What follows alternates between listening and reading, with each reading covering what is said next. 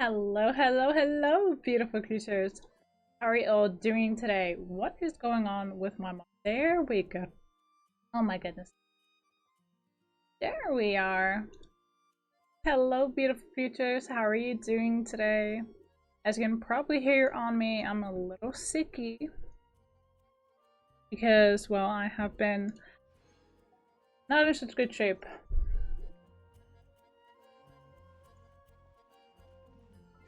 Let's see. I feel like I lowered the volume. Yeah, I did. There we go. Hey Moon, how you doing, sweetheart? We're doing well. So we're gonna be doing what we usually do for the battle pass.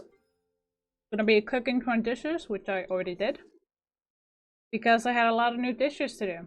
We're also gonna be using the 500,000 Mora. We're gonna be forging 20 items, gaining 1,000 run currency. We're gonna make 10 furniture, obviously. And we're gonna go ahead and try and get ourselves some 10 bosses. At least as many of them as possible. And we're also going to be trying to do the Genius Vacation as well. So I already went to our lovely vendor Sarah. I already went over there as well. I already cooked 20 dishes.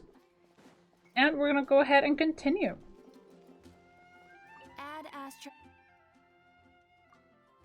So we're going to dispatch on expeditions. None of them have like plus or minus or anything. With the Natline currently, even though we have Kachina and Mulani. So there's that. But oh no, I think it's just fine. See if there's anything that would like more of. Ah, this one. Someone I want. Nothing in Fontaine, but we do have in Sumero. I'm gonna check if there's anything else that I would like. Not currently, no. But we have a lot of carrots, so I'm gonna be sending her over here and getting some more cash. Yes, we're gonna send her again. We're gonna send Elon again as well, and also, of course,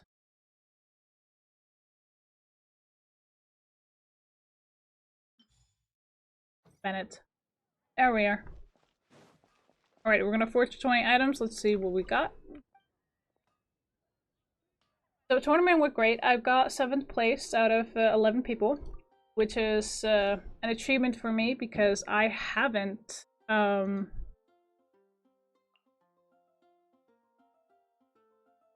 much gotten any sort of standing in Flesh and Blood whatsoever. But it is something that I'm very proud of. I got myself 2 boosters out of the equation, and you know what, I'm feeling good about it. I'm feeling confident, and just a nice feeling. Okay, we're gonna get some buff food in here. Alright, now what I'm gonna do is we're gonna go ahead and get to other places, but of course, as always, we're gonna check on the event. I already got the login thing, and also I did actually finish up this yesterday as well. So I got all of them. We did the afterword on top of this. Of course, we've done all the test runs. And I also explored a little bit more.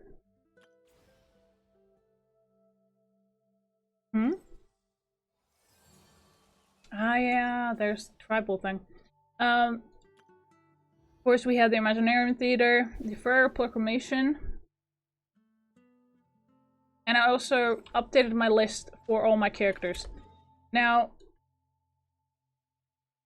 I'm just gonna go to the vendors that I know I need to get to. But I'm gonna actually fix something first. We do have a quick setup, and I would like to get this away because we already done this. So I would like to put up the lyre again so we can get into the dream in tomorrow for the vendors that I need there. So the vendor I'm gonna go to here is there, and of course over here. I'm gonna be doing some bosses as well. I kind of like the new bosses, so I might just do them. Thank you for the nuzzle, Rain Moon. I really do appreciate it. Hang on. Ghost's gonna make an appearance a little bit. Yes, we also do have our daily login for you guys to redeem and see how many times you've gotten the entrance pass. I have it up twice because sometimes I forget to put it up. It's just a precaution. Because when somebody like goes, oh, entrance pass, and that doesn't show up the count and how many times you've put it in, I just have it twice.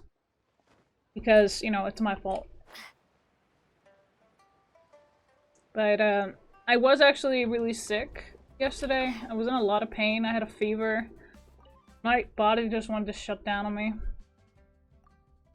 It was because I had a moment, like a flashback of something really traumatizing at the tournament. It was nobody's fault.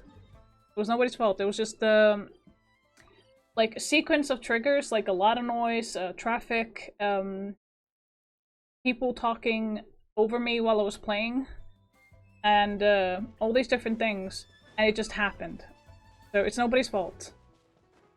They were very understanding, especially my opponents. So, at least my last opponent, that's when it happened. He was really understanding and very polite, and I really do appreciate his patience as well. Because, you know, it's not exactly okay when your opponent at a tournament is all of a sudden just going, where the fuck am I? What is happening? No, he just knew. He asked what he could do, and I told him just, you can't do anything, just sit there, be here. So he was just kind of like a grounding point, along with one of my stones that I had that has like a rough texture on it. But a smooth rough texture, if that makes sense. But it was a moment of weakness, but the guys understood what was happening, so they gave us 2 extra minutes because of that. So the match ended up in a draw, sadly, but I didn't want to lose either. So he did get a very nice playmat. There was a raffle. He got a very nice playmat. I got gifted a playmat because the one that I have has too many in it. So I got like this blue one with oh, what was the new hero? It's the new illusion.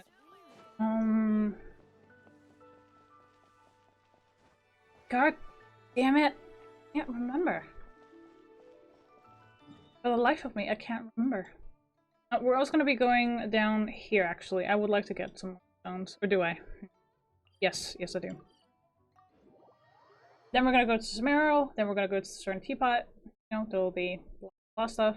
Also, we can ascend a character. I actually managed to make sure that we have at least one to ascend.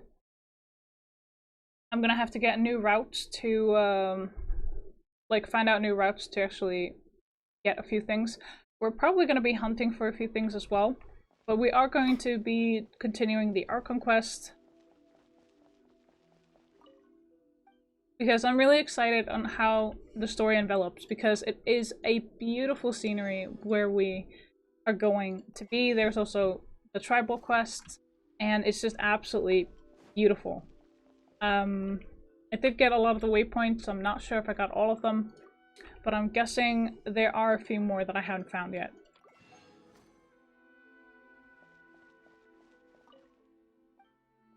So I'm really excited. Like, absolutely wonderful that we got all of these things, because when it comes down to it, like, getting all the waypoints, sure, it's nice. Okay, work with me here. Work with me. So what I mean is that we've gotten pretty much most of them. We also got the one up here on the top. These are actually islands. So I had to do a quest to get up here.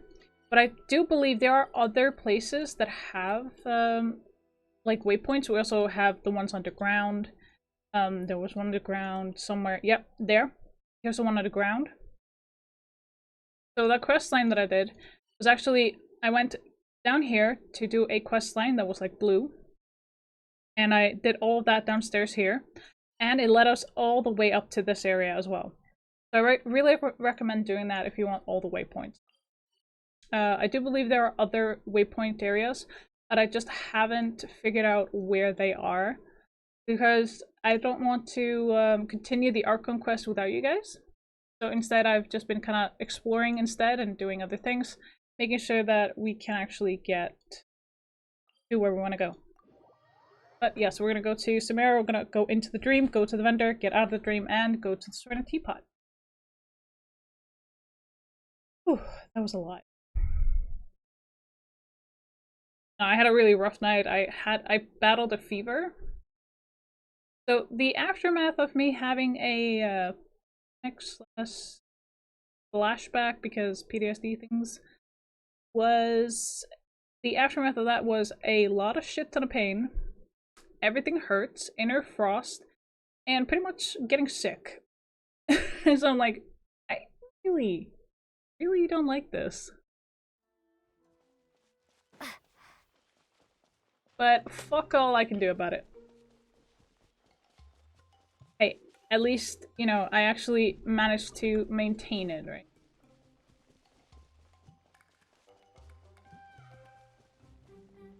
Let's just say, traumatizing events, thinking I was back there and I wasn't.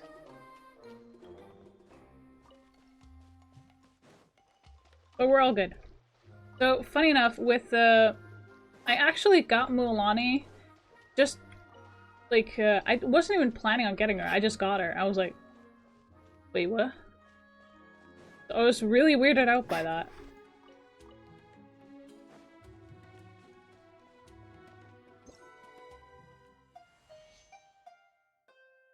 Yeah. So what I need for her is actually I need to get myself Gray Feather Gill, and we need about 200 of those. For what was her name? Horrible. Okay, Kachina, we need Guinepa Berry for her. So these. Then we need these ones. We need Warrior's Metal Whistle for both Mualani and Kachina.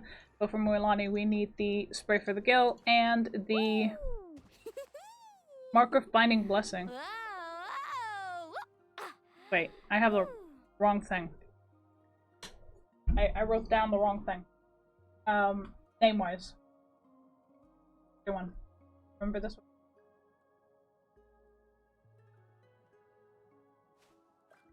I wrote Gold Flame. It's the boss. Like, wait a minute. That's not correct.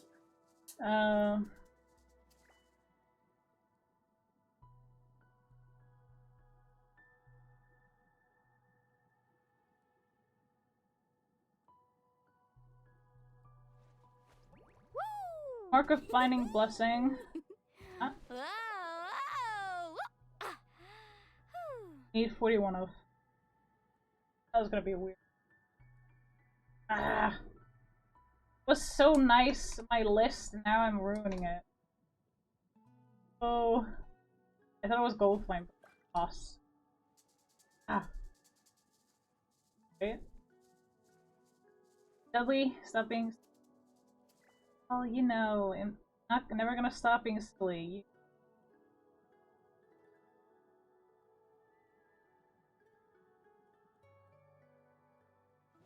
My friend keeps telling me like stop being silly, and I'm like, I give him that look of like what. My friend keeps telling me stop being silly, and I'm like, what did you just say to me? What? Say to me? I give him that look, and he's like, oh, I messed. You think?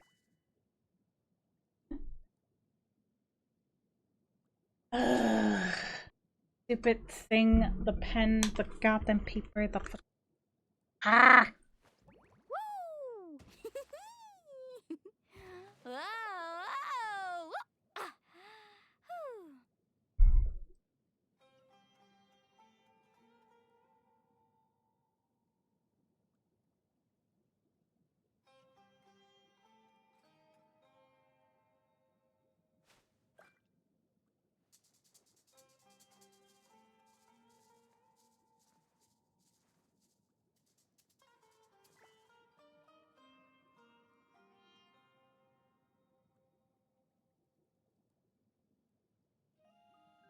Okay, Markov binding. I'm just writing that down. I can't write the whole thing.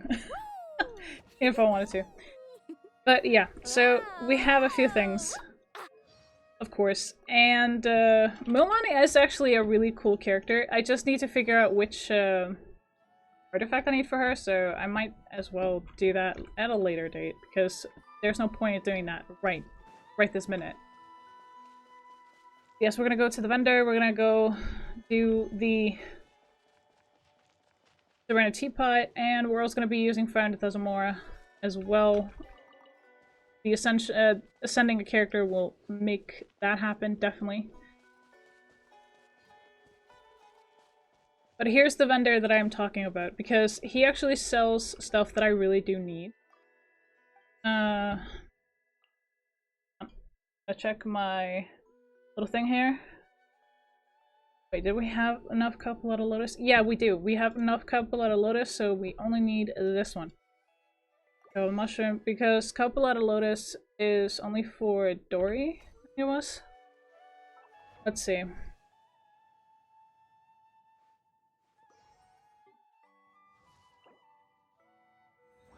45, 60. Yeah, we got enough for her. Because I don't think anyone else needs it.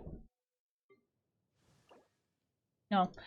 We still need a few more Amakuma fruits for Kirara, I guess. I think it was. No, we don't. We have enough. Amakuma fruit is done then.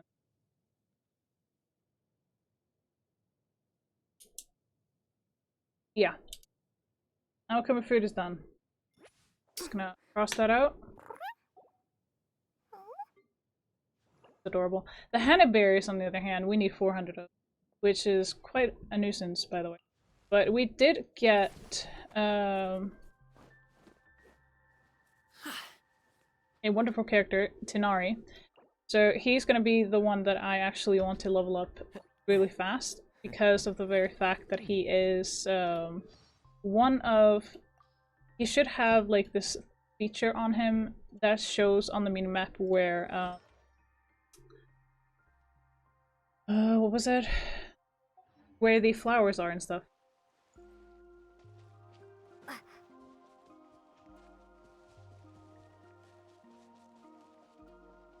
But otherwise, everything's going great.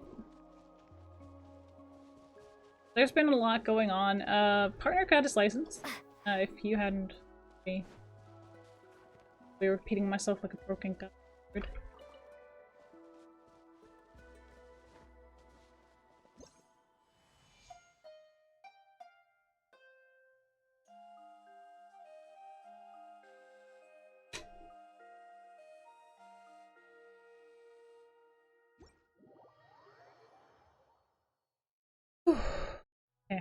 Oh. If you'll excuse me, I'm gonna... my water bottle.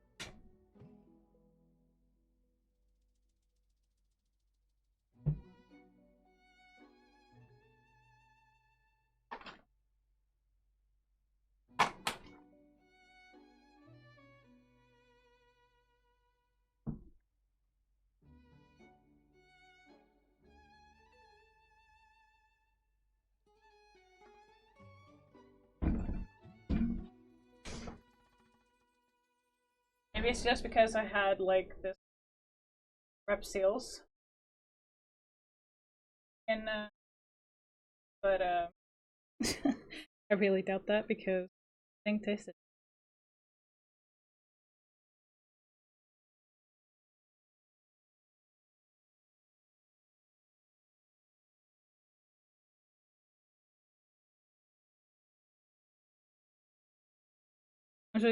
I'm just cleaning my water bottle so I don't get that tangy kind of taste, that yucky taste. But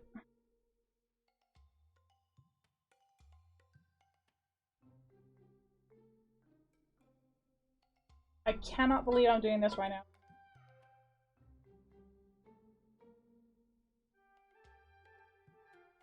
So if I want to keep drinking, I have to.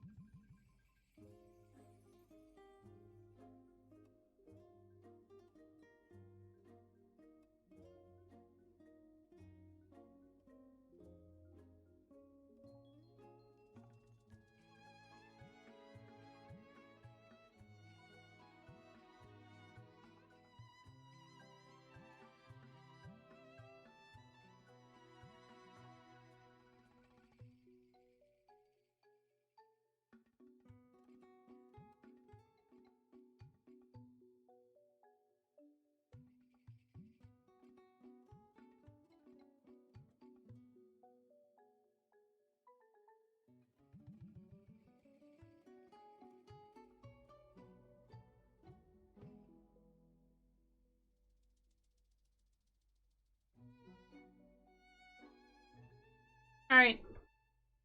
Sorry about that. Just, having to this thing. It's quite something else.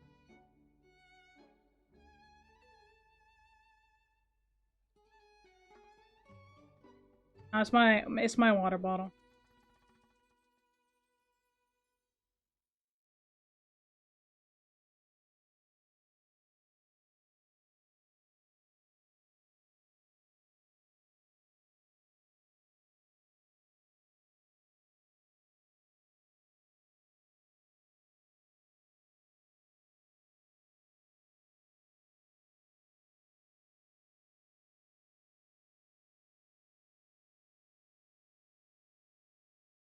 Can't have a dirty water bottle to drink out of.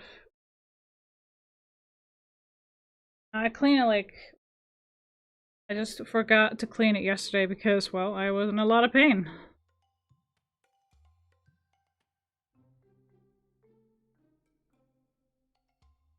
Not very fun. And, I don't like getting sick. I don't like getting sick, okay? I actually know, or have known a few people who, like, love being sick. They love being sick.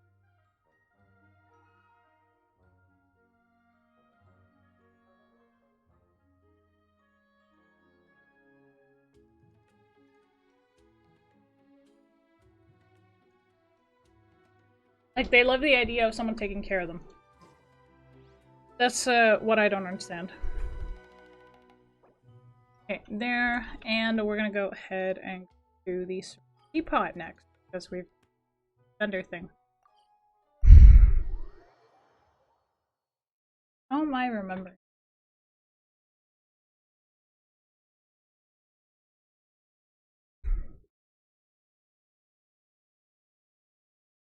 I have an energy drink that I'm going to be drinking a little bit out of.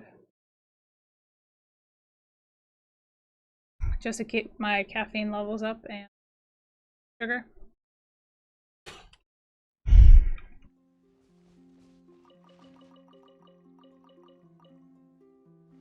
Before I plant anything, I'm gonna go straight to Tuppy and see if there's any new flowers to plant. Because that's what I want. This realm is... Okay, but first things first, we're gonna go to Trust Rank. We're gonna get this. Give us a lot. Realm currency. So the realm currency for the battle pass only, and I mean only, applies to the Swana Teapot and not Mora. I have tested this furiously. Okay, any up level? Nope. Alright. Next we're gonna go to Realm Depot because guess what?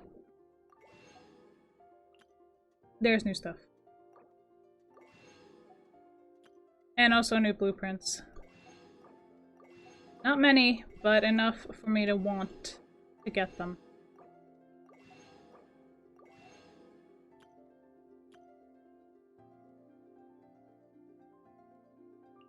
Yes, there are new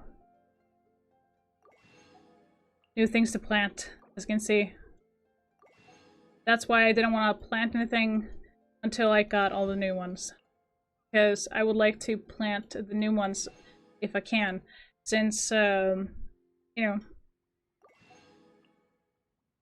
getting all of these in the wild is rather tedious at points, yes, but we're gonna go ahead and get moving. Alright, we're gonna learn all the new ones. Obviously. We already have done 10 there. Furniture, but we also have new wood to collect. So we only have 6 of these and we only got 79 of those. So I would like to get more of these. So we're gonna go ahead and get more of these.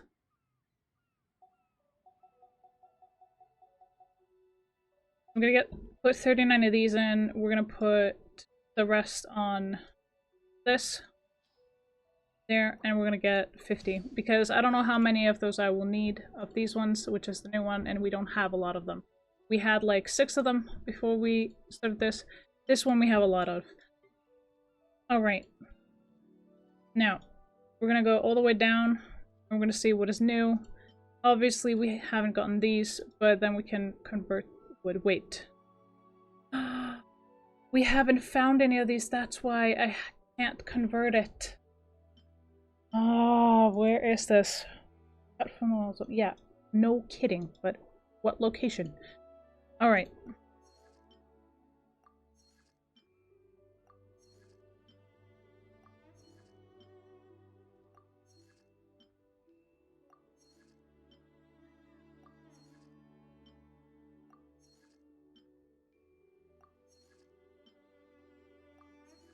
Okay, that's 10. So I'm just gonna go ahead and leave it as is for right now. If you ever have... Yes, Tubby. Wonderful. But we are in a hurry. So I would like to plant these here.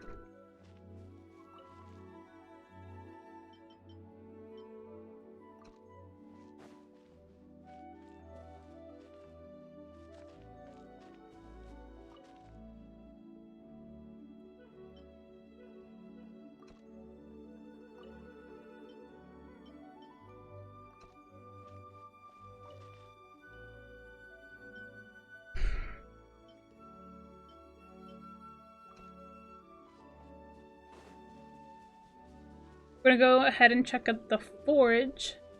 Of course, I do believe the thing is done. Crafting 20 items. Yes, it is. Sweet.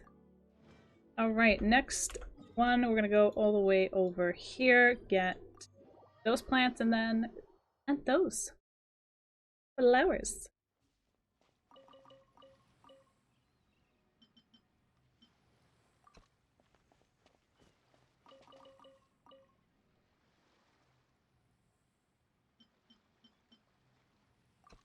There.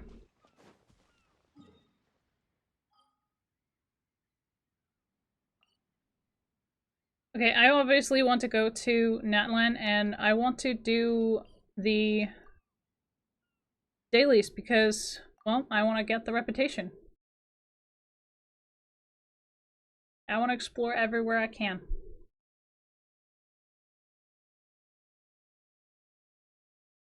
We will be doing bosses, just all a good time.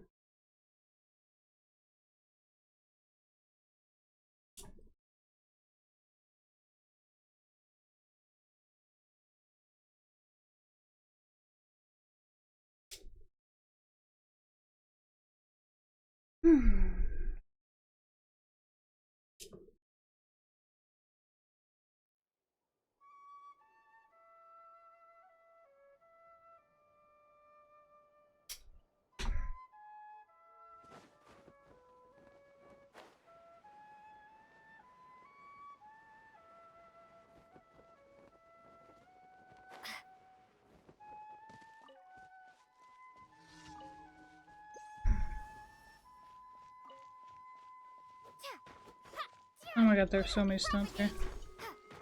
There's so much. Holy mother. You cannot tell me that wasn't a lot of iron chunks, okay? That was a lot.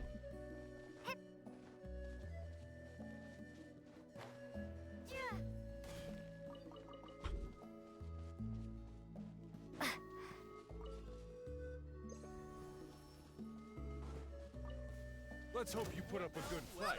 Get them! Here comes another. Let the show begin. New? Well, Let's finish this. here comes another. Go, Barbara, go! This was new.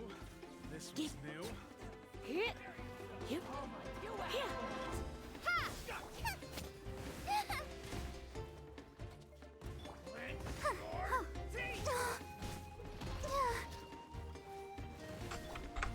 Spring forth!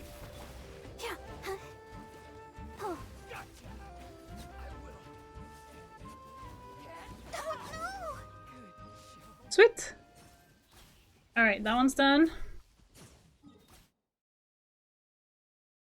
Next one is up here. I just want to do the dailies because sometimes it does add up to the quest. Sometimes. With reputation-wise. Otherwise it doesn't, so... I'll protect us. Out of the frying pan, it's... Don't be such a brute.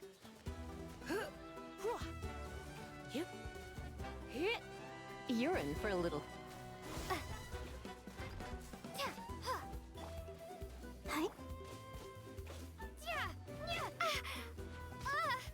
Propagate! Okay. Sweet! He dropped a few things that we will need for later. Oh, you. I'll take these. Definitely.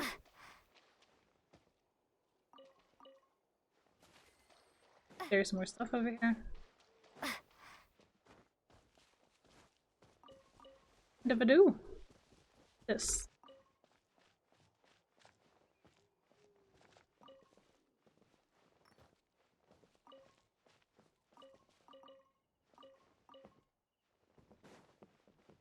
Oh yeah, I forgot to check Battle Pass. Okay, mining 10 items, done. 1420 items, 1000 RAM currency, and 10 furnishing, done. Sweet, level 12, let's go. And we're also going to be ascending a character. I did actually promise you guys that, so we're going to go ahead and ascend Yao Yao.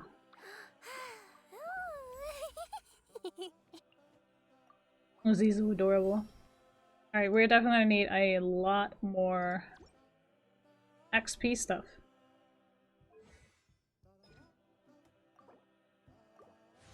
And I see we're going to need a lot more of this. Please stay.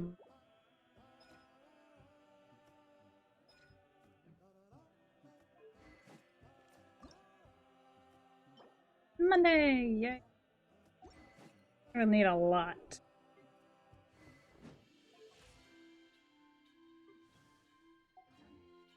Alright, Yaya has been ascended, and that is going to fight with Azamora. Sweet. Alright.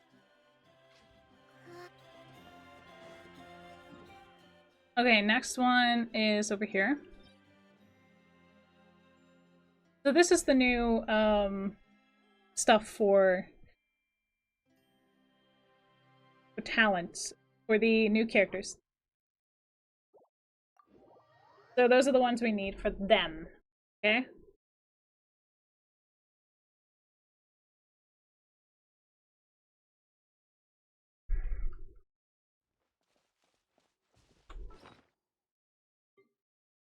Oh yeah, I almost forgot. We need to use the parametric transformer. Definitely need to use that. Because I just remembered. I was like, wait a minute, I'm forgetting something. Yes, I am. Yeah.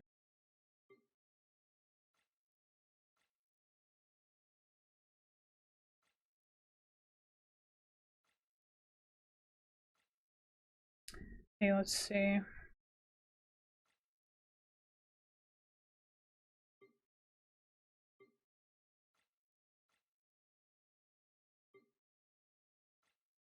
Okay,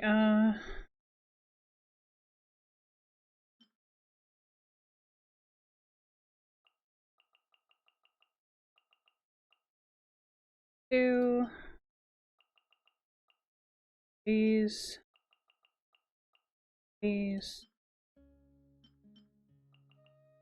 three. Just why not?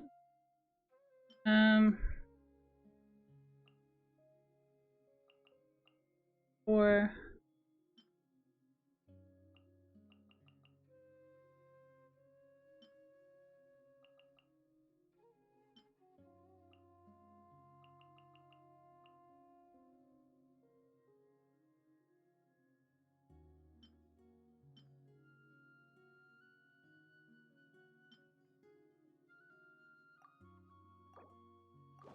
There. Just to mix and match a little bit. Let's dance.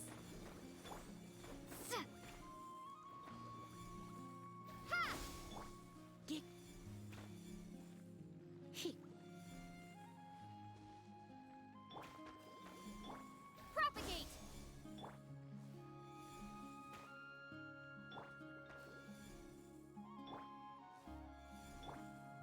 Scatter.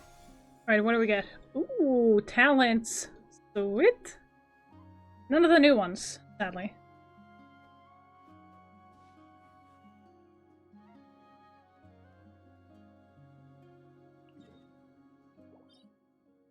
Yeah, none of the new ones.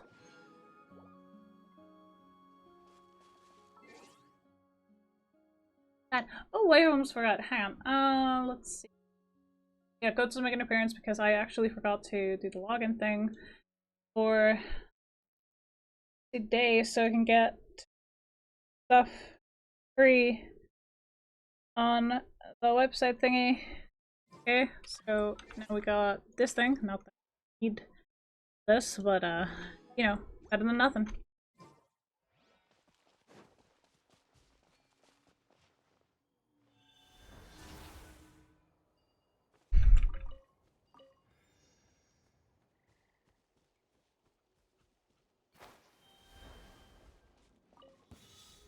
Well, Terminate!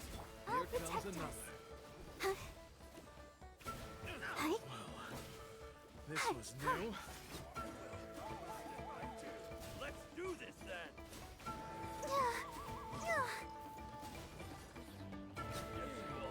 There we go. Okay, next is over there. So in that case, we're gonna go ahead and continue the Archon quest, and then we can do the daily after. So let's jump in.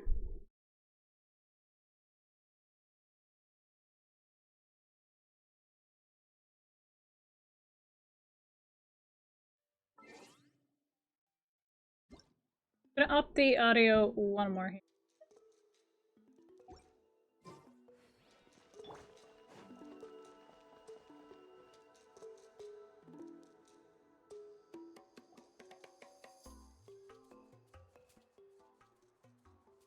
We're finally here! So this is your home, Mualani? Paimon can't wait to have a look around.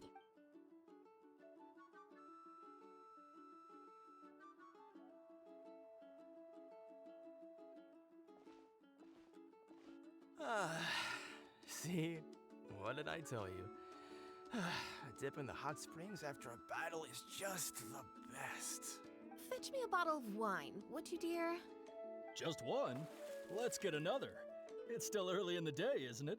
Want to go to Golden Dusk later? Now this is a vacation. Absolutely amazing. Wow, it's so lively around here. Is there some kind of holiday going on? We try to treat every day like a holiday around here. We believe every day is worth celebrating. Now, let me show you around. Where to start? Shochiqui Cattle Records, Kalamchi Plaza. Oh, there's so many options, but I recommend starting with the real highlight around here. The hot springs, of course. Natural hot springs have tons of health benefits. Go for a nice long soak and you're guaranteed a good night's sleep. Wait, you want us to bathe? Here? Oh, don't be shy. Come on, I'll take you to get changed. Mualani! Huh? Oh, Auntie Atea! Please, I've told you that just Atea is fine. Do I look that old to you? Were you taking these two to the hot springs? That's right. Oh, let me introduce you. This is the Traveler, and the small one next to her is Paimon. They only just arrived in Natlan, so I'm taking them around to experience our customs. Hi there! I'm Mualani's neighbor, Atea. By the way, Mualani, I heard you lost to Kachina during the pilgrimage. Is that true? Yeah, I was this close to winning. Oh, definitely not the result I wanted, but still not too surprising. Kachina's always been strong. Anyway, it's all in the past. I'm gonna take these two for a dip in the hot springs. Talk to you later. Oh, wait. You'll need swimsuits first. I'm sure I can find you something lying around the shop.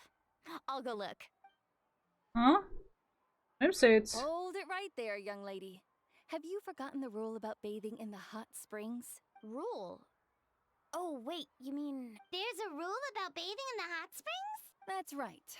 Outlanders have to complete a trial at an artificial hot spring before they're allowed access to the natural ones. It's not nearly as scary as it sounds. Basically, natural hot springs have higher temperatures that not everyone can withstand. A few travelers have gotten scalded by the water in the past, so now we have an unwritten rule. All Outlanders need to adapt to the lower temperature artificial springs first. But seriously, Auntie Atea, do we have to be so strict? These two are formidable adventurers. I know they can handle it. Famous last words. The hot springs are not to be underestimated.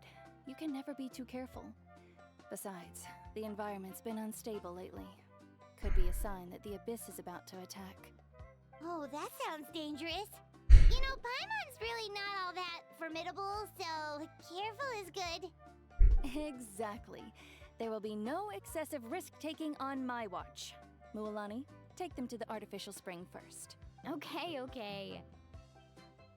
That's more like it. And don't try anything funny. I'm heading to the artificial spring in a bit, and if I don't see you there, your days of copping free meals at my place are done. Damn. Relax, relax. Oh, by the way, Atea, how have you been feeling lately? Much better. How else would I have the energy to keep an eye on all you rascals? Damn.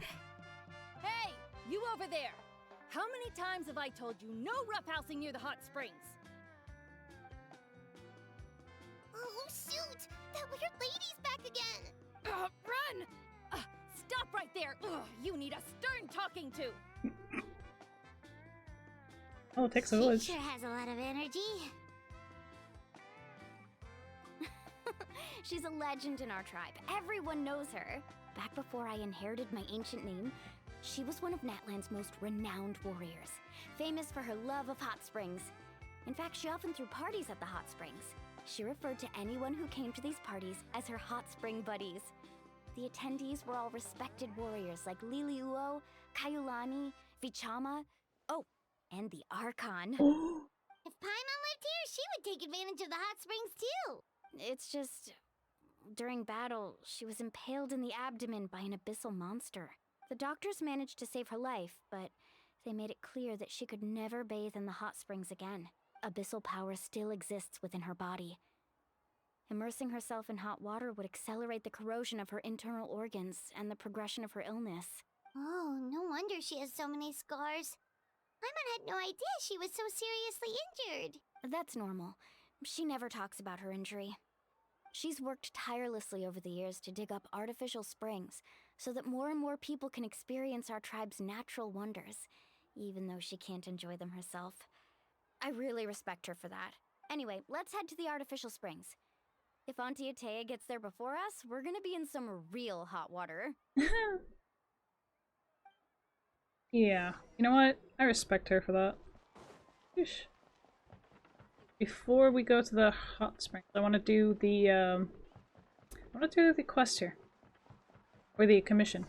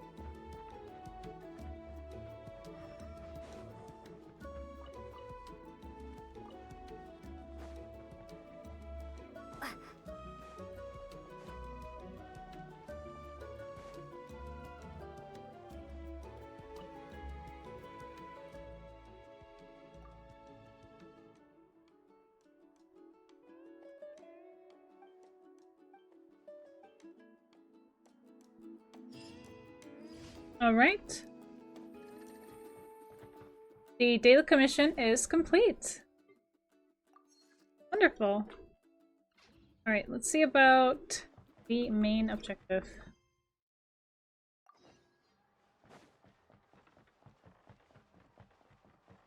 Yes.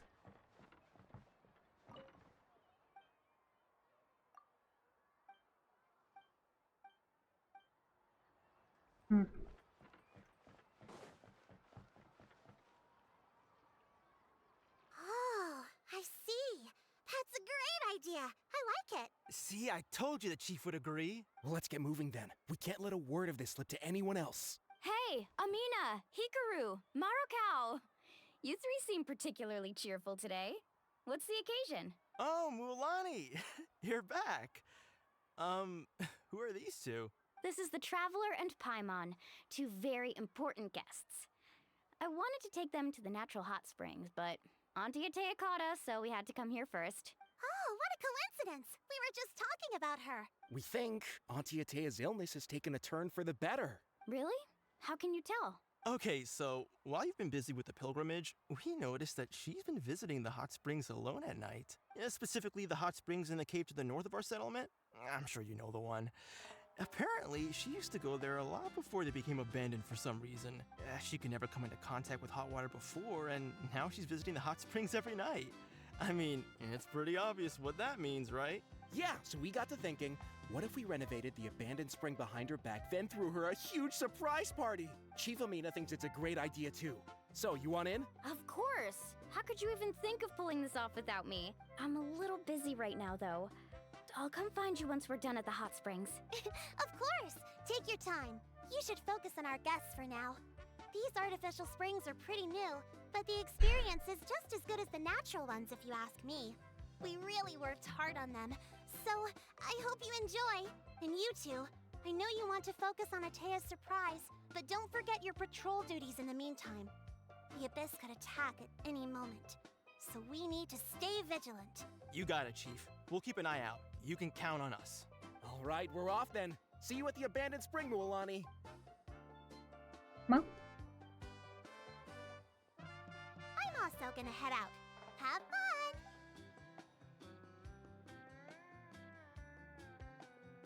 Finally, it's hot spring time! Oh, I already arranged swimwear for you guys, by the way. Come on, I'll show you to the changing room. hmm? Oh, I can't wait to see this.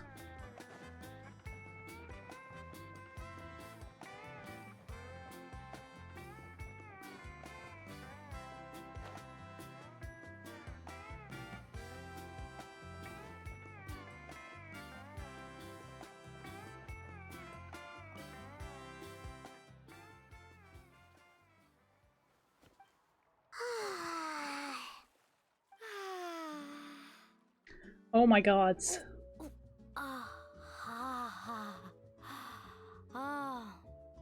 So, what do you think? Can you feel the warmth relax every muscle in your body? Yeah, it's so nice. The steam is warm too. The first time I came to the hot springs, there was no calming effect whatsoever. I was such a little ball of energy, the moment my parents looked away, I ran off to the high temperature pools. It was actually pretty funny looking back on it. They were absolutely frantic, looking for me all over, until finally they saw my head slowly poke out from under the water. I was too young to remember the whole ordeal, but my parents told me all about it. A natural-born swimmer, my mother called me. Just like her, I taught myself how to dive underwater the first time I ever went swimming. So feel free to go for a swim. I'll be right here if you need rescuing. Okay, here goes nothing. Auntie Atea, you really came to check on us? Of course. And I'm glad you listened. I brought you all some milk and snacks as well. I'll just leave them here. The temperature in the artificial springs isn't too high, so I went with Saurus crackers and grain fruit chips. See how you like them. Oh, thank you! These are great! Well, I did make them myself. Very few young people know how to truly appreciate hot springs, so listen carefully. The temperature of the hot spring not only determines the type of snacks you should choose, but also the amount of time you should spend in the water. To bathe in a hot spring is to completely empty your mind. As such, swimming around the pool is incredibly disruptive and impolite, and something you should absolutely not learn from Mualani. Hey! All right, looks like you were able to adapt to the temperature, no problem. You should be able to switch to the natural springs then. Well, I've got to get going. Oh, and make sure you drink your milk. I'm looking at you, Mualani. I still remember how you used to pour it into the water when you were little. That better not happen again, whether I'm here to catch you or not. Okay. Paimon didn't think you were the type to do something like that. I remember thinking I'd totally get away with it too. But turns out milk is pretty easy to spot when you pour it into clear water. Not my best work. Some people get dizzy if they stay in here too long. You guys all right? Paimon's fine, just a bit stuffed. Looks like you two are naturals. Oh, by the way, I have to leave you on your own for a little while this afternoon. I'm gonna help the others fix up that abandoned spring. I certainly don't trust their aesthetic tastes. Who knows what will become of the place if I leave them unattended? In exchange, though, I can recommend a couple of shops that are worth a visit. Huh? Yeah, she brought us snacks and taught us about the hot springs. We want to do our part too. Friends are supposed to help each other out. We'd feel bad otherwise. Well then, the more the merrier. Alright, we should get going. Let's organize the best hot spring gathering Natland's ever seen. I love her attitude. Oh, this is a nice change of pace.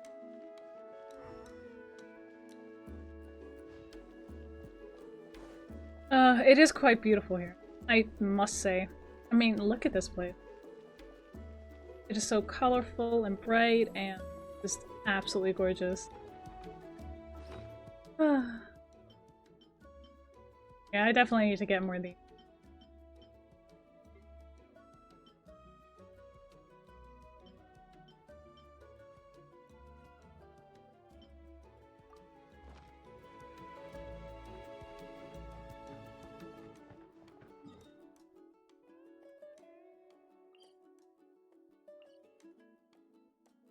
So before we do any of that, I want to go ahead and get our wonderful mission reward, because I want that. I want that. Okay? I do.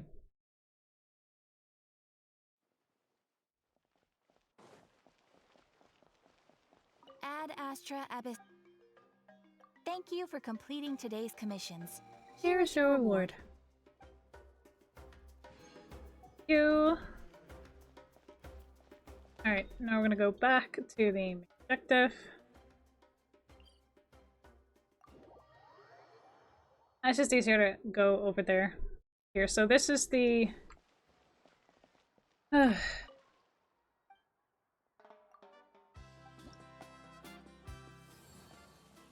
over here.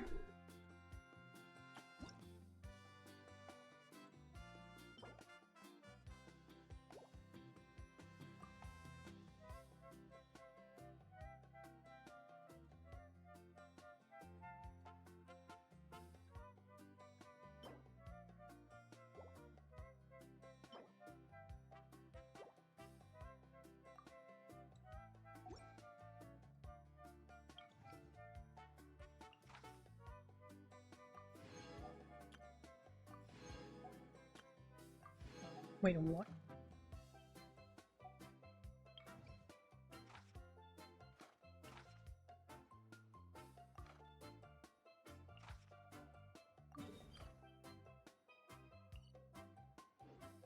Yeah, we're definitely doing bounties.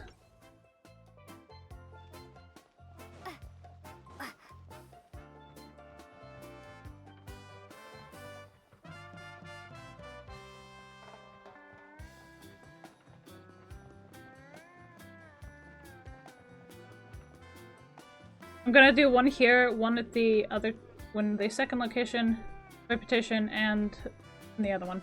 There are 3 locations for reputation, and the 3 locations are 3 different tribes. So that would be the people of the spring, Scions of Canopy, and then the children of echoes. So one in the spring, one with the Scions, and one with the children of echoes. That's the plan. But we're gonna continue on the main questline, see where it gets us, and of course I'm gonna go here and see what kind of wood do we get.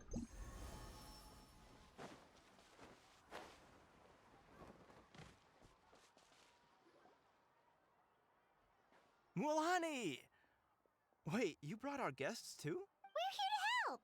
But you're important guests. We can't put you to work. Alright. Stop trying to out-polite each other, would you?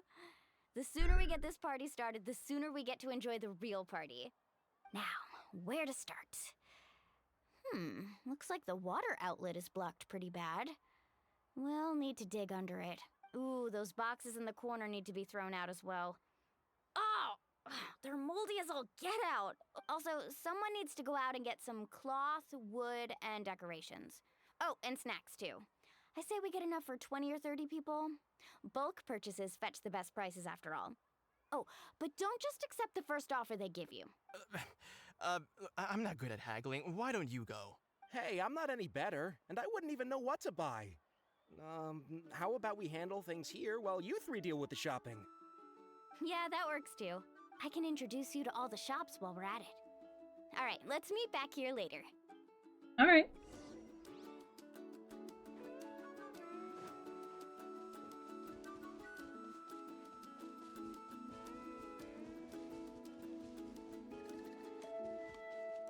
At least we get to explore and do a few things in the meantime.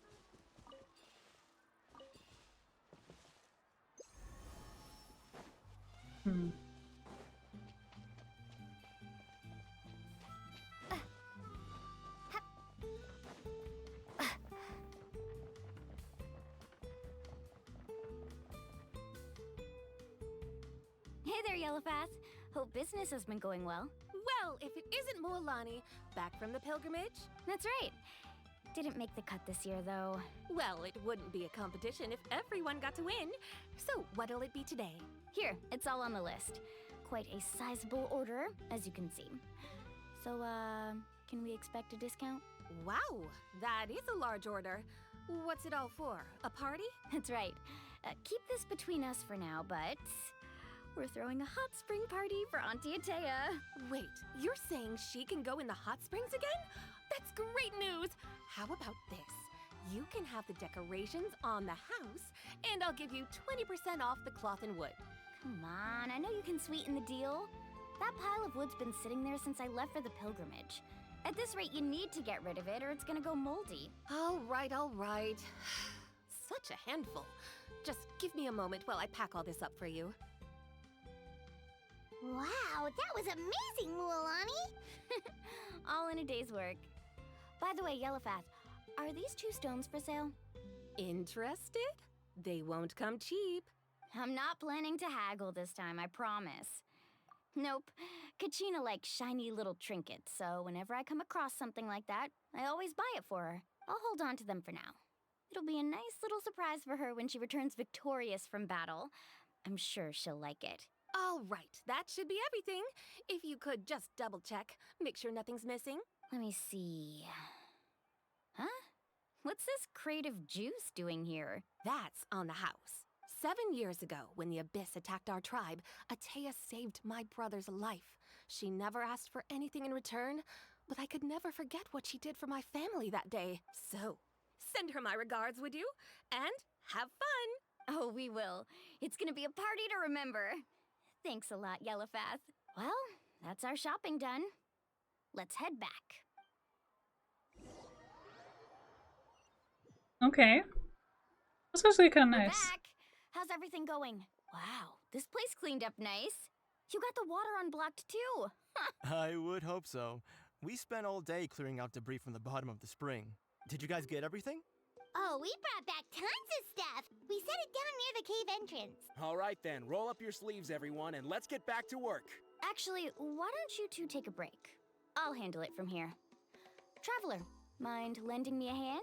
So, I was brainstorming on the way over, and I'm thinking we could draw something on the wall over here, and the snacks and drinks can go over there.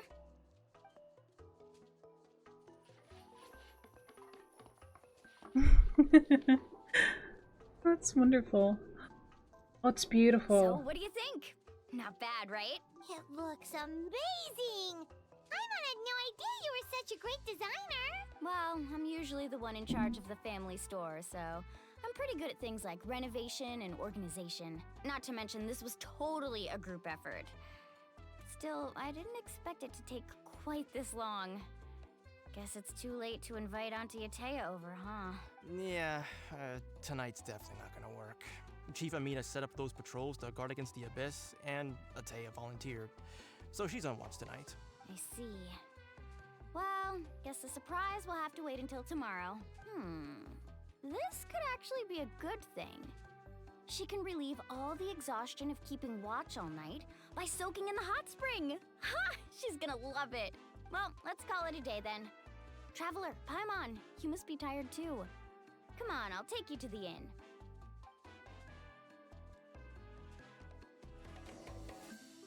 Okay.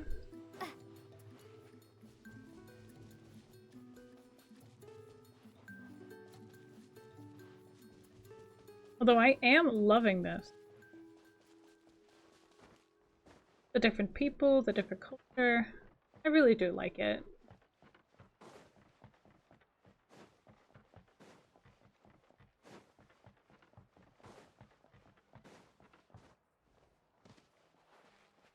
I just wish there was more diversity, like different skin tone, more of them.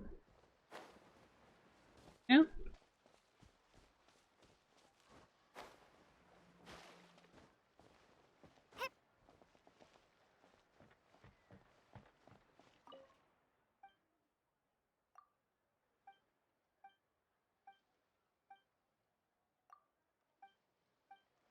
Oh, got free stuff. Sweet.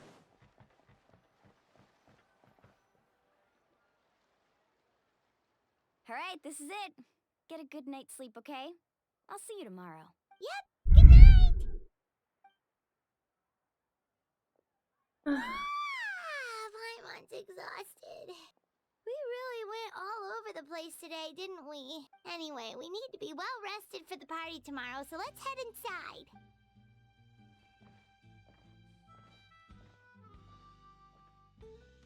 Oh, I don't get a choice. Okay. Funny.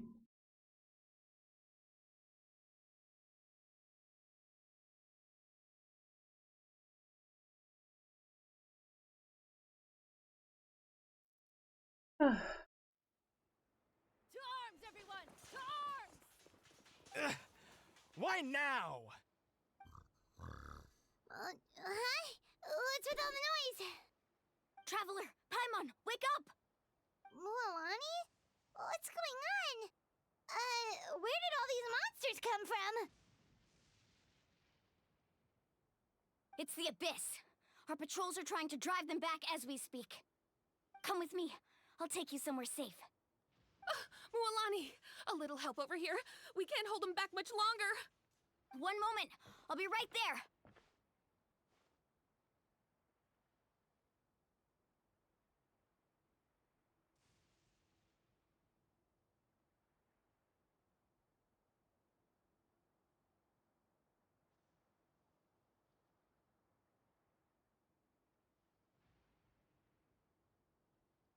There was a bug that was kind of in my face, so I decided to take care of it. Couldn't have said it better myself. Hang in there. We're here to help. Okay, so we are fighting. Ooh. Try it more. Faster.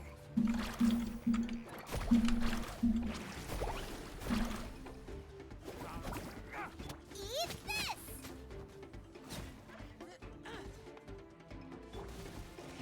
Huh? Oh, have they been contaminated by the Abyss? No, they are the Abyss. Destroy them. We can do it. Let's dance. Oh, Thank you. I'm alright. Go help the others. I almost died.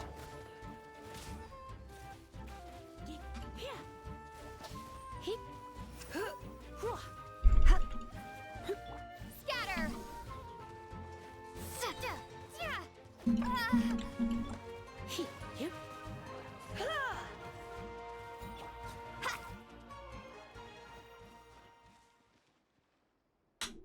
Okay. We've cleared out most of the monsters over here. Thanks for your help. It would have taken me ages on my own. Looks like we're still in for a long night, though. We still have no idea where these creatures are coming from. Let's go ask Amina. She'll have a better handle on the situation. So, Let's ride!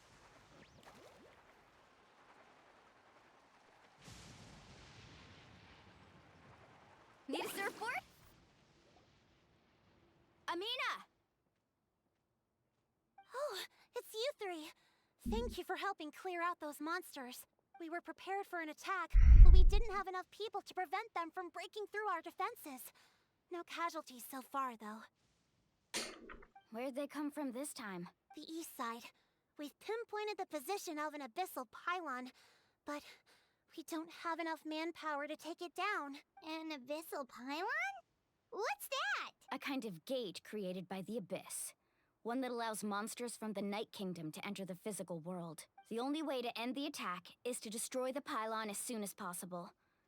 Otherwise, the endless hordes of monsters will exhaust our defenses. Exactly. That's what I'm most concerned about. Their numbers suggest there might even be multiple pylons in the area. We're searching for them as we speak. All right, we'll go seal off the one to the east. Traveler, Paimon, can I count on your help again? Of course!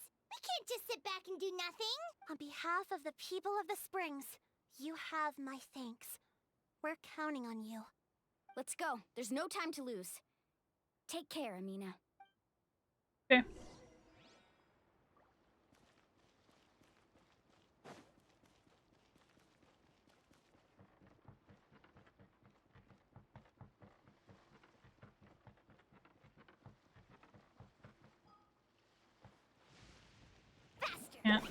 Can't use.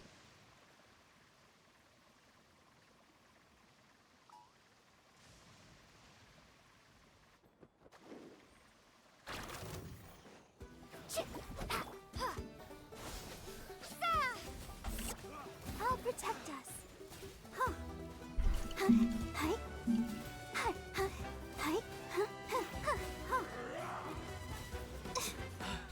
Thank you so much. Hey, we can't just leave him high and dry, okay?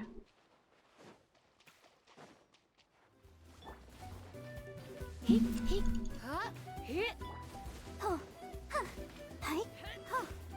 of bullets!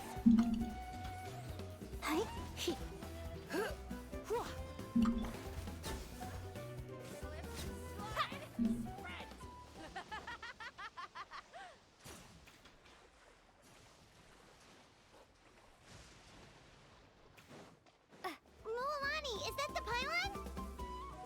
That's it, all right. Come on, let's get rid.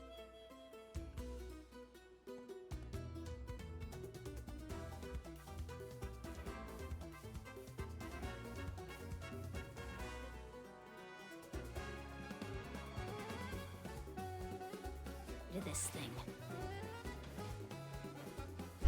Propagate! Booba, get them!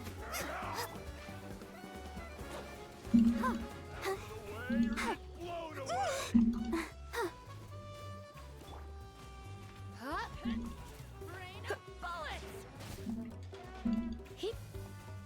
Slip, slide,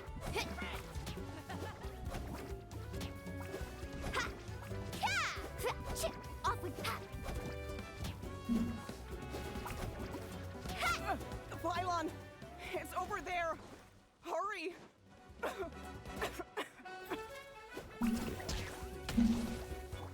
Springboard!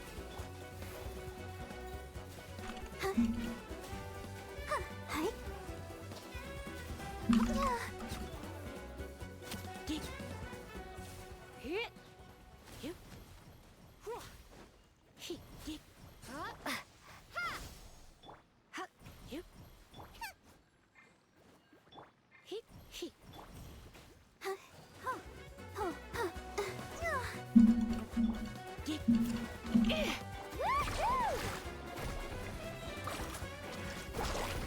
Check this out!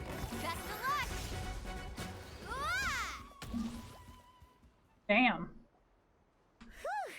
That should do it, right? I don't see any more monsters, so looks like we're in the clear. Do these attacks happen a lot? Must be hard on your tribe. Yeah, it makes things hard sometimes, but that's how our ancestors have always lived. Besides, the Abyss doesn't care how difficult our lives are. Fighting back is the only option. Come on, we should head back. Huh? What are you looking at? Is there something over there? You're right. Mualani, look! They're coming from that direction! Wait, that area looks kind of familiar. What? How unlucky can we get? We just finished the renovations. We probably don't have any reinforcements over there, so it's up to us. Let's move. Huh? Seems like the monsters are decreasing in number. everyone! Keep it up!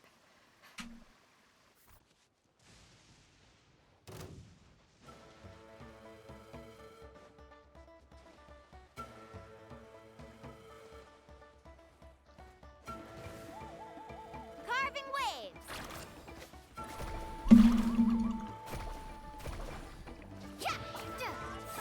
Scatter! Let's dance! Hi, hi, huh, huh, huh, hi. Huh. Try not to enjoy.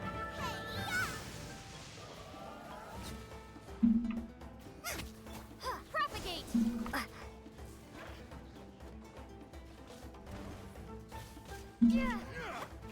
Hi, huh, huh.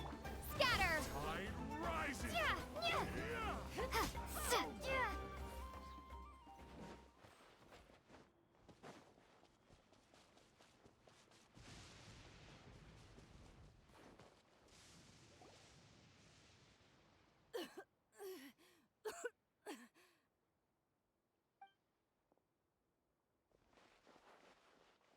Atea, what are you doing here? Where's the pylon? Where do you think? If I'm here, means that thing is long gone. I was in a hurry, so it's not my best work. You should check if all the important stuff is still here. Stop talking for now. That wound looks bad. The abyssal power is corroding your body. Is this the right area? Hello? Anyone there? Mulani and Atea, what's going on? We were told the second pylon was over here. Atea took care of it, but she's injured. Quick, someone get a doctor! All right, stop fussing. Don't you think I know my own limits? The main thing is they didn't destroy anything. This is a beautiful hot spring, by the way. I can tell how much work you put into it. Wait, no! This was meant to be a surprise. For me, right? I know. Atea! You think I couldn't tell you were avoiding me on purpose? Not one of you stopped to say hello today. It couldn't be more obvious that you were hiding something. And you, Mualani, were you the one that brought the snacks? How many times have Oh, forget about that! The doctor's almost here, and you're gonna get all better. Then we can have a meal together, and I'll help you make whatever you want, okay? You just have to hold on. Milani said Atea had been injured by the abyss before. Maybe that's why the corrosion is so fast this time. At this rate, she's not gonna make it till help arrives. Maybe there's something I can. The impurities and the elemental energy we embody repel each other.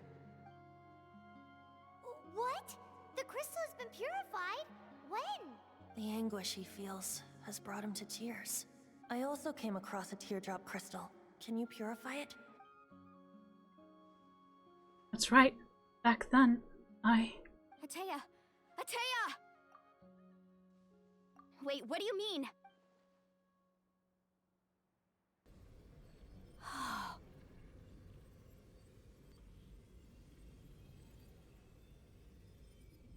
What is this? Some sort of purification? The abyssal power, it's being cleansed away! How can that be? I never knew that was even possible. Atea!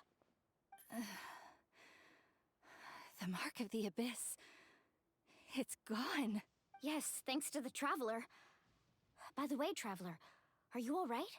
I just saw you purify abyssal power from Atea's body. That didn't injure you in any way, did it? You're sure?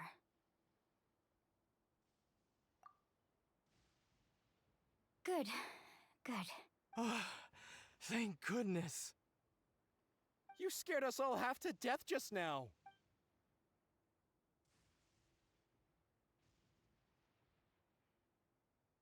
Alright, everyone, head back and get some rest.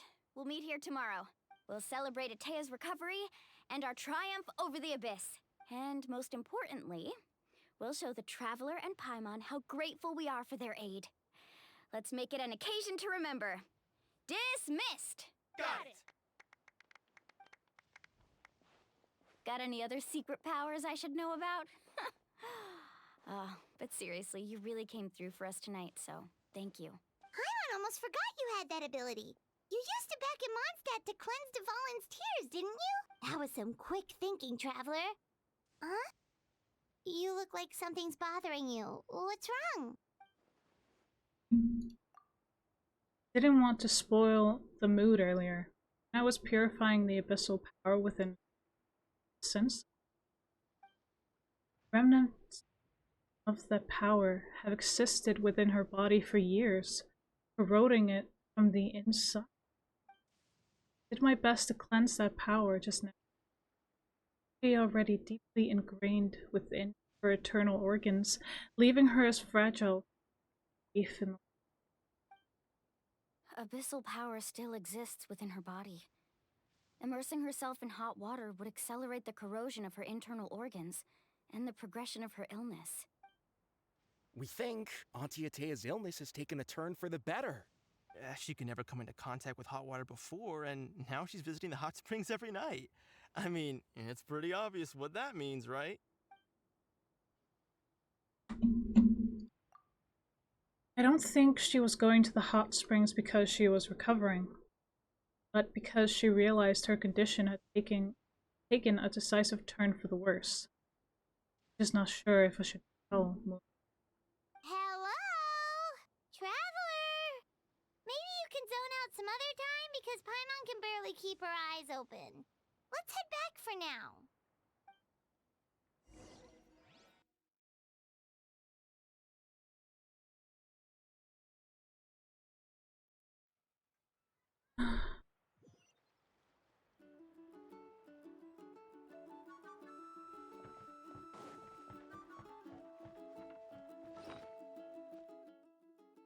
So we didn't cure her completely.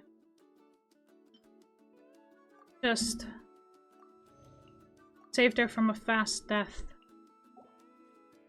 Or at least an early death.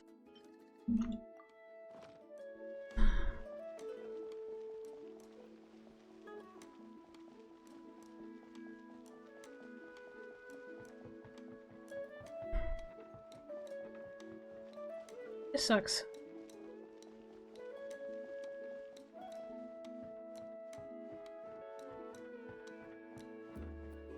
Why does the abyss have to be so mean? Oh, sweet, we found a chest. Heck yeah. A Go. reward on the road.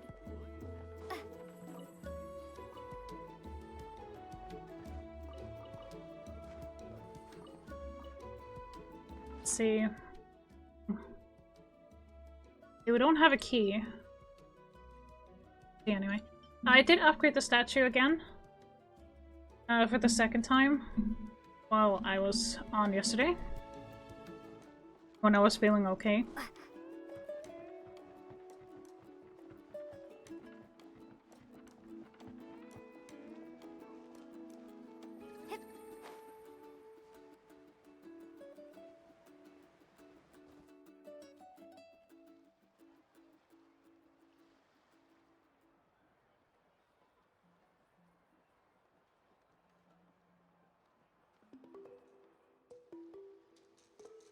Not interested in hanging out with the other kids?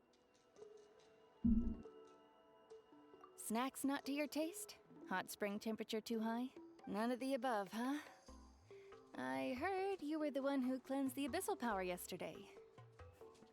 You sensed it, didn't you? I was hoping to keep it a secret for a few more days. Didn't want to ruin the celebrations and all, but looks like it was no use. Hey, kid! Who, me? Yes, you. Come on. Let's go for a walk. Hey, where are you going? Did something happen? Just going to get some air. It's too noisy in here. You have fun. We'll be right back.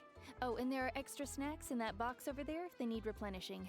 Baked them all fresh this morning. All right, sounds great.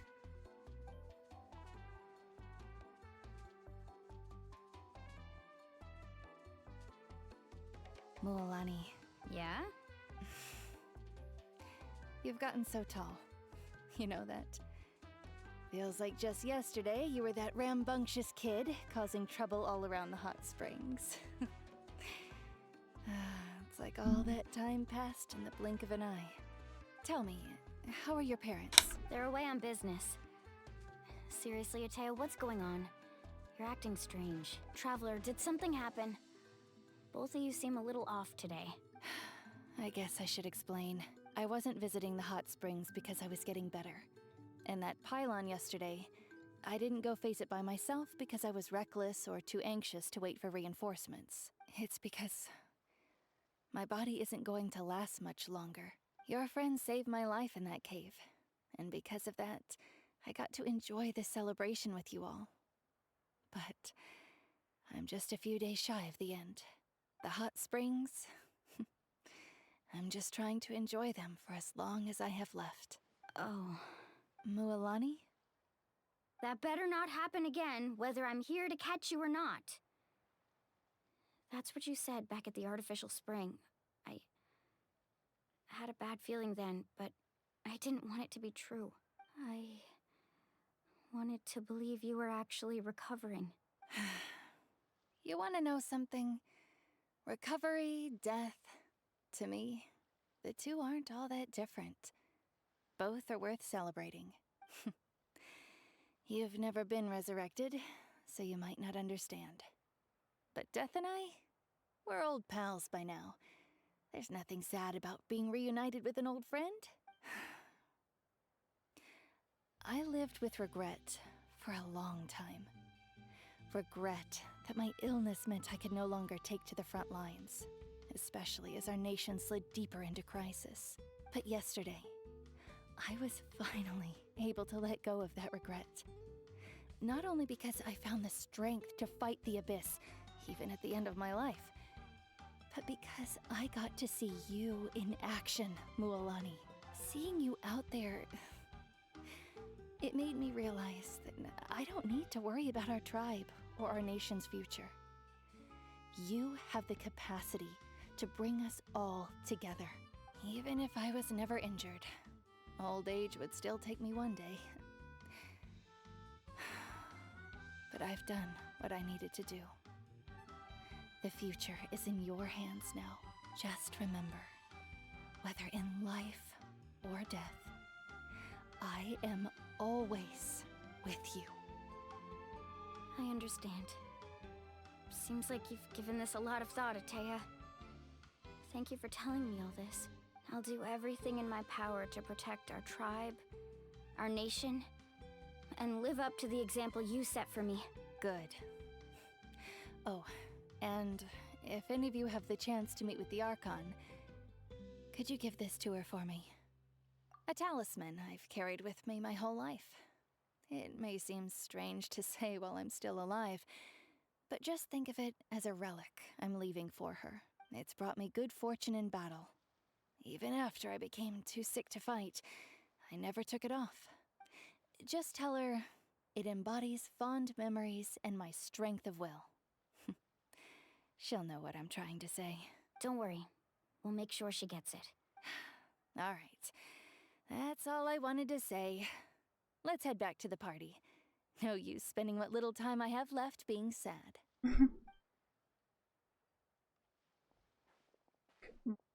Freaking.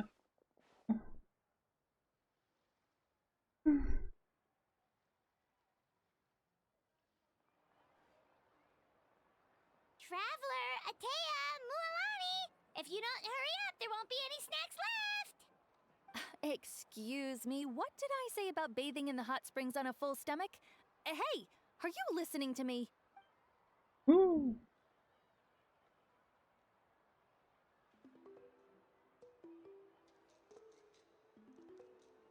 Life is a journey in which there's no turning back.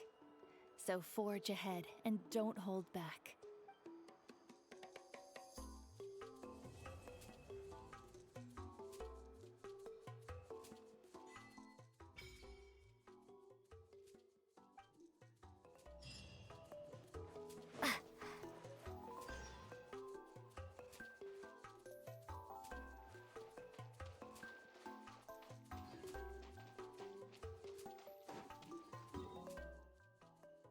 unlock?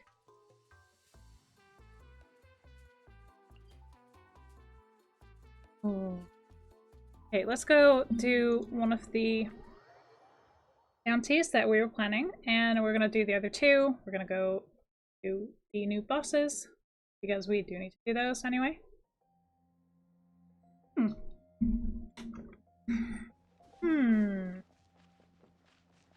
Where is this rascal?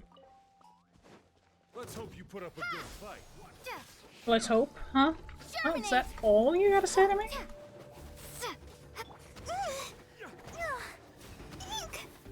Let's dance. Yeah, hi. Oh no! Finish this next time.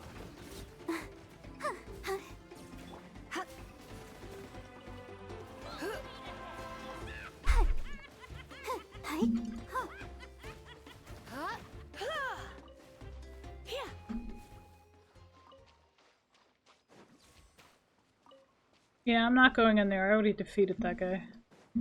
He was annoying. There it is. There is the Pyro Oculus. Or...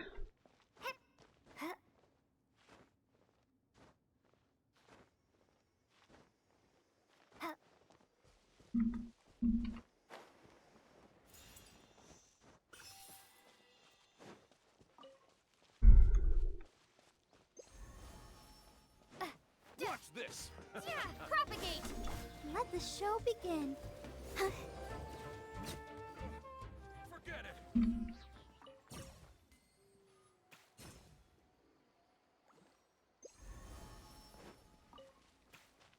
Go, Barbara, go!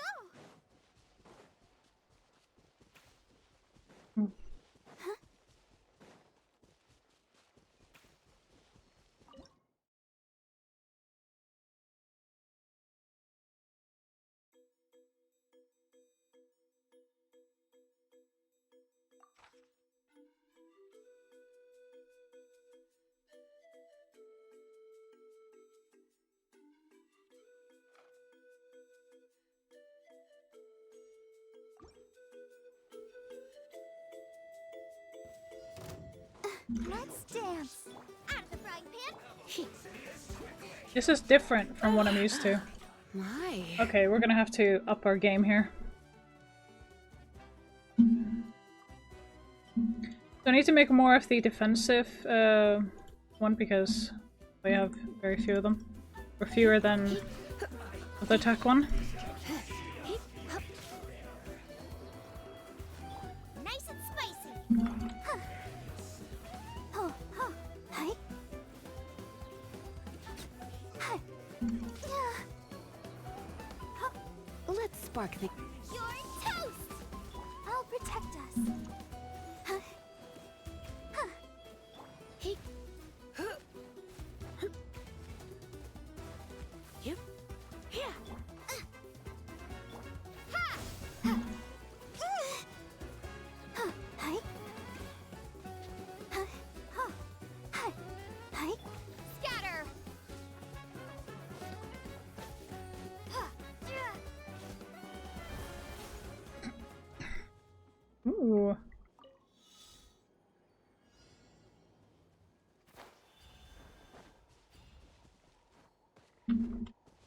Ah, great.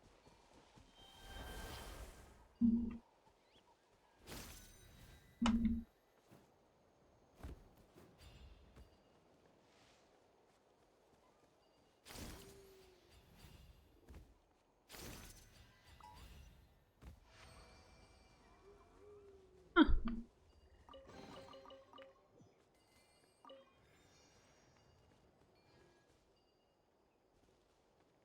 Interesting.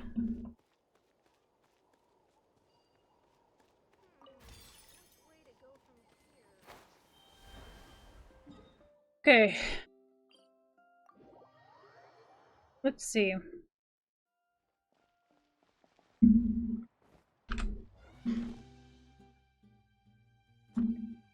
Wait.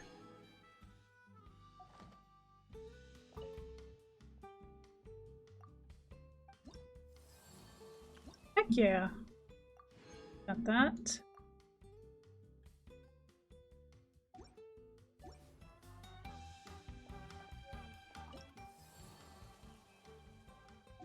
Okay, let's see.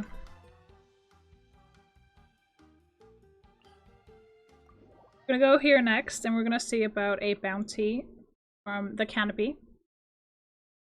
For people of the canopy. And then Children of Echoes. Or Science of the Canopy would be more accurate. Oh, we still need to do exploration with these guys. Okay, that's why I haven't unlocked it. Alright.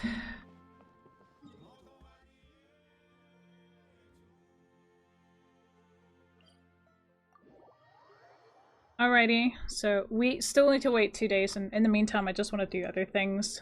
Like running around, exploring, doing quests or whatever. What I can and what I want.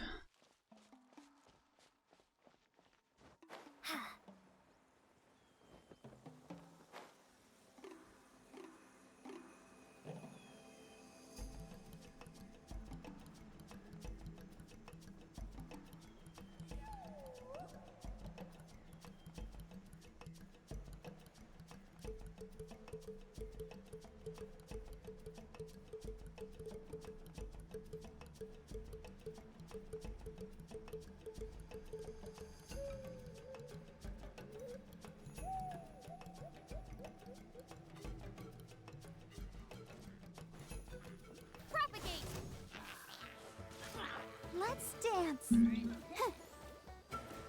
Oh, ouchie. Yeah. Sweet. Things Okay. are going so smoothly today. That.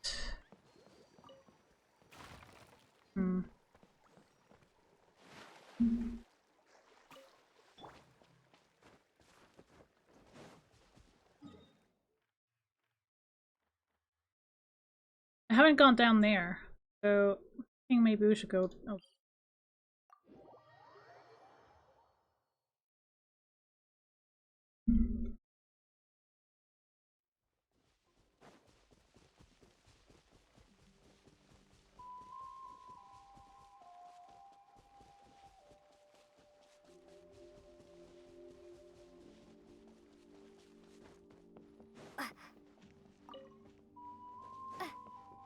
Scatter! Let's finish this fast. I'll protect us. Hi, hi, huh. Hi, huh, yeah. Hup, he, hit, he, hup, Hi, huh, oh, hi, hi. That was quick.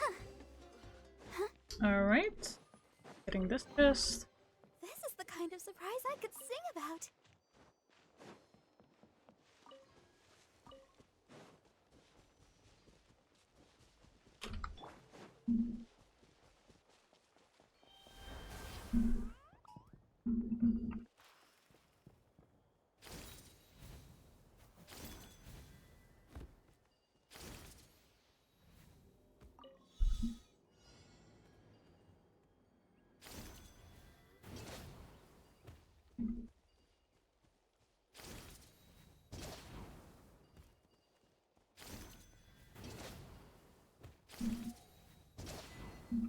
Sweet! Alright. There. Still 31%, so we're gonna have to go explore a little more.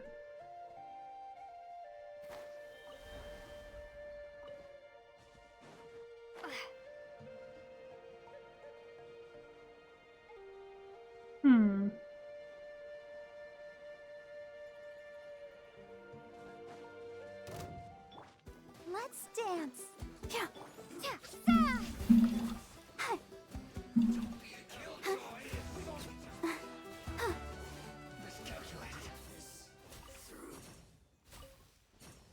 We need what they drop anyway.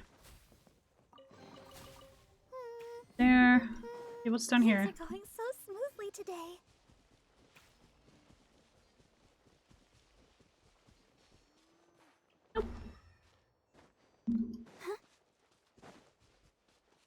Oh, we need to continue exploring so we can get the level 1 and so we can do the bounty stuff. Down here. Nothing. So.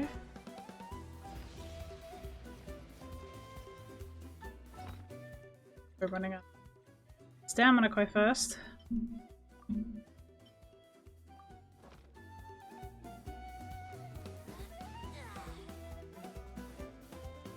Propagate! Booba, get them! Hup, here! He. Be gone. You. Hup. Hup. Get out of my sight. He. You. Scatter! This is Her Majesty's gift. Ha!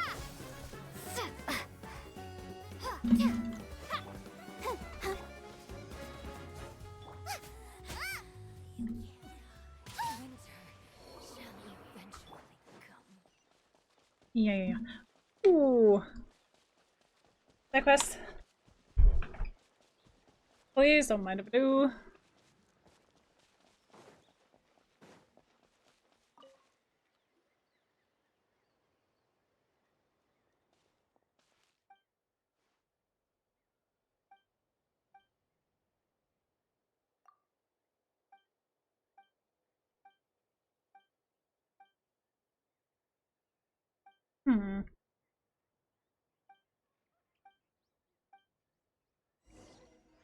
Okay, fine. Ooh, we got a book. Right. This.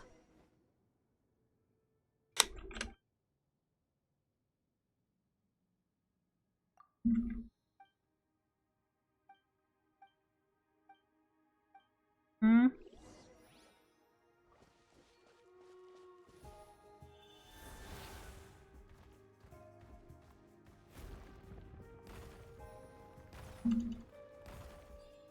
Okay.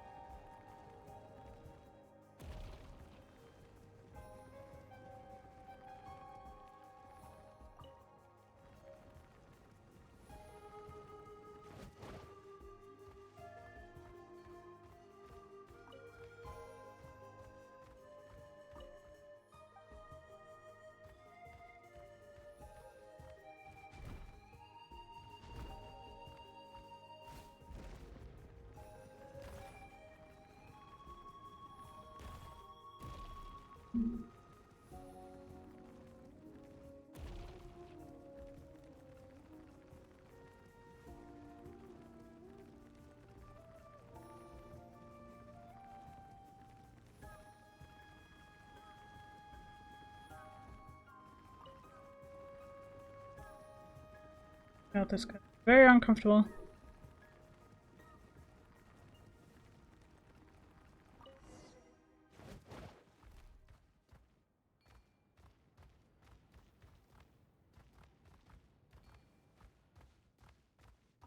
Okay.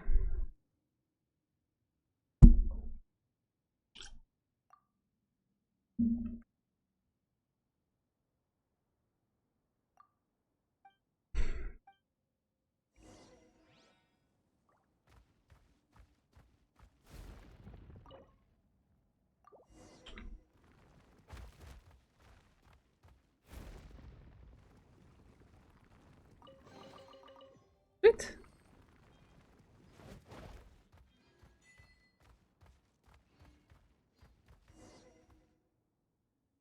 All right.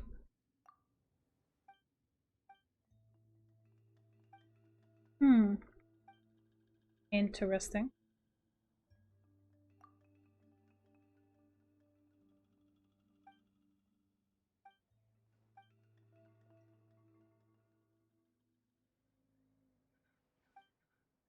Mama Coco. Adorable.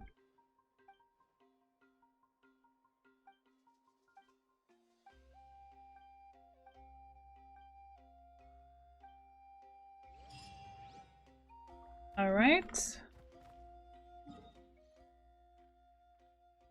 Only 32%, huh? I'm disappointed in myself.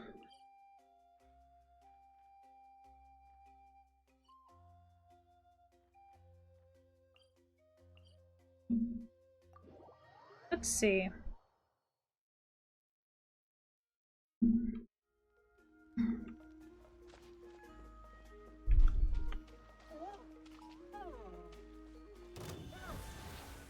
I don't think so.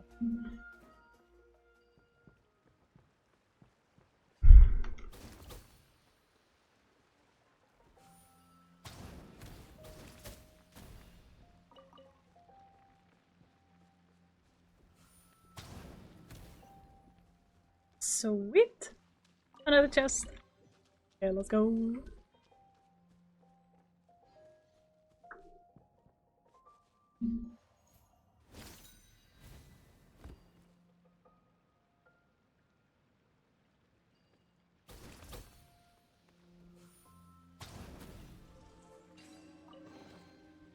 Sweet. Ooh, where are they going? Oh, we got a new blueprint. Sweet.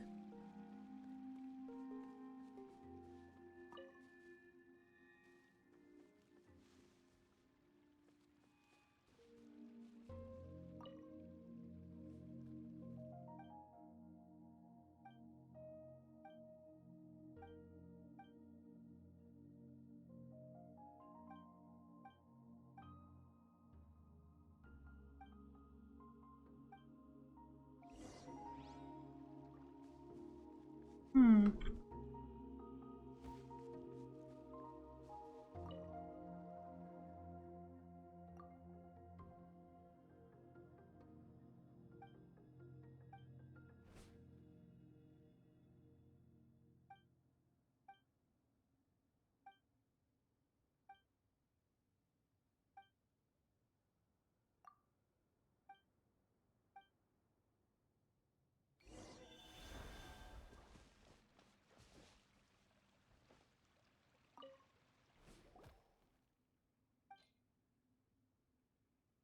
Hmm.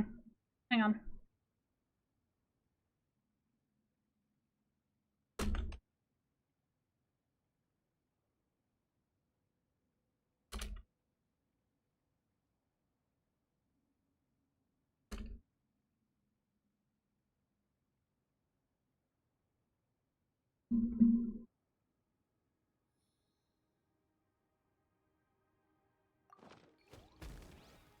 Humacosaurus, okay.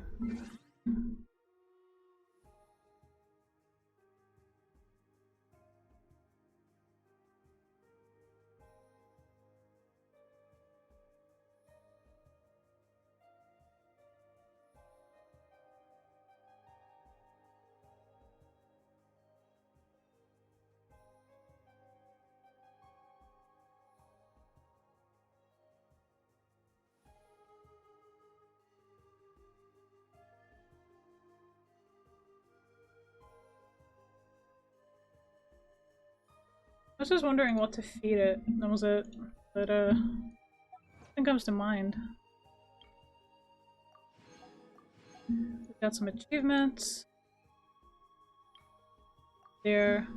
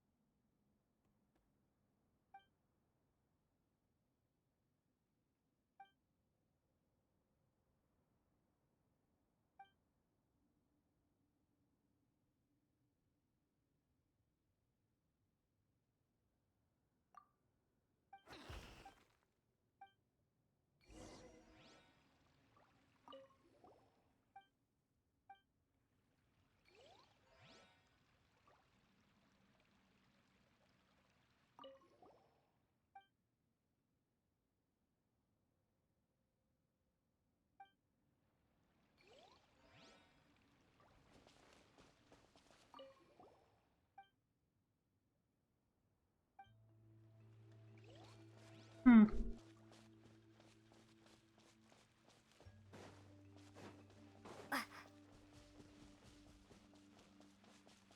Greedy indeed.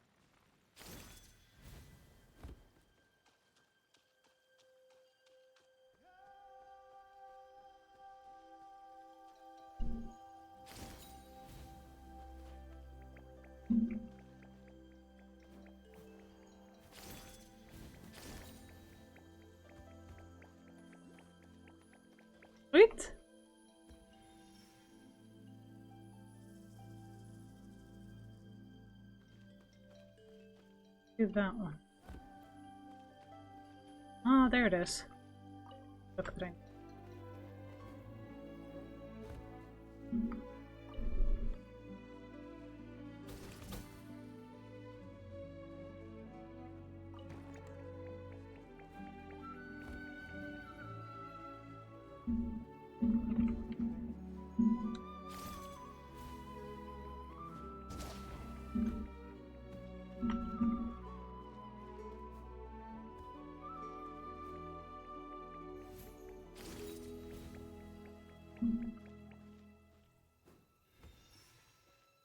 Now I just need the last one.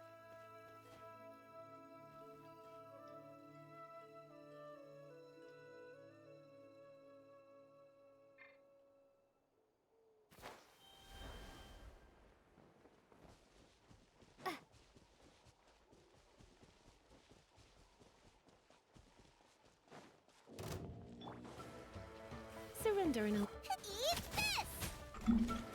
Germinate! Propagate!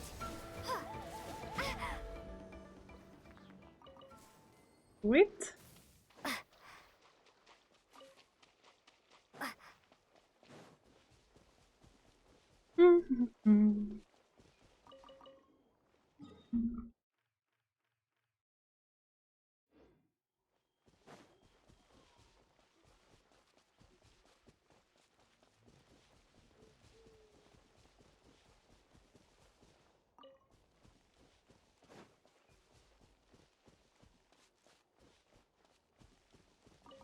Well, at least we're finding Knappa berries.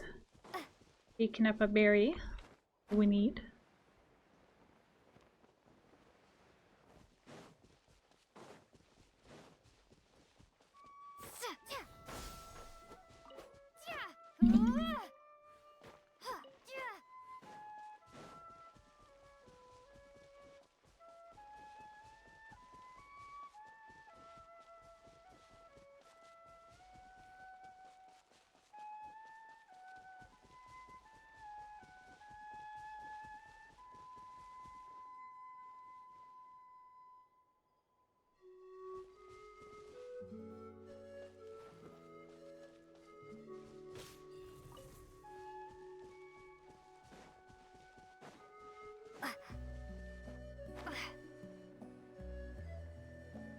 Where were we earlier? Trying to figure that out.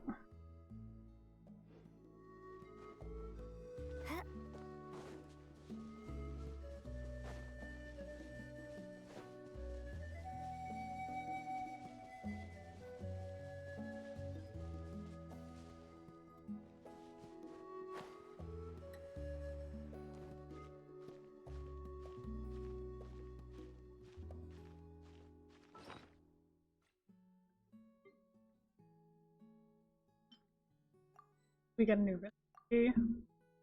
Oh yeah.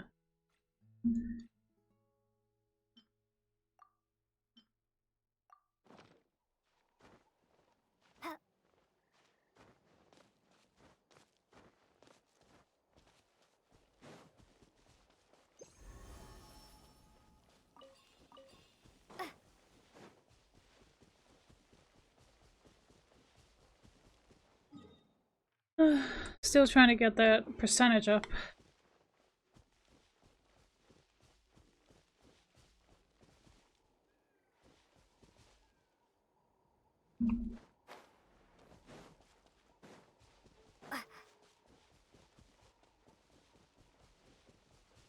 Not always easy. Also, I kind of want to get back to where the fire Oculus was. Somewhere in the sky, I forgot where it was. Like, oh, that's wonderful. I gotta take this.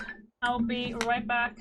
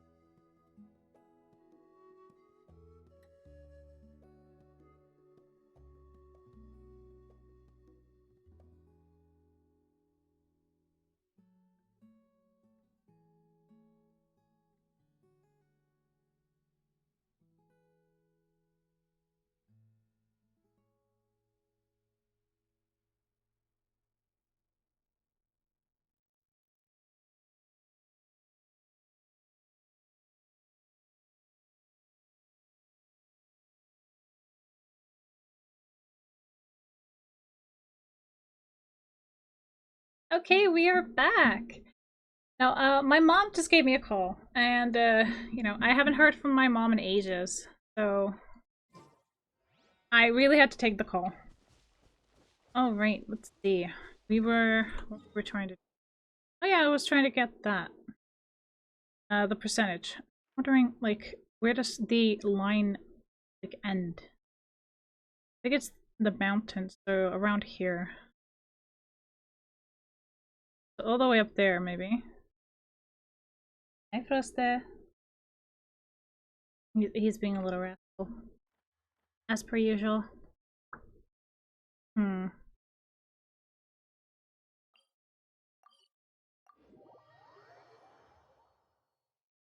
I forgot where the thing was.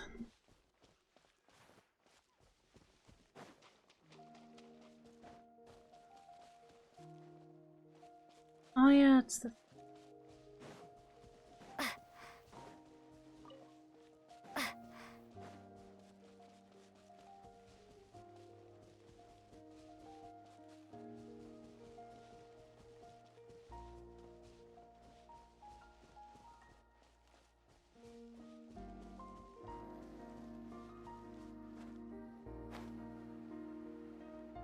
Oh, there was the thing.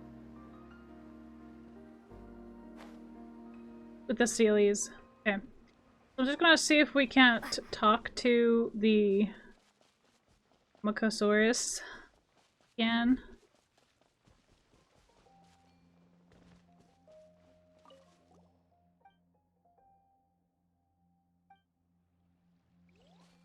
Oh? Huh. Let's see.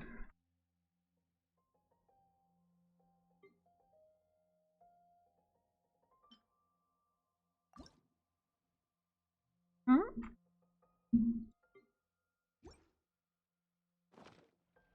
Huh?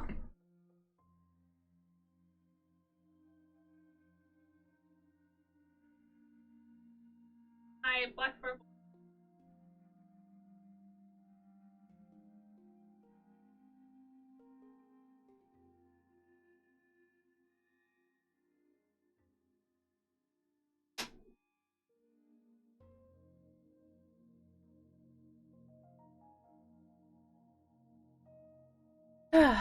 Okay.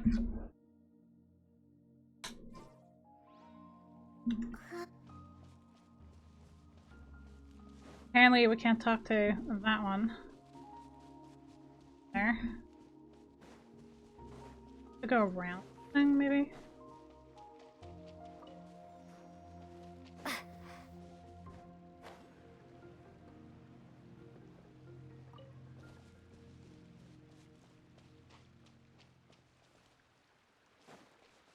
Hang on a minute. Okay, if so...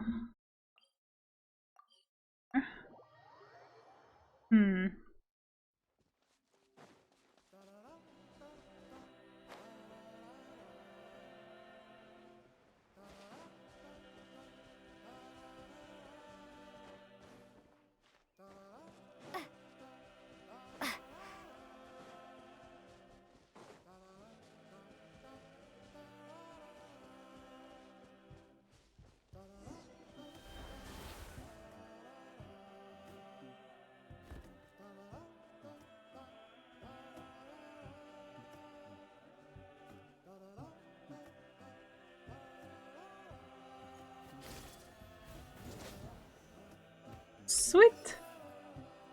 Alright.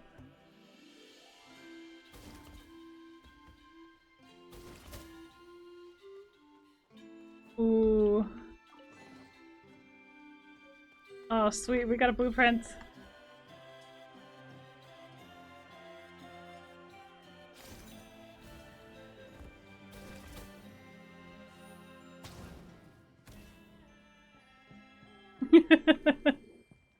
Oh, that was pretty cool. Ooh.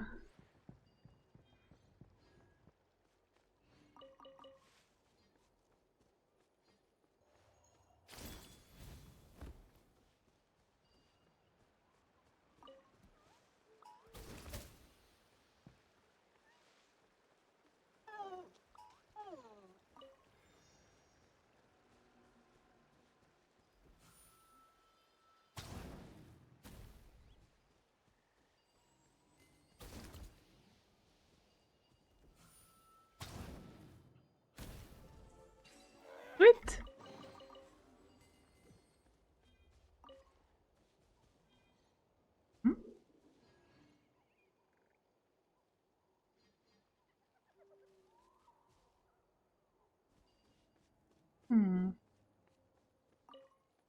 Interesting.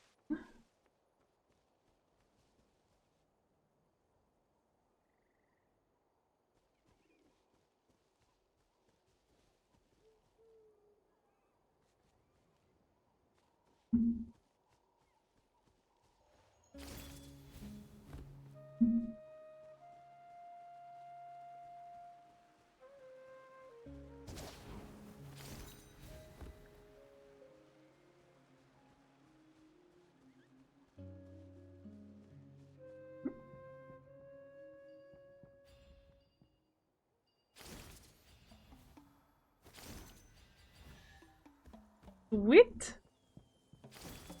Oh, wrong button.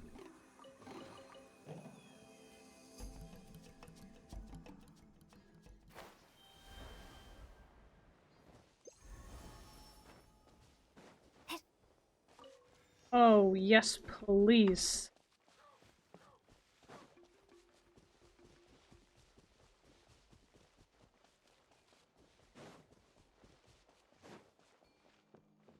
Oh, I love puzzles. I love puzzles. Let's see.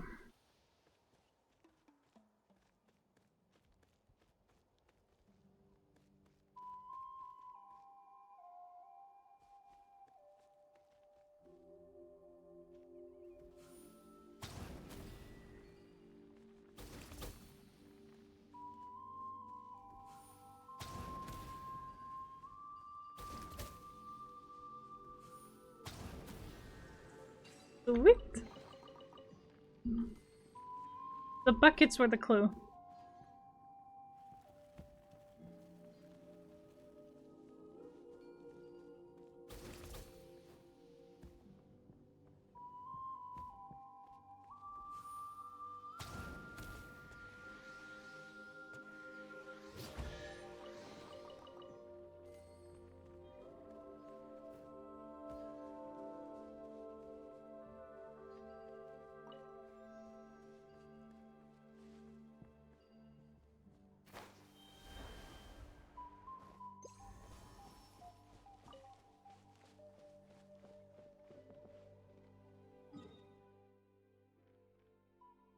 $36. Okay.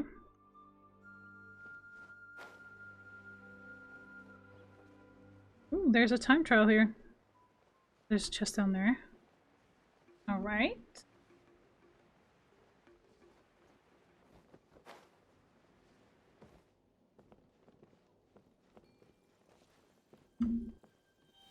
And there's a chest over there as well.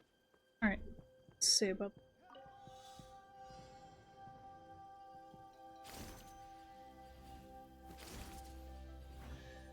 Sweet.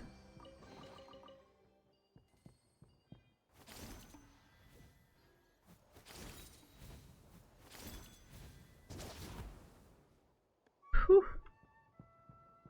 Ah, what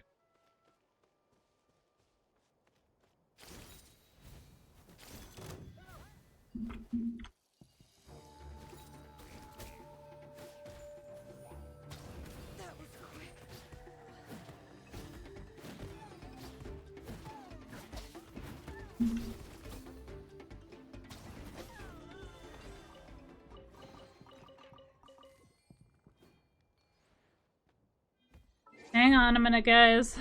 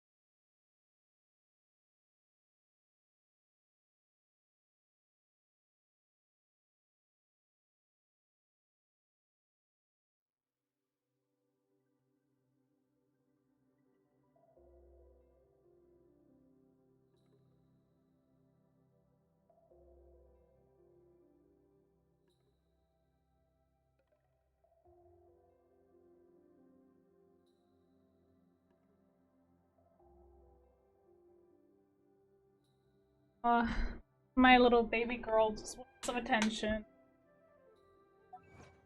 Can't really blame her.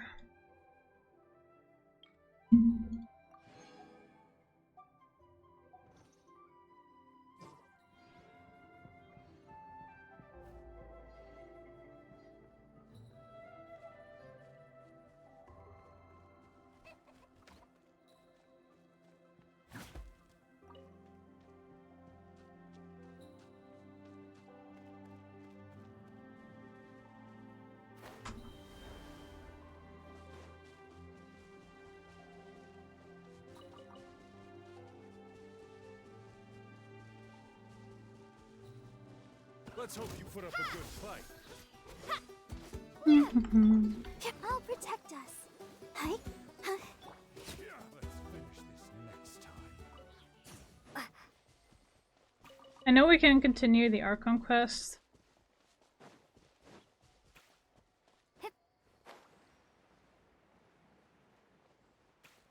Raven, what is it now?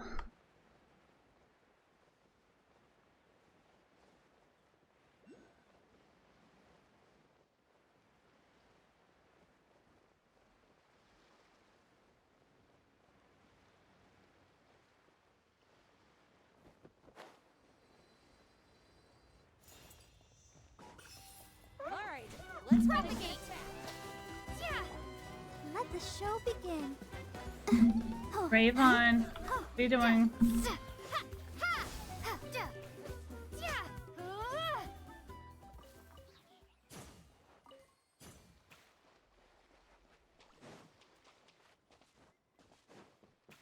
Word to the prepare. Propagate.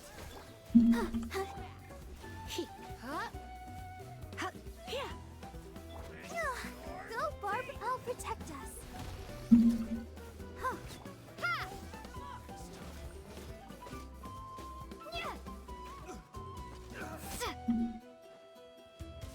Propagate. Raven, what are you doing? Raven, I'll keep this close. what do you want? Hmm?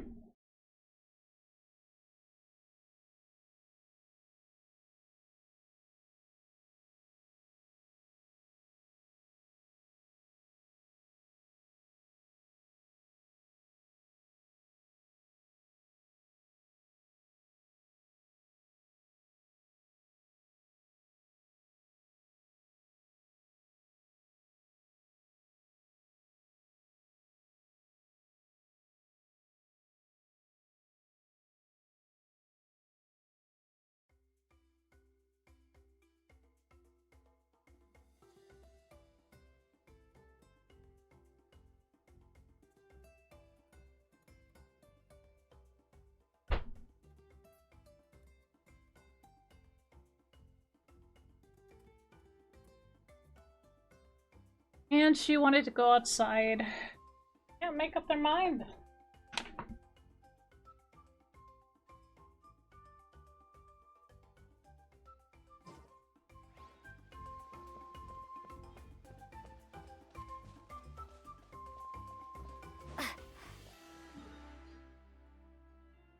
%.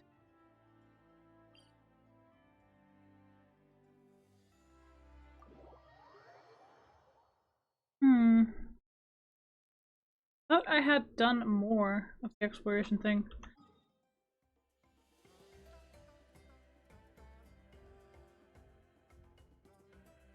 Huh. Okay.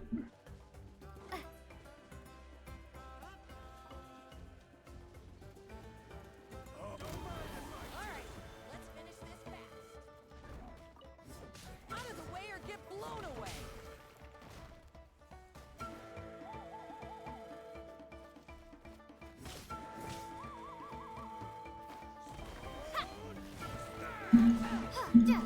Scatter! At the frying pan! Let the show begin. Hi.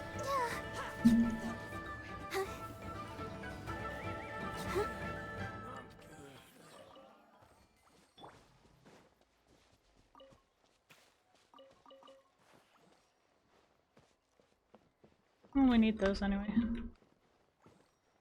Hey, let's...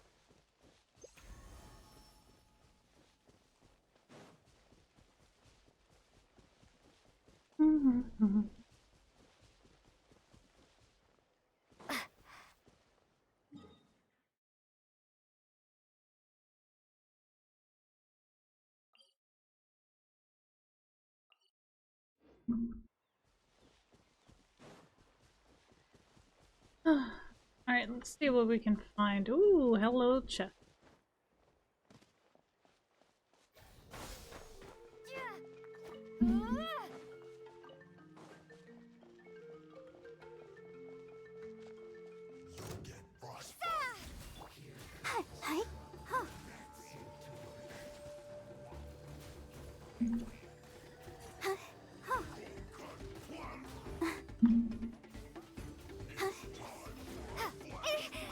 Nice and spicy.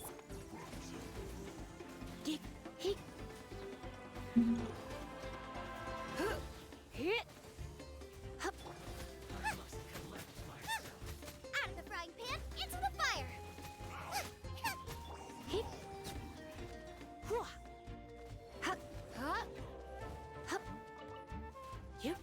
Propagate.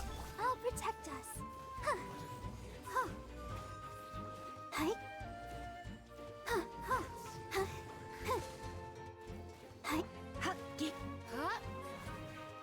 There we go.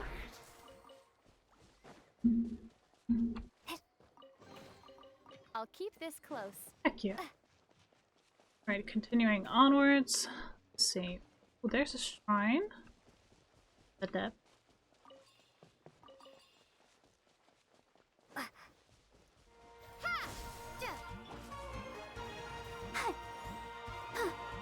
Nice and spicy. Propagate.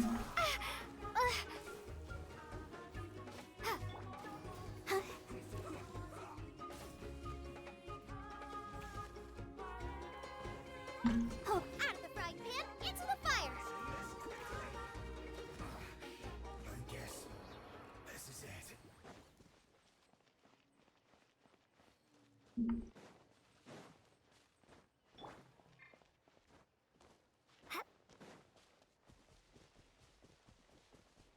Definitely marking the Shrine of the Depths for ourselves. Since we found it. I'm not sure if we can open it. Nope, we can't. Alright, marking it on the map.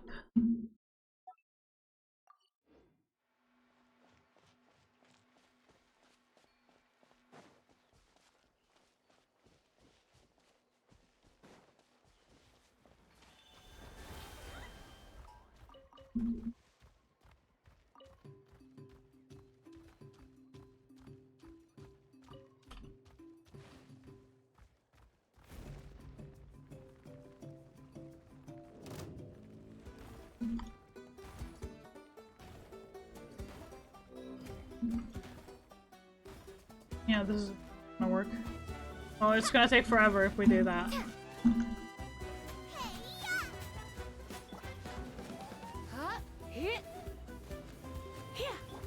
Scatter. Let the show begin.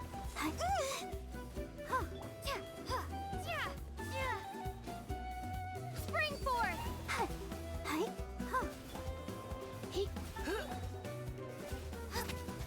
You're toast. What? None of this will go to waste. Certainly hope. Still 38%.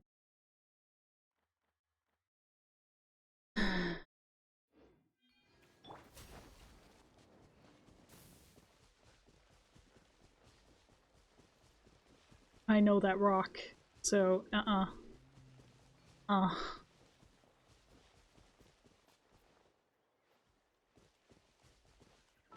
We ran out of buffu, let's see.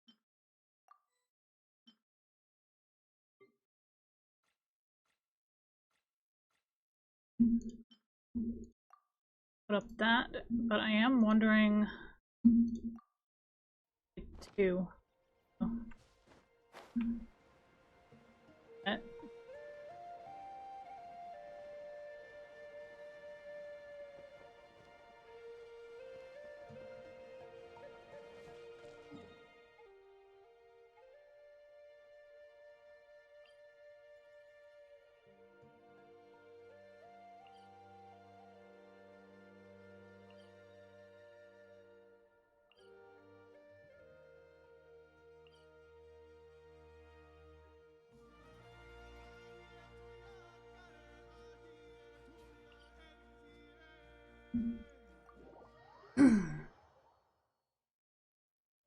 See.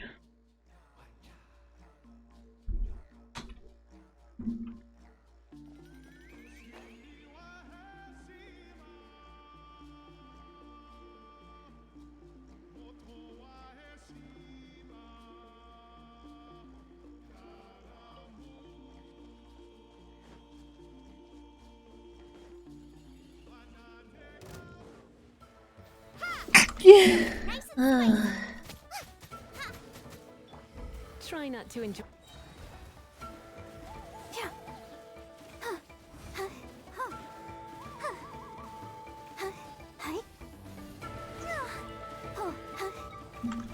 Propagate!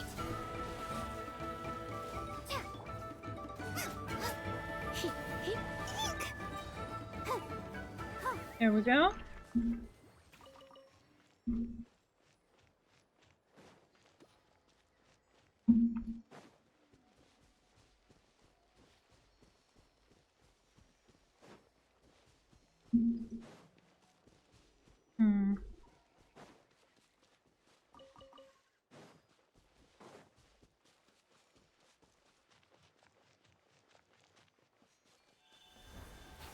Let's hope you put up a good fight. Let's dance.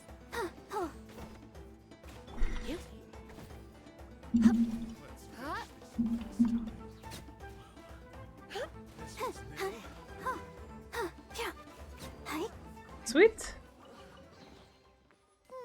Got another blueprint. Things are going so smoothly today. Did. Let's see. One.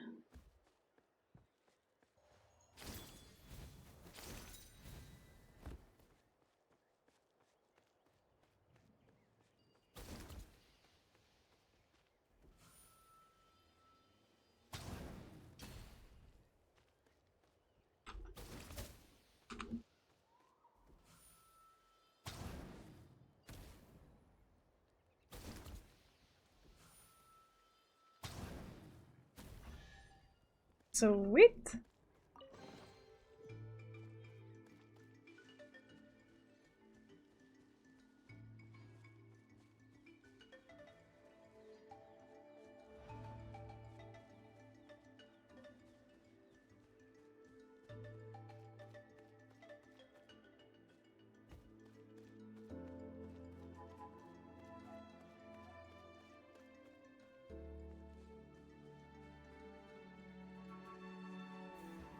Oh, heck yeah.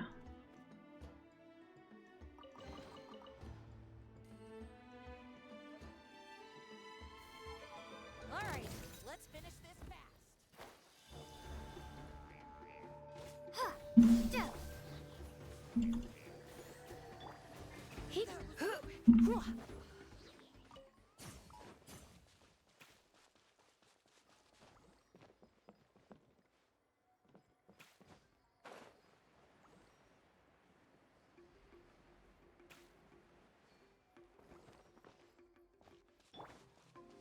Oh yeah, there's a puzzle here.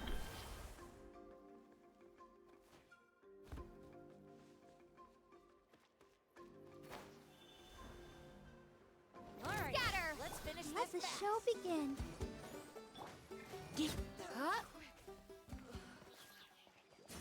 Of course, everything fell down.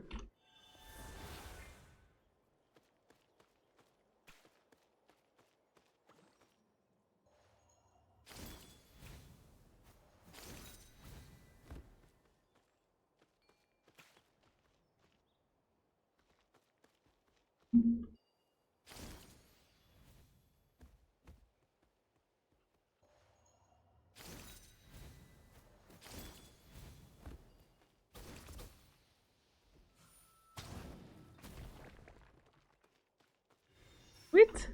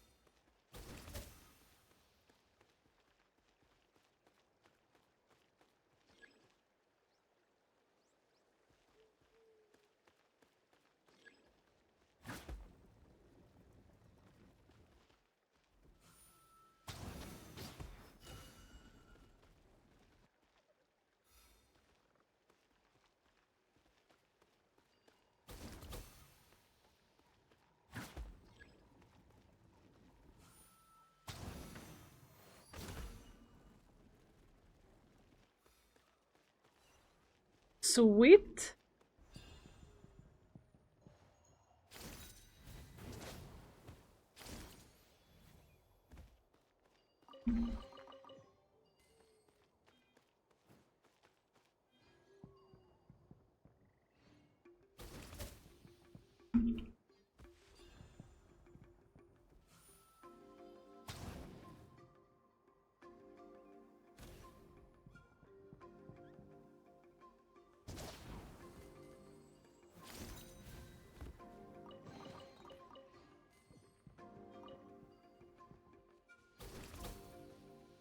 Let's see.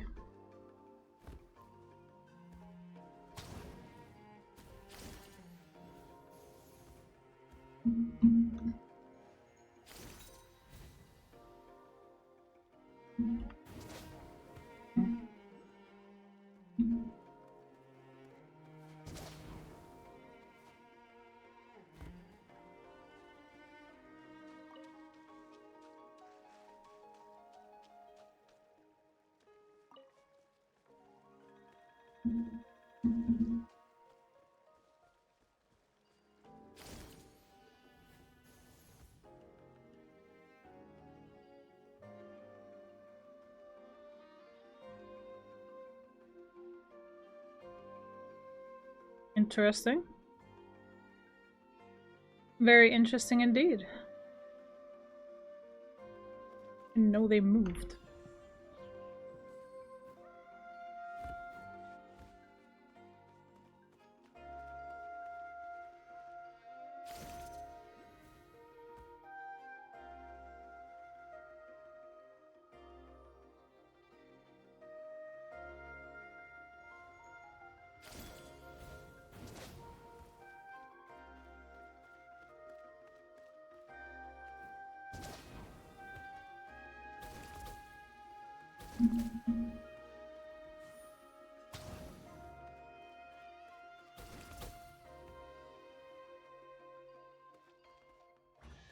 Sweet.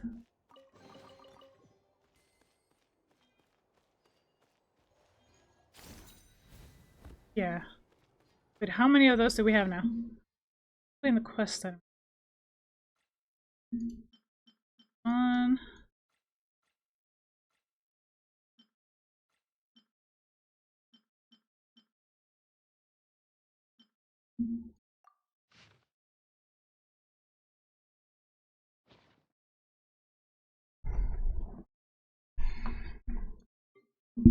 Let's see.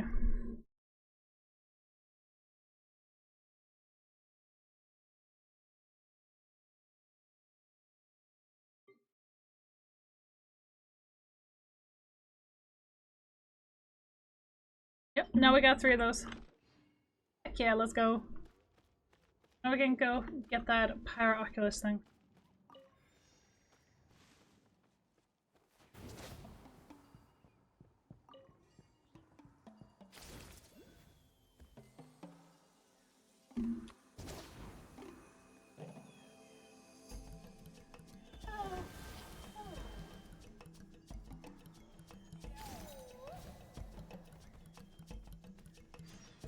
yeah, let's go.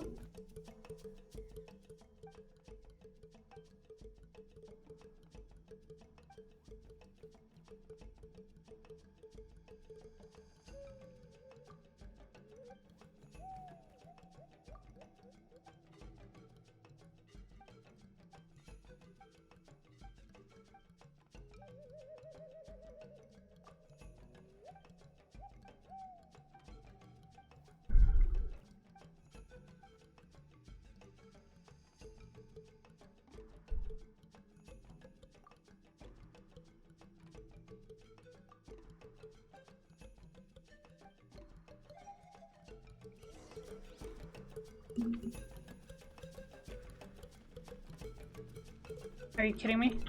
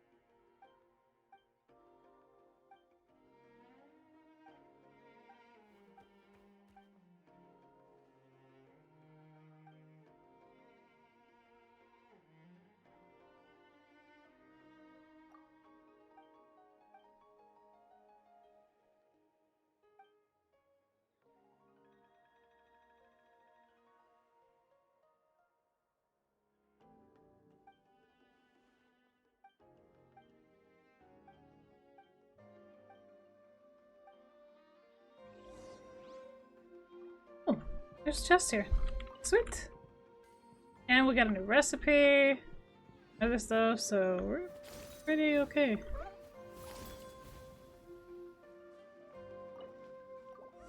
And I'm gonna get out of this more.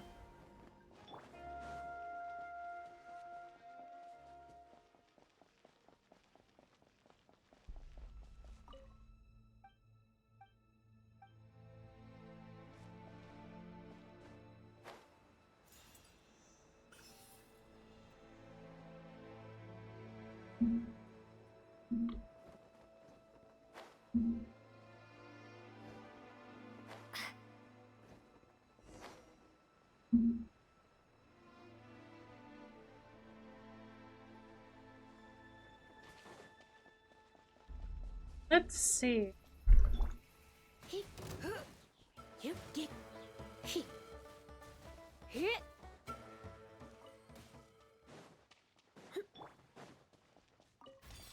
Sweet. Where's this leading us? This is exciting. Allah. Oh, this is a more puzzle. I love it here.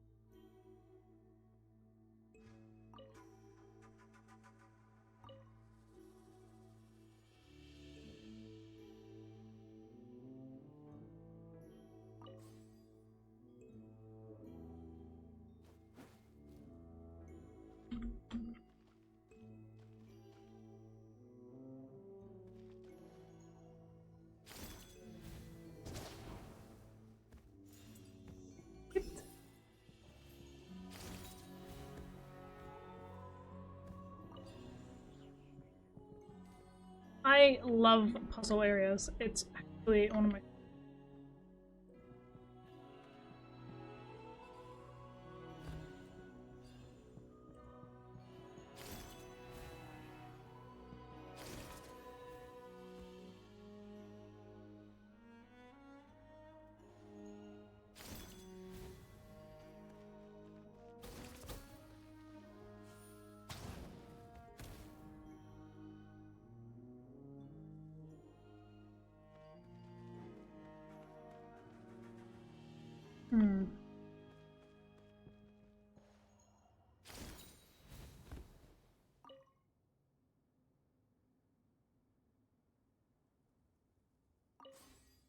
Go.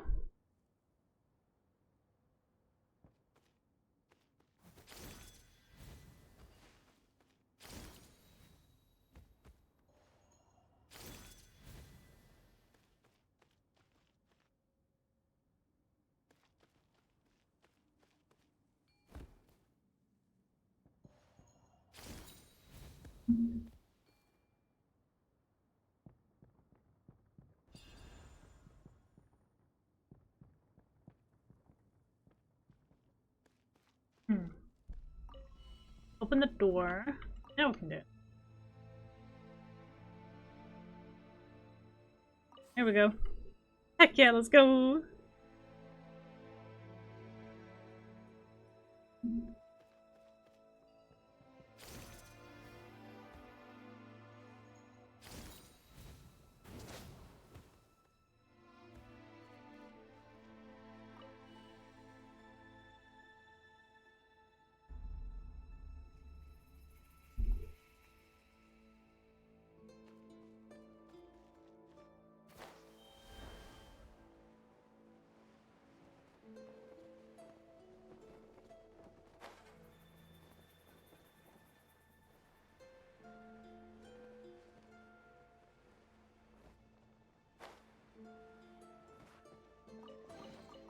Is this an answer from this world? Sweet! Okay, we're gonna go ahead and put on the stamina buff food again because I don't want to run stamina so fast. Oh, we got another yellow one. Sweet! No, no, no, no, no, no. Get back up there. There we go. My, what is this? Oh, hi. Surrender and I'll protect us.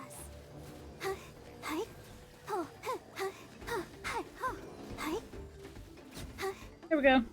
I ain't taking any chances today. No,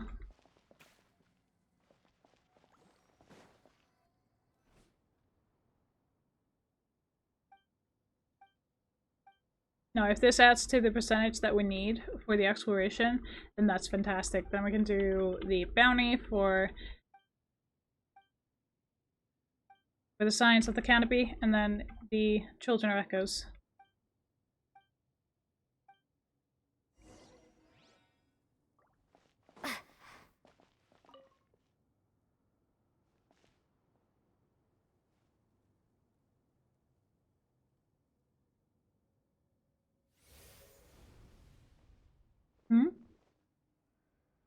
Oh no. Oh no, no. No. Son of a...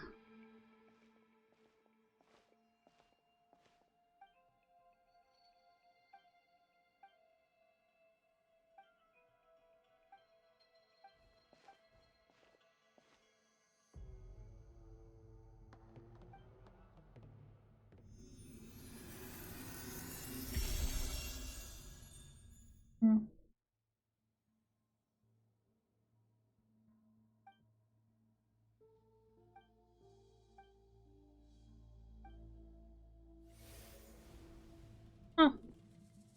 Okay. Whew, we're back.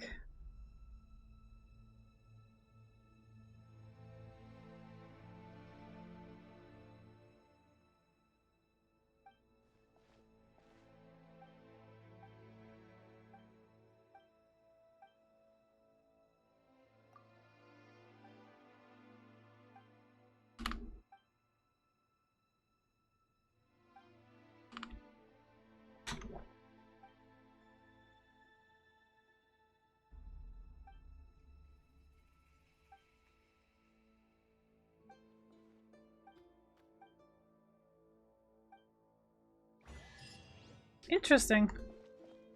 Ooh, got a new chest. On the road. So there seems to be a lot of hidden things around. Let's see how much percentage we got.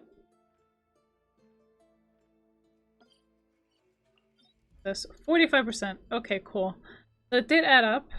45%. Now I would like to see if there's anything else that we can do.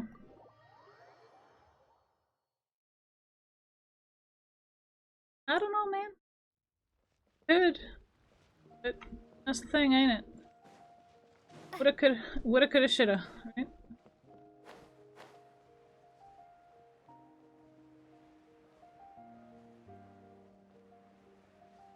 I'm wondering if we should just do the tribe quest that is here.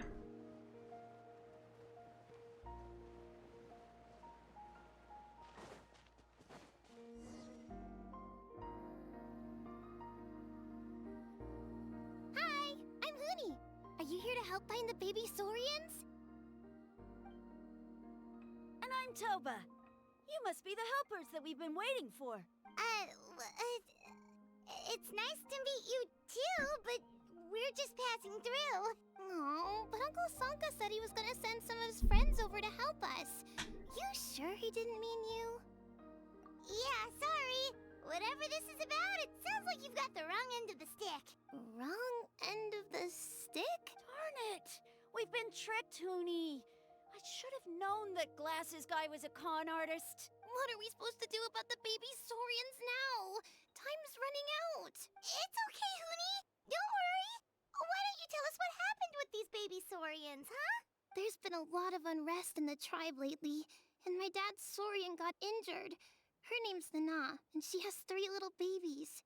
After what happened to Nana, her babies were so scared that they ran off and hid.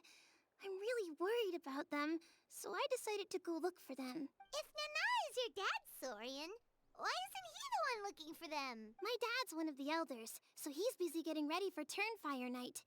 It's a really important ceremony, more important than this, anyway.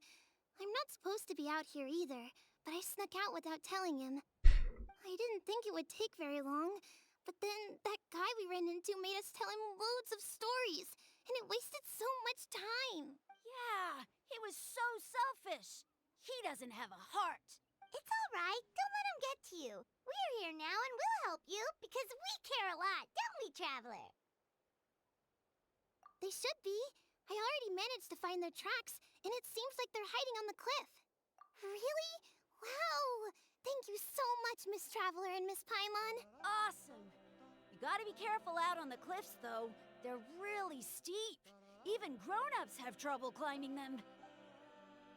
We'll be just fine. It's one of the baby saurians are on the cliff, so let's find a way up. You're not kidding.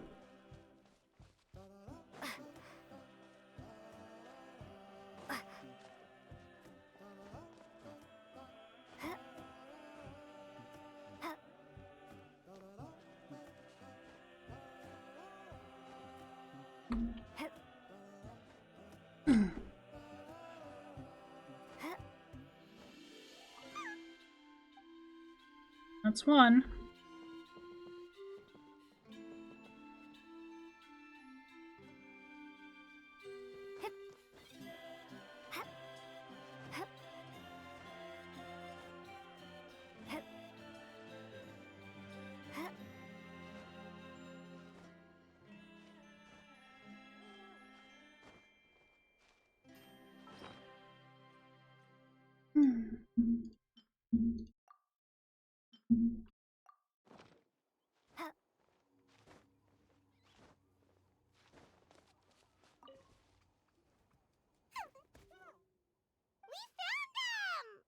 Well, if it isn't the gruesome twosome who wormed their way into our servant circle of friends. Still awestruck from the last time we met? Would that be why you hastily scrambled up here to pay your respects the moment you saw us? I suppose we can't blame you. Such is the spell that our majesty casts on our minions. Very well. You heathens leave us no choice. The almighty Dragon Lord, Kahula shall grant you the audience that you seek. Come, pucker up. You may now kiss our feet.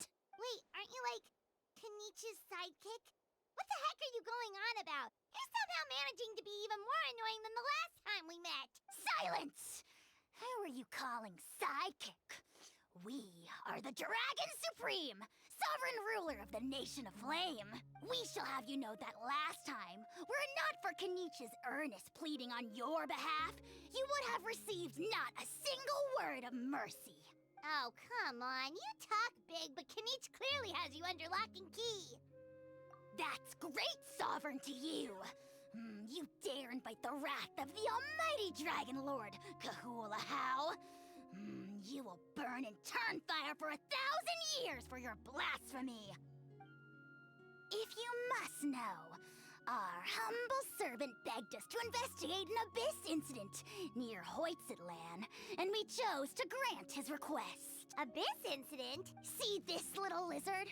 Its mother, a medium-sized lizard, came under the influence of abyssal power.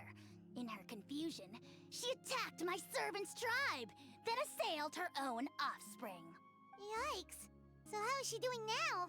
She was but a lowly bug fighting against the power of the abyss. Naturally, she has departed for the Night Kingdom. Such a fragile creature. Apparently, she ended her struggle by leaping from a cliff. Leaping from a cliff? My dear anemic flying ant, as addled with questions as your head may be, please keep them to yourself and wipe that absurd expression off your face. We are the almighty Dragon Lord Kahula How, not a wish-granting fountain. Anemic flying ant? Just you wait. Two can play at the ugly nickname game. We sense a faint abyssal energy. An evil sorcerer must be lurking nearby, but they are well hidden.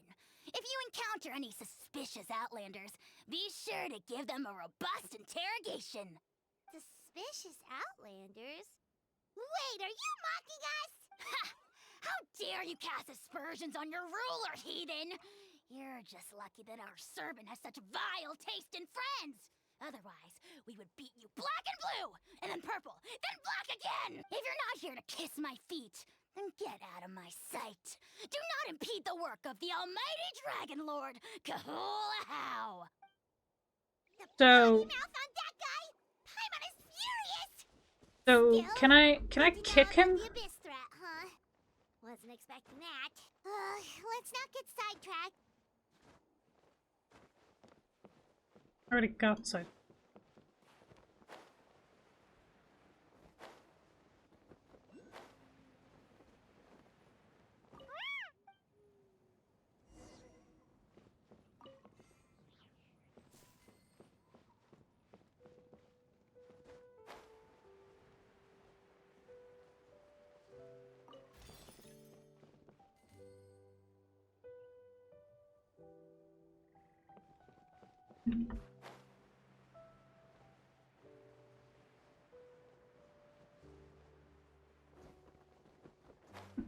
Yes.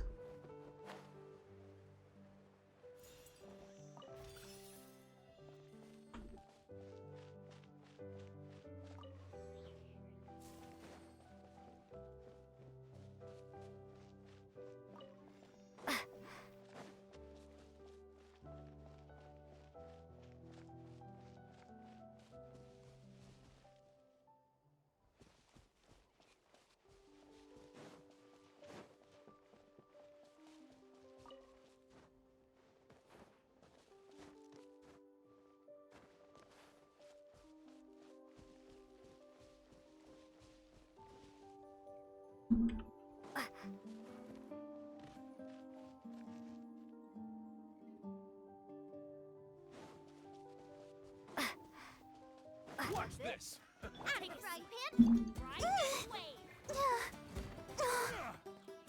Let the show begin. Go, Barbara!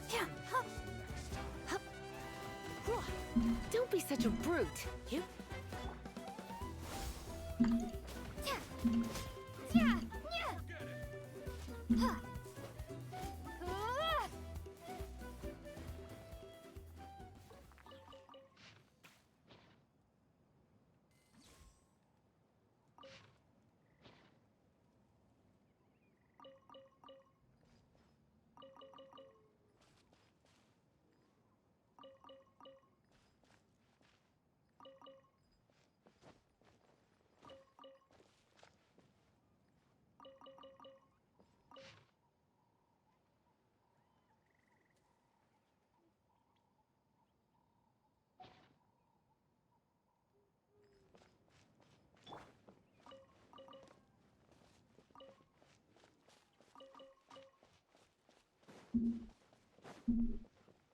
I don't understand where the frick is the...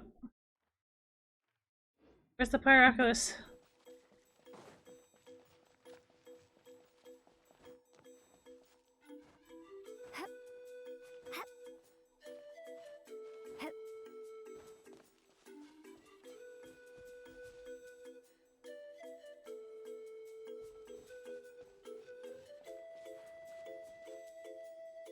Oh, there it is.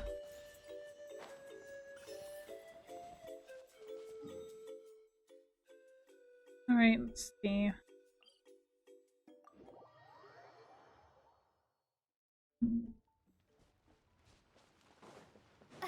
Go hand this in.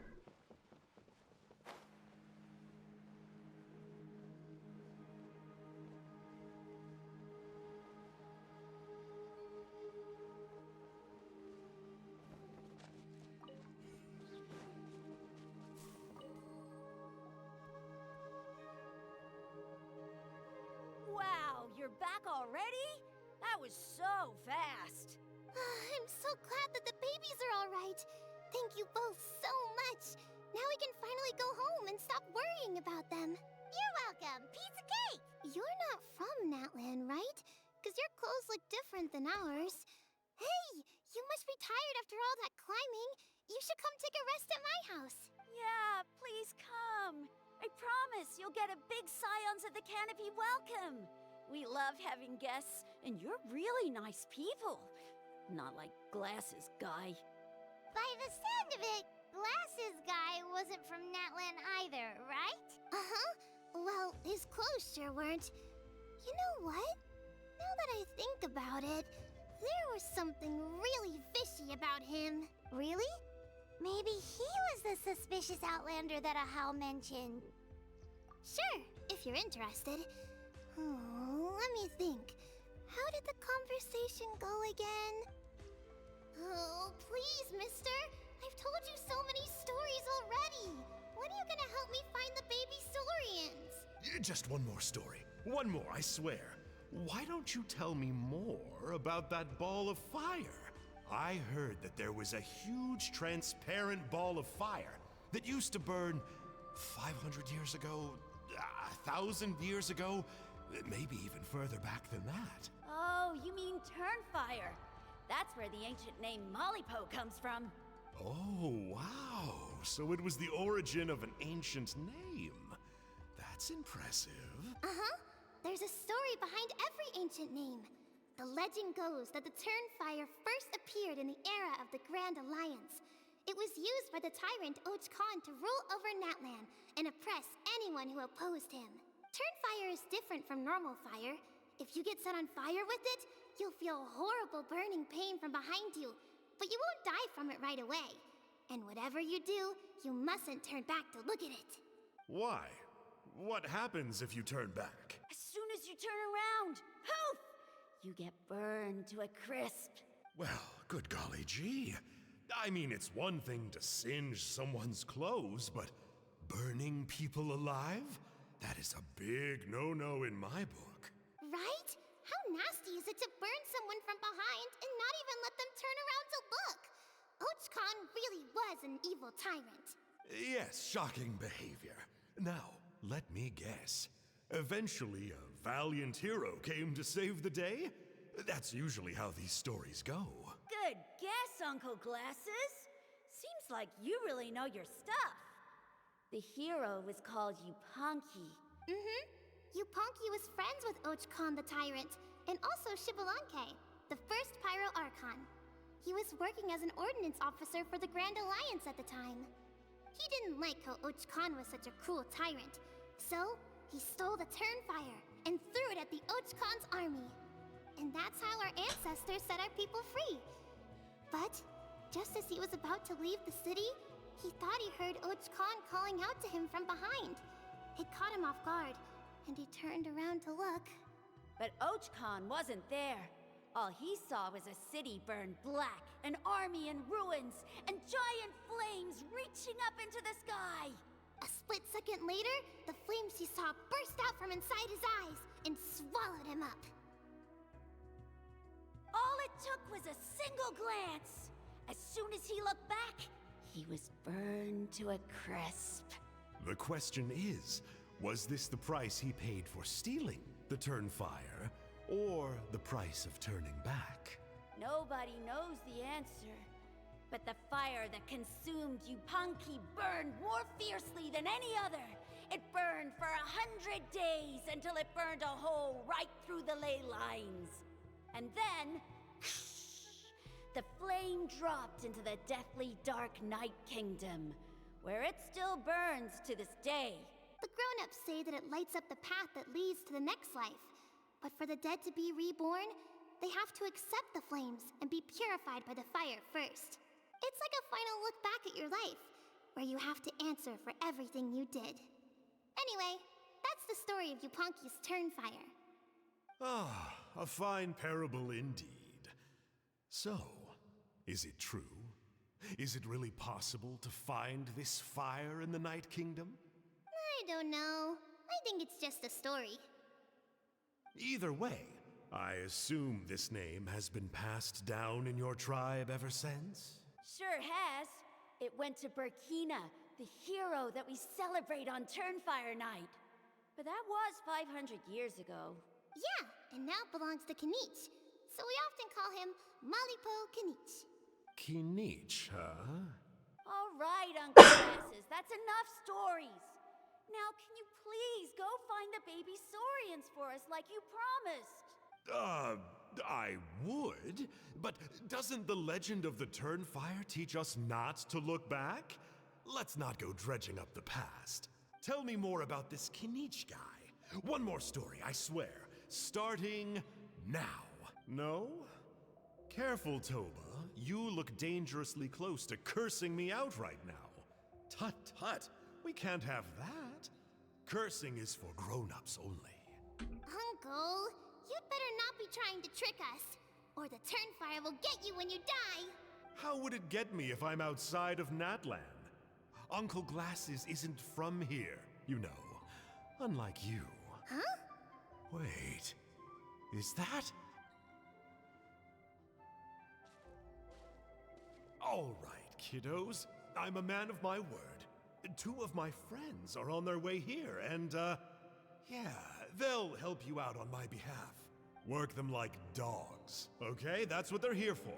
Don't go easy on them just for my sake. Really? Well, first, can you tell us your name? We met at the foot of this cliff, so beneath the peaks, let's go with Sanka. Seriously? If you don't believe me, turn around and see for yourselves. They're right behind you. Huh? Where? Oh, wait! Uncle Sanka, where did you go? Yeah, definitely a fishy character. It sounds like he was digging for info about the ancient names. Yeah, and not only that, but he betrayed us too. He'll pay for this. All he got out of us was some stories, though. What's the worst that could happen? Traveler, maybe we should go tell Kinich about this. Ahau says he's investigating it, but he's a bit of a loose cannon. We probably shouldn't take him at his word. Huh? You know Kinich?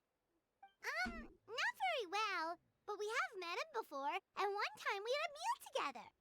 Oh man, I'm so jealous. I never even spoken to him. He's so cool.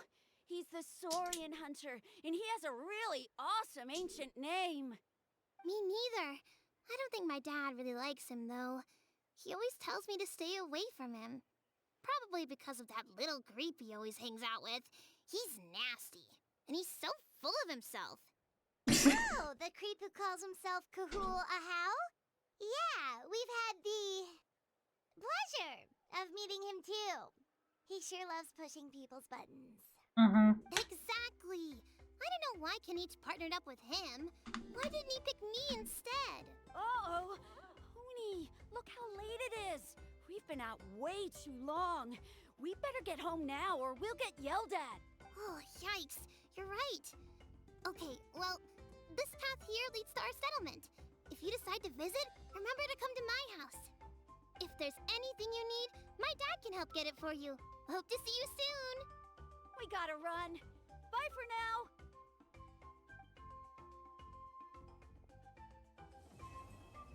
Sweet.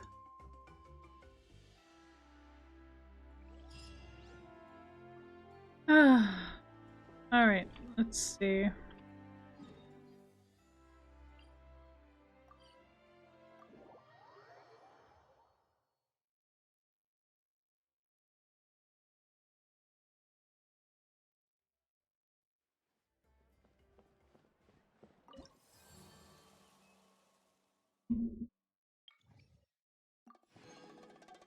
Really?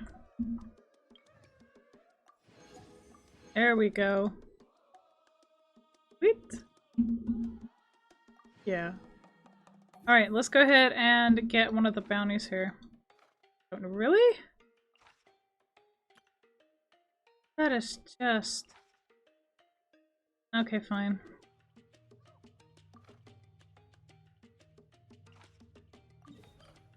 Check the map.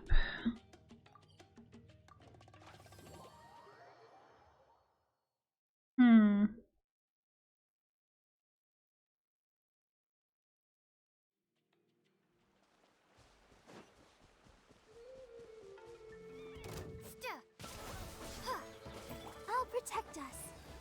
Hi. Huh. Hi. Hi. Oh. Huh. Hi. Huh.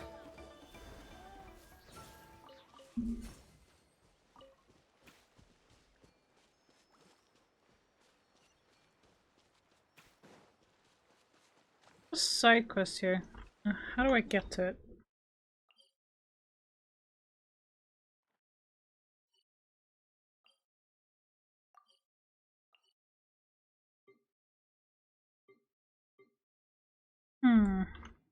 Interesting. Okay, let's do the bounty first.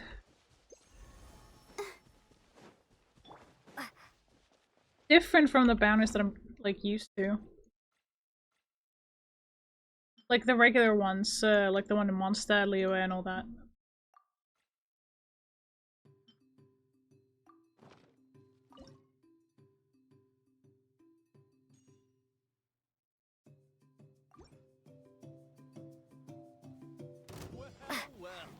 Springboard! Let's finish this back. Don't know.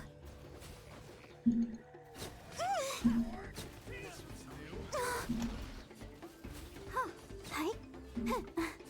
Yeah. Don't know. Dig up. Hey. Here. Propagate. Hi.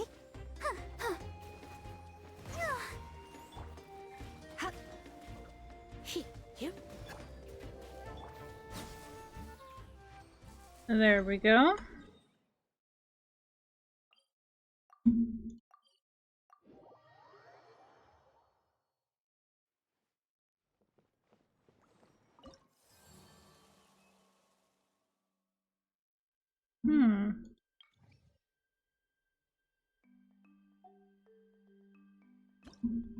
Interesting.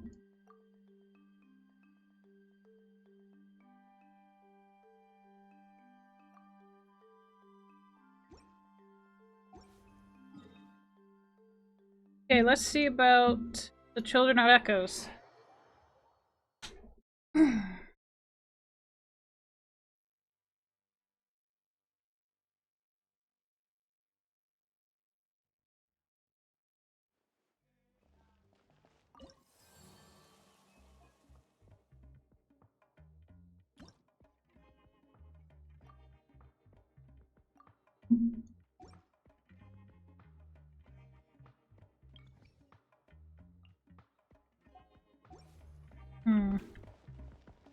Guess we're gonna have to do some digging around, huh?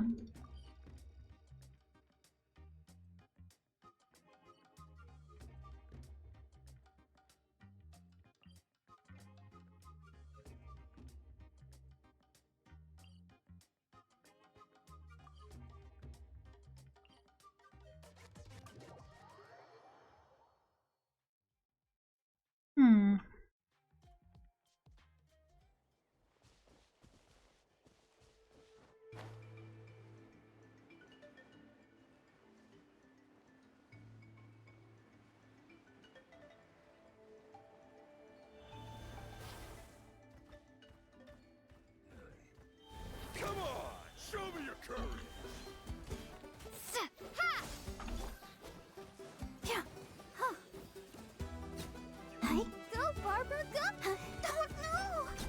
Scatter! Sweet. That is a keep this close. blueprint. Wonderful.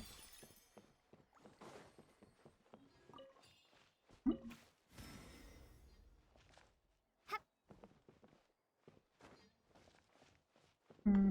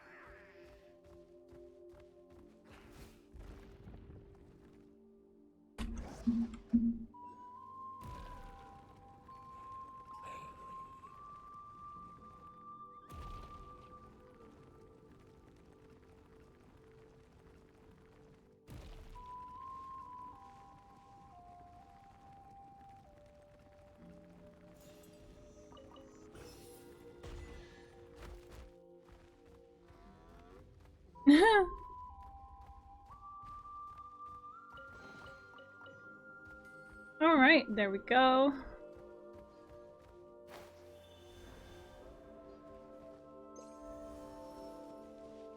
Hmm.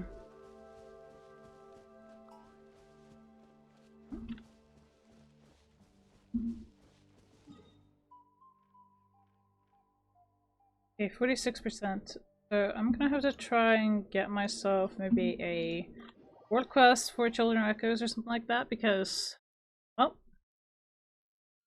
I need to actually see about that. Why cancel navigations?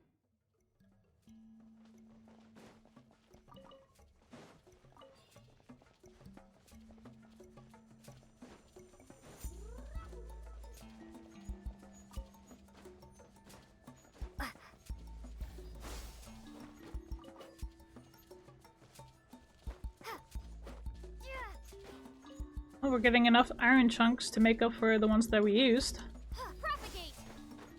Which, by the way, is fantastic. Okay, where's this?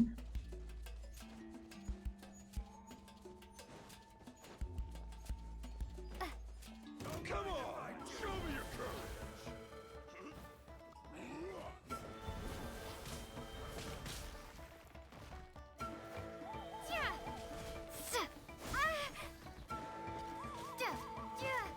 Let's dance.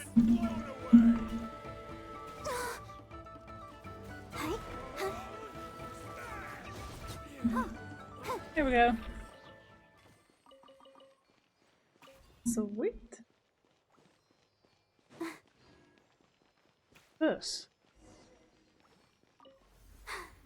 I'm fine. Interesting. Hmm.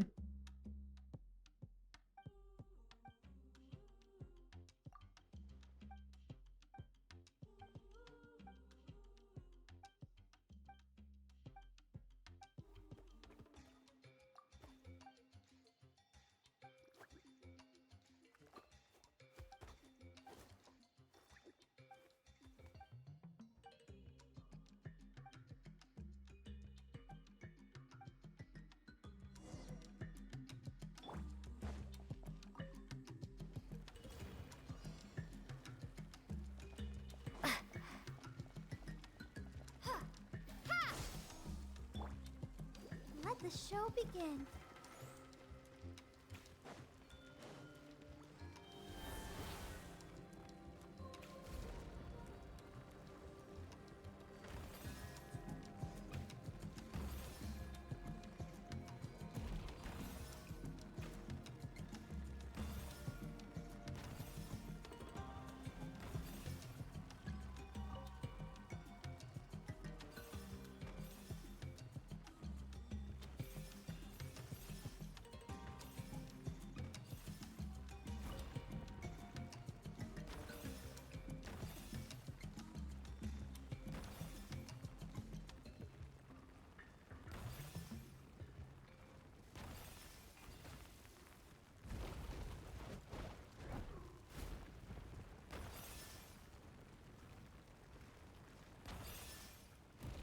Holy mo-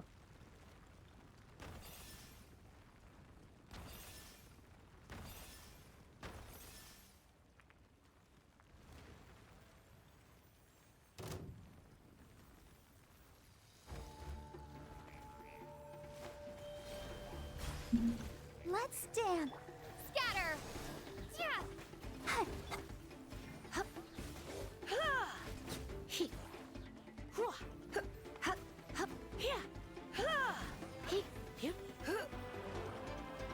Try not to. Ready, steady, go! Propagate!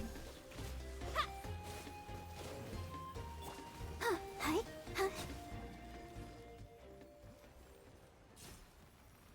Sweet.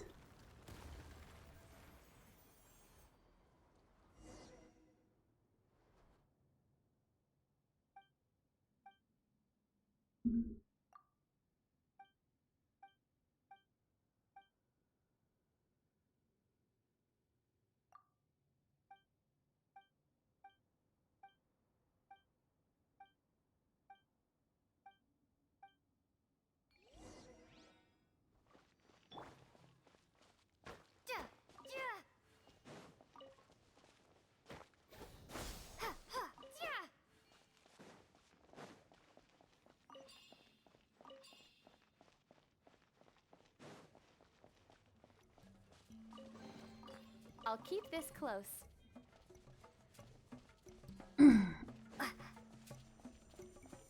Hmm.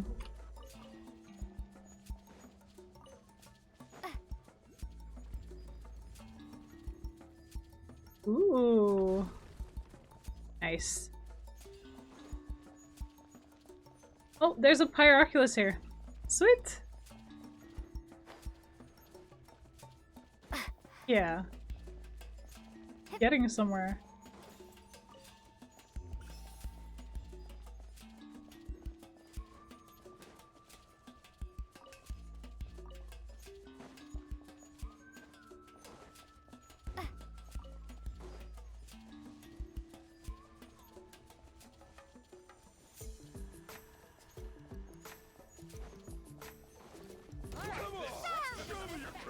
Let the oh, yeah. Forget it. Go, Barbara. Hi.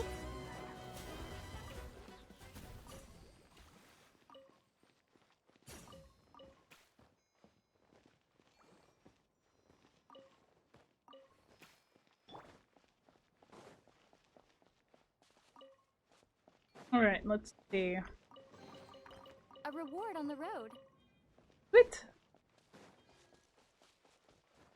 Okay, I'm definitely going here and getting this Pyroculus. Very much. Nope. Gib.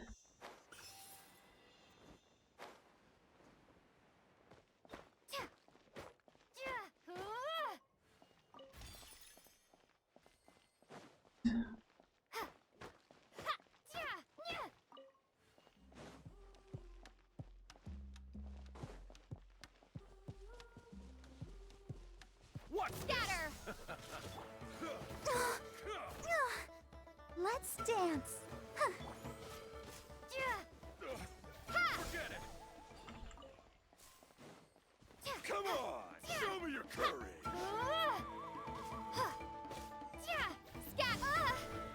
Damn. Oh hey, at least it worked. Okay, so we're exploring more of the Children of Echoes, meaning we're actually getting somewhere. And there's a Pyroculus here. Like, whoa. Go. Oh, let go. Ooh, we got a new waypoint. Heck yeah, let's go.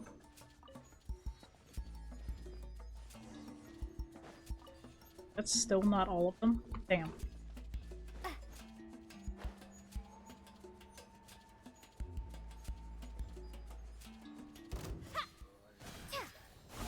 Let the show begin. Oh, What?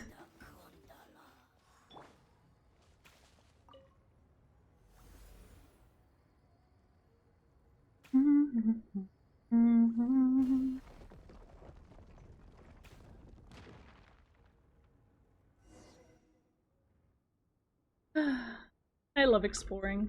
I really do.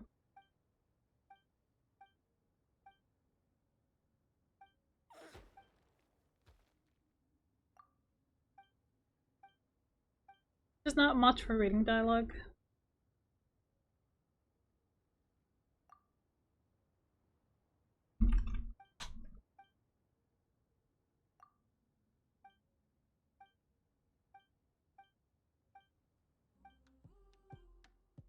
Hmm.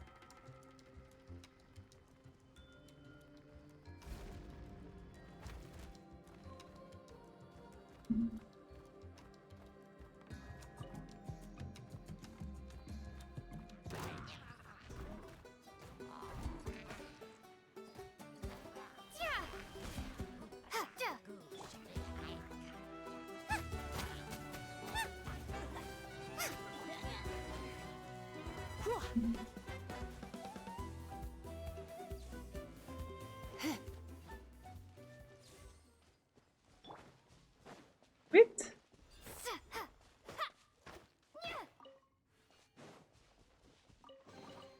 I'll keep this close.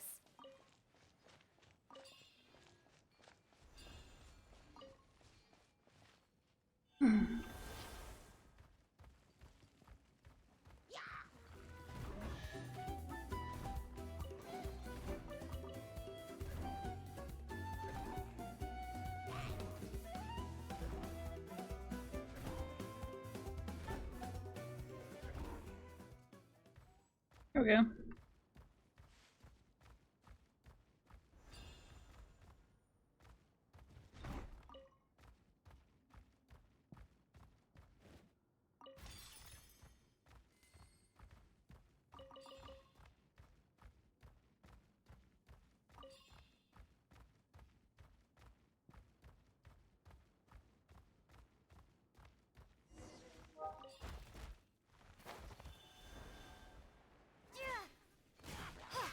Propagate!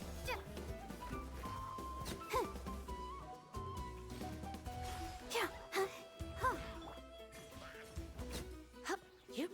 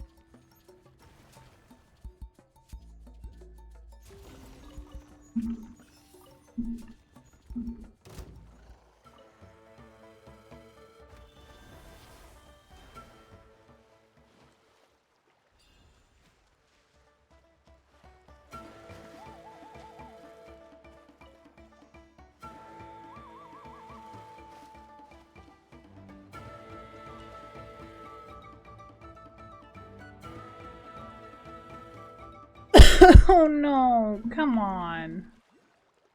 Not fair.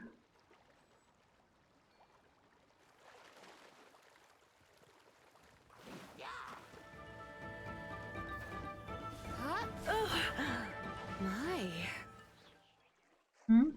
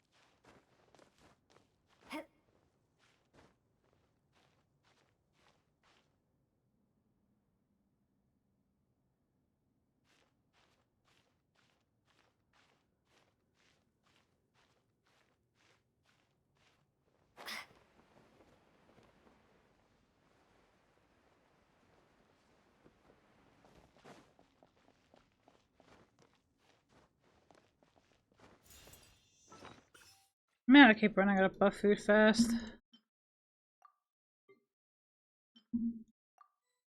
Recipe.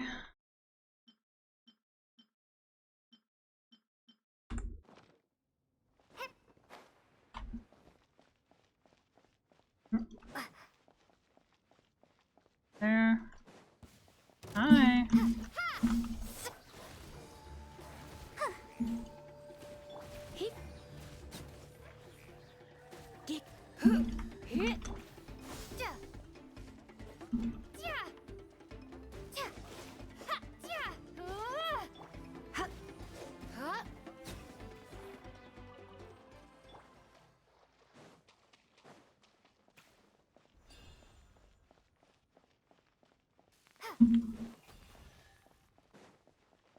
Sweet. A reward on the road.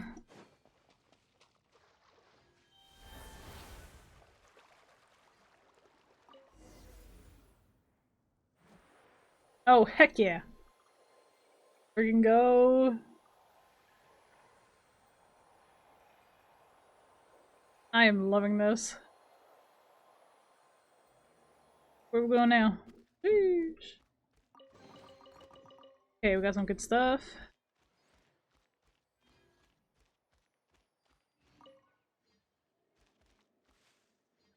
Out of this form.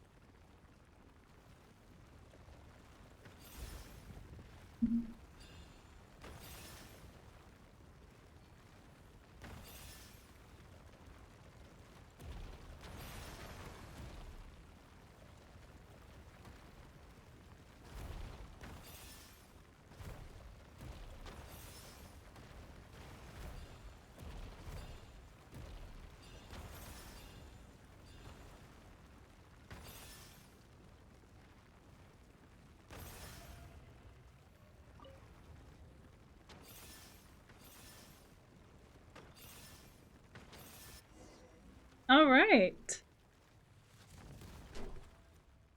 Heck yeah. Let's go.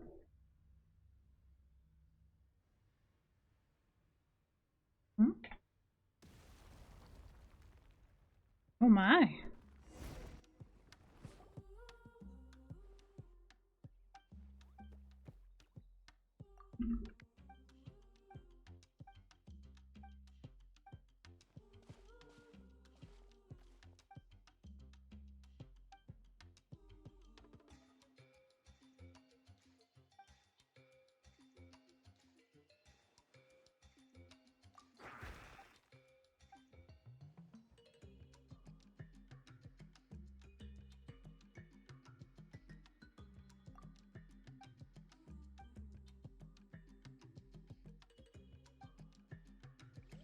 Hmm.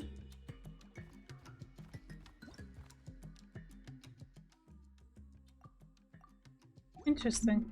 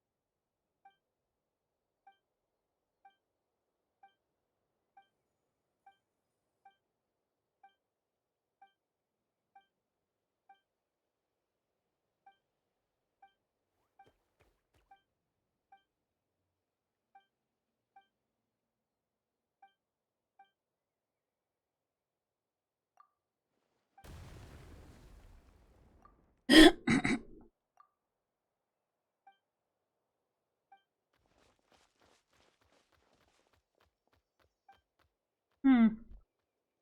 Oh no.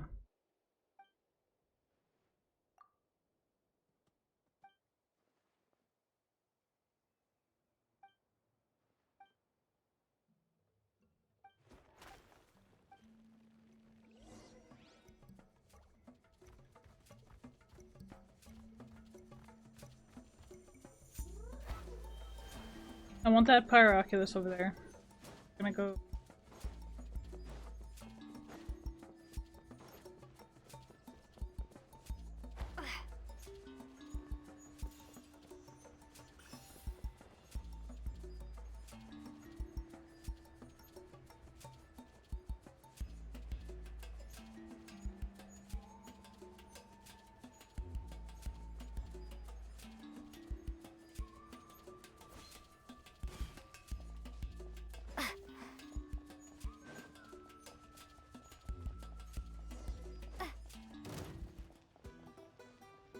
Germinate! I'll protect us.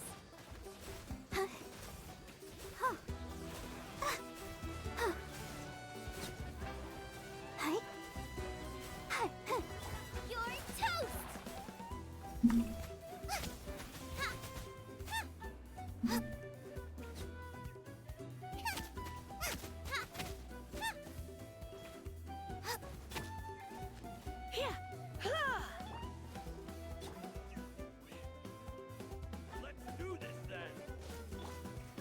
spark. Let's dance. Huh. Hi. Huh. Yeah. Duh.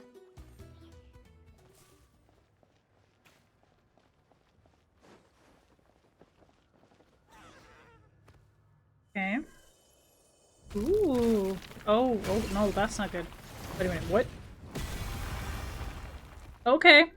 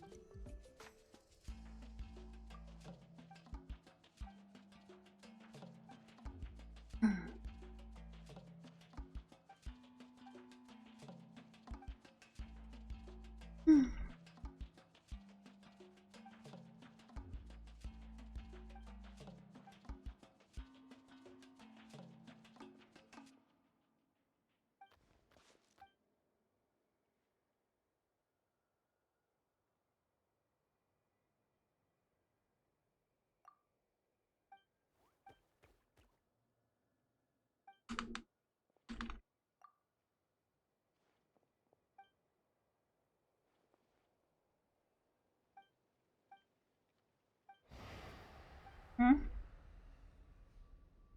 Calamity, pain, save.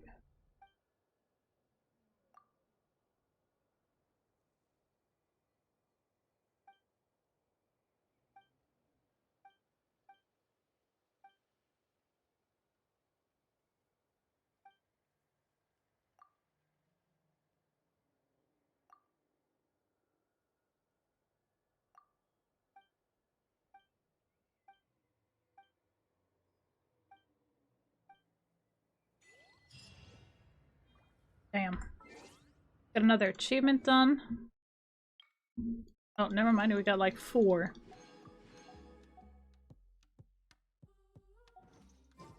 Damn.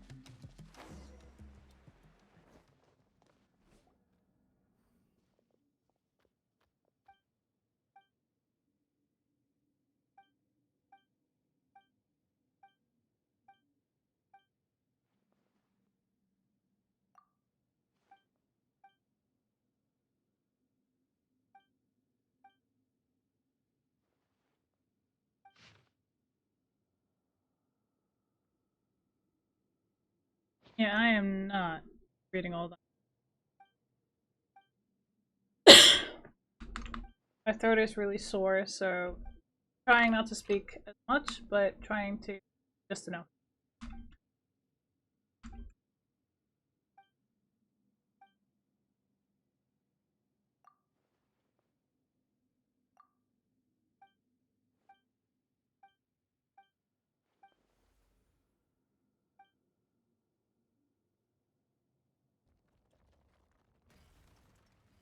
Oh joy. Oh dear gods, what is this?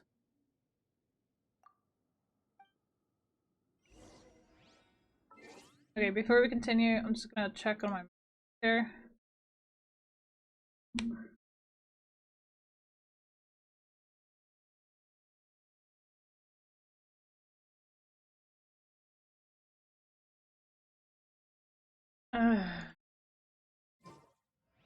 Ooh, viewpoint. Sweet. Ooh, waypoint. Heck yeah. Really? That's still not all of them? How many places do I gotta go? Not that I'm complaining, but damn.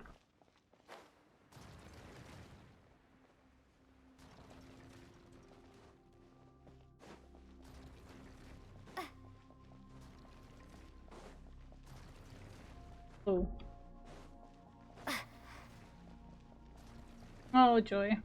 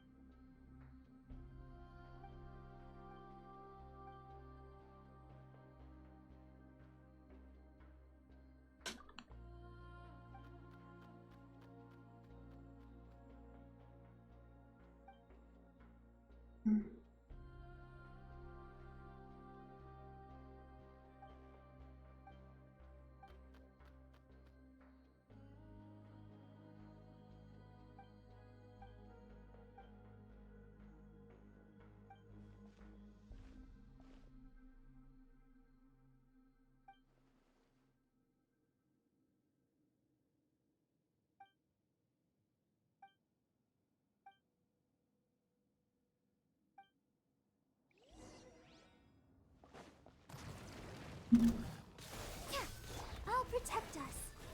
Huh. Huh. Hi. Huh. Huh. Huh. Hi. Huh. Hit. You get. Huh. Huh. Propagate.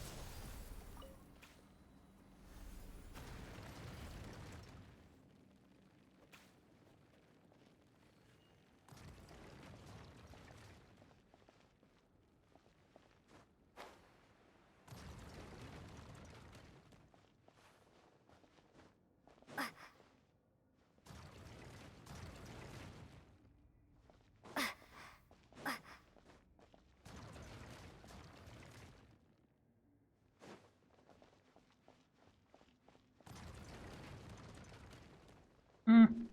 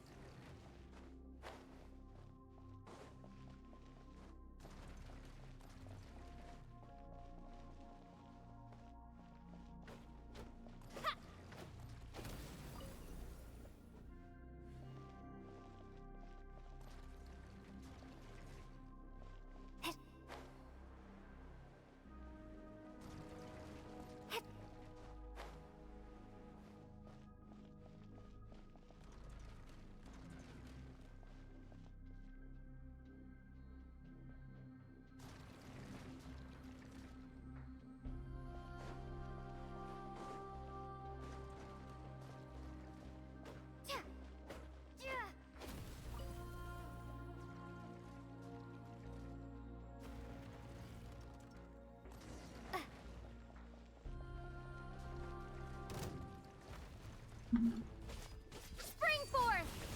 Let's dance! Huh. Huh. Huh. Huh. Hi. Hi. Huh. Nice and spicy! He. He. Huh? You. Here. Whoa. Scatter! Come a little. Let the show begin. Hi. Booba, get them! Ha! Ha! Ha! He. Huh? Ha! Get. Huh. Propagate! Huh. He. Nice and spicy! Get. Huh. Whoa. He.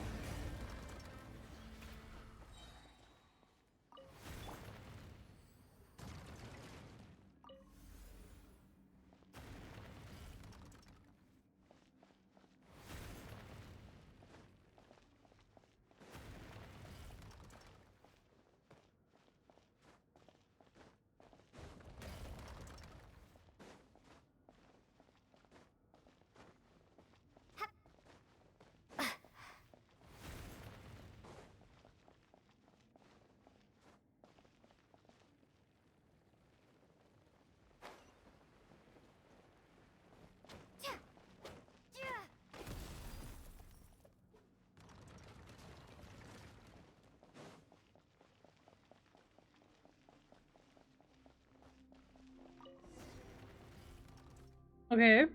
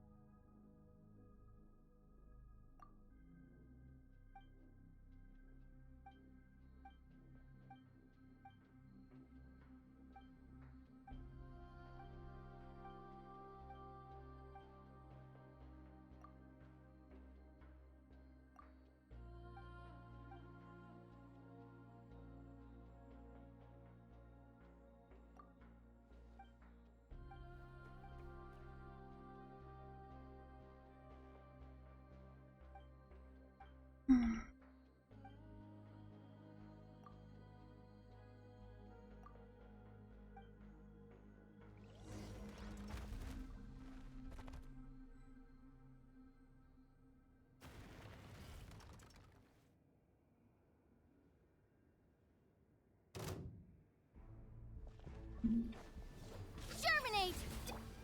Eat this! Let's see. We're definitely going to put on buff food.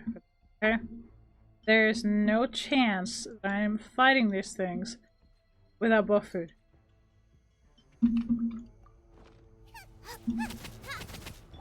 Surrender and I'll be.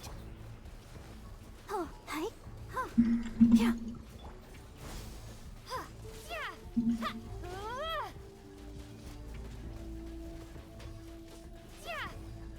Out of the frying pan, it's.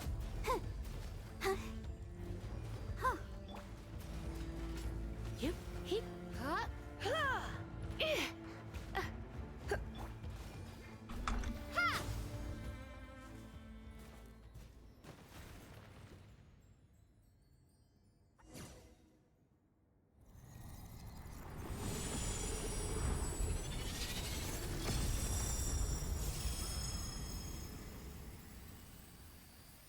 We did it! Oh, that was beautiful.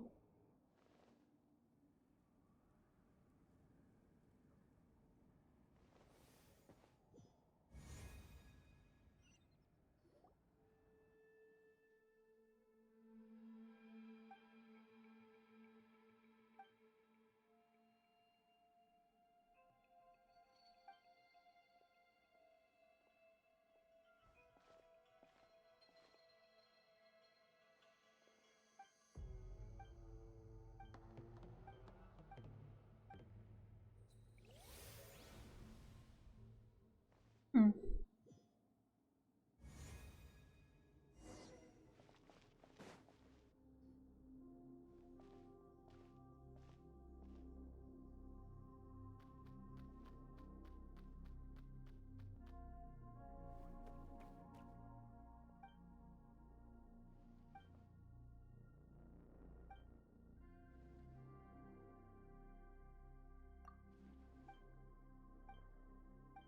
Start glowing.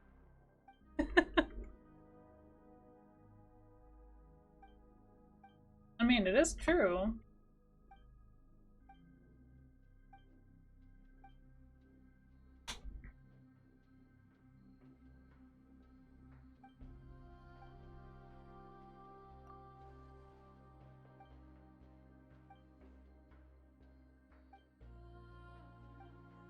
Whew.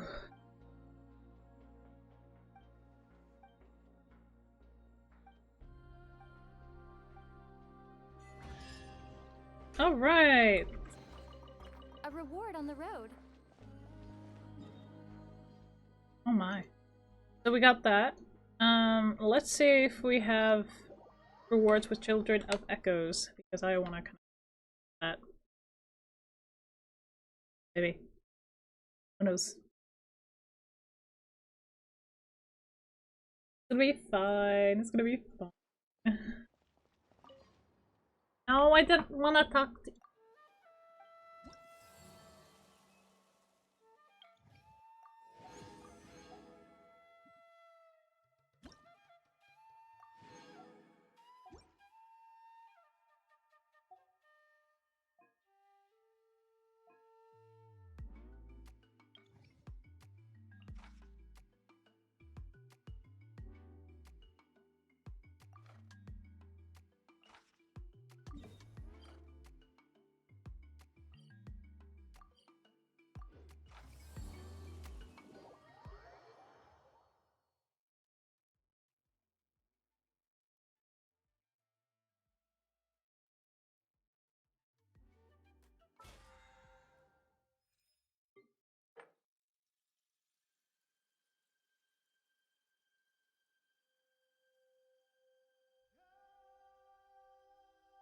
Wait, there isn't bounties and requests anymore on the battle pass?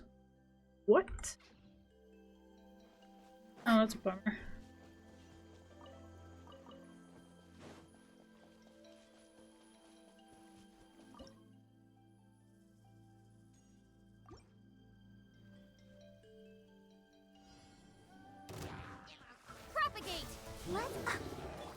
Nice and spicy.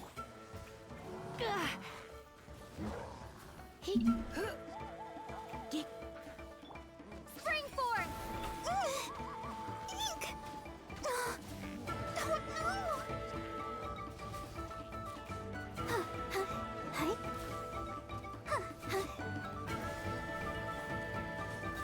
Out of the frying pan, into the fire. Let the show begin. You're toast. Okay.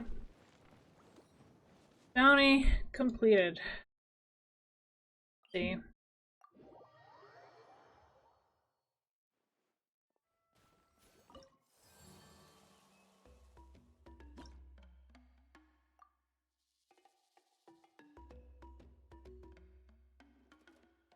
Oh, there are gonna be 3 more later. Okay, cool. That's actually not bad.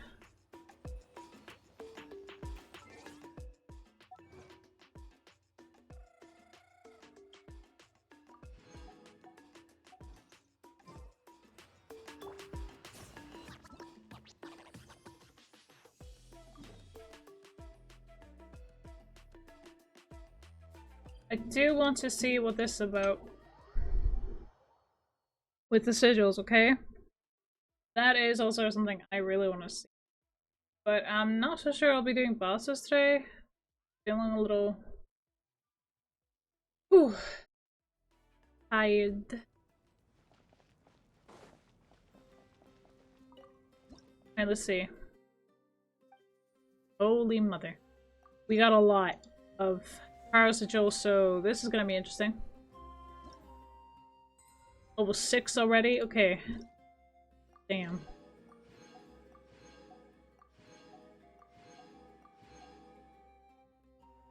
Oh my goodness. Okay. Alright, alright. Got a lot of stuff.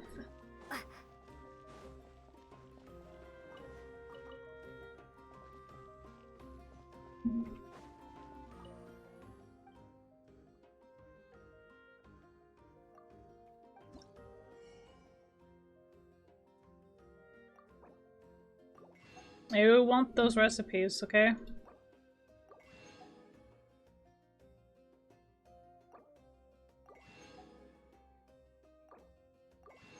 There.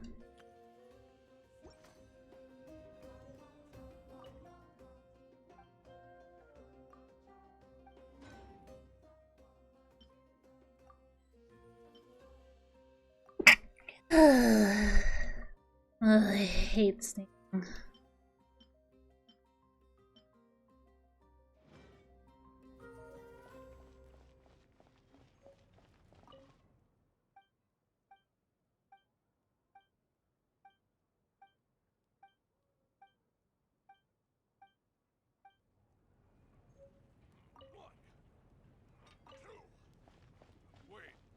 How many beats is this again?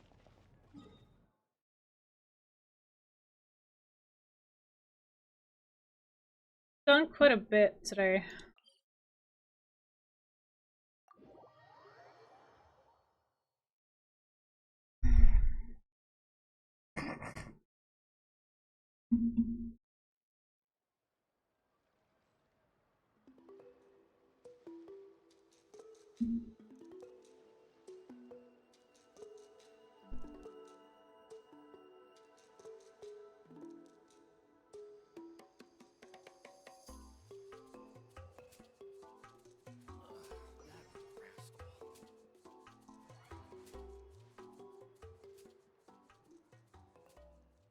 Oh, there was blood in that.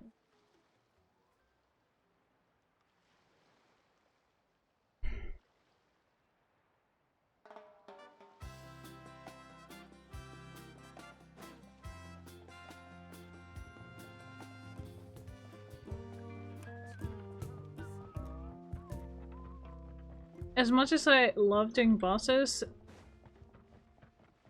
sometimes I just don't want to do them. Especially if I'm feeling really sick, bad. feeling it. But now?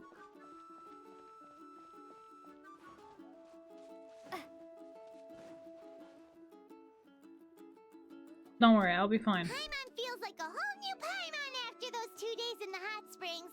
The Abyss kind of threw a wrench in our relaxation, though. Still, spending time here really has felt like a vacation. The Kaholosaurs are so nice and so fun to play with. Their bellies are super bouncy. Oh, and Atea's snacks were so delicious. She gave Paimon some for the road just this morning, actually. Yelling at some kids who got caught throwing stones in the hot springs, so not much has changed since we first met her. Hey, you guys. Sleep well last night? Yep, this area is so nice. Glad you like it. I was thinking of taking you guys out to do some sea fishing. Later tonight, we can eat whatever we catch. Fresh fish is absolutely delicious right off the grill. Hey, Moalani! Yeah? What do you need? The team sent out to fight in the Night Warden Wars has returned. And Kachina? Is she back as well? Kachina fell in battle. But don't worry, the team was victorious, so the Rite of Resurrection will be held in the stadium soon.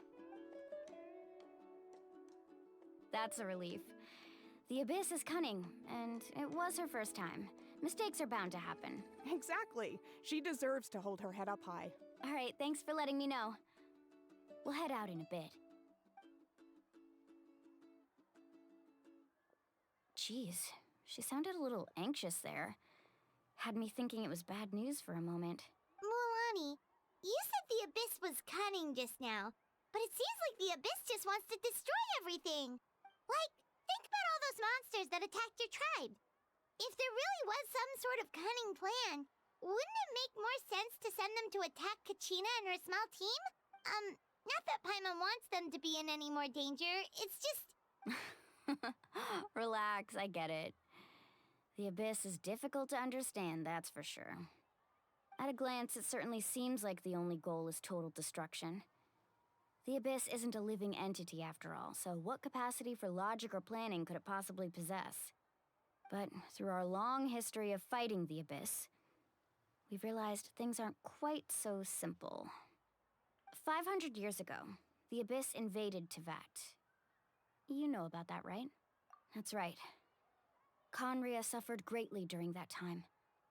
But so did every other nation in Teyvat. And Natlan was the worst affected of all. It took the combined efforts of the then Pyro Archon and heroes from every tribe to finally repel the Abyss. Even so, the effects of the invasion lingered for hundreds of years, only able to be reversed little by little. Our tribe's waters were contaminated. The Children of Echo's territory was overrun by dangerous sludge surging from underground. Unrelenting black winds tore across the lands of the Flower Feather clan. It was like each disaster was designed for a specific tribe. Exactly. We once thought that the Abyss's desire for destruction was a sort of primal instinct, but its methods are, in truth, marked by intelligence. We now believe the Abyss has invaded the Night Kingdom, and has the capacity to read the memories of this land at any given moment. And that's how it became so dangerous and cunning. Almost like it knows you inside and out. Yes, and that's why we've been unable to fully eradicate it, even after all this time.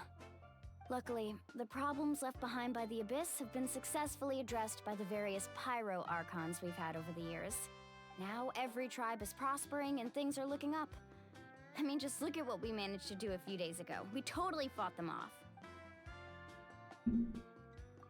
In other nations, I've seen how much effort it takes to truly eradicate this.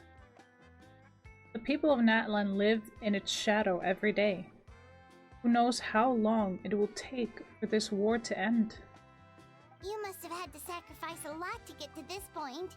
Every battle, every sacrifice is in pursuit of a future where we get to stop fighting. Responsibility, duty, unavoidable burden. Everyone in Natlan views the war differently, but I believe we will be rid of the Abyss one day. And the efforts of all who fought against them will become a story for the ages. To think that my name could survive in ballads passed down to future generations, it's kind of romantic. Everyone has something that drives them forward, you know?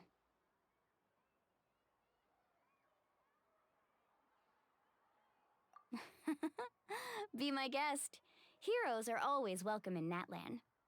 Anyway, let's head to the stadium. Our fishing trip can wait until Kachina's back with us. The sea's not going anywhere. I kind of want to disagree on that because, like, what's the worst that could happen with the stories? The thing is that stories is actually information in Tevat all over.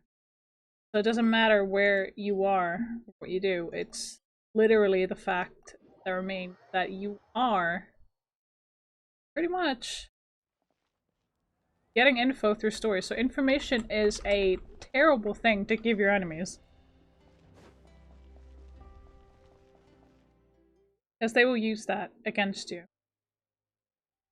They will try and find a way to destroy something that is like a beacon of hope, for example. All those different things.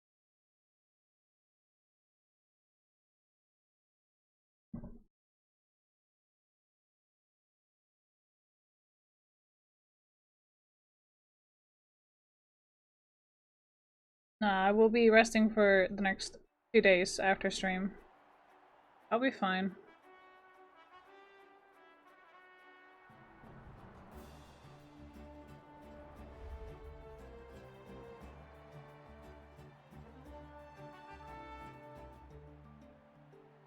Whoa, this place is packed already!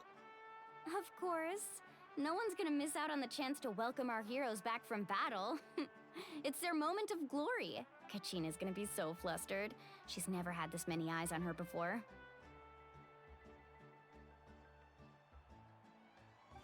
Yeah, she doesn't seem like the kind of person who likes being the center of attention. Looks like I'm just in time. Kanich, you're here! Yeah, a commission ran longer than expected, but I made it. I heard about the incident with your tribe, Mualani. Is everyone alright? Yeah, it's all taken care of. Our new friend here's got some tricks up her sleeve, by the way. She's just as strong as Kachina made her out to be. Hey, look! Is it about to start? That's right. Someone will come out and recite a eulogy, and then we'll sing the Ode of Resurrection together. Come on, let's find a spot with a good view. When the singing starts, just follow my lead and you'll be fine. Let's go somewhere higher up so Kachina can spot us.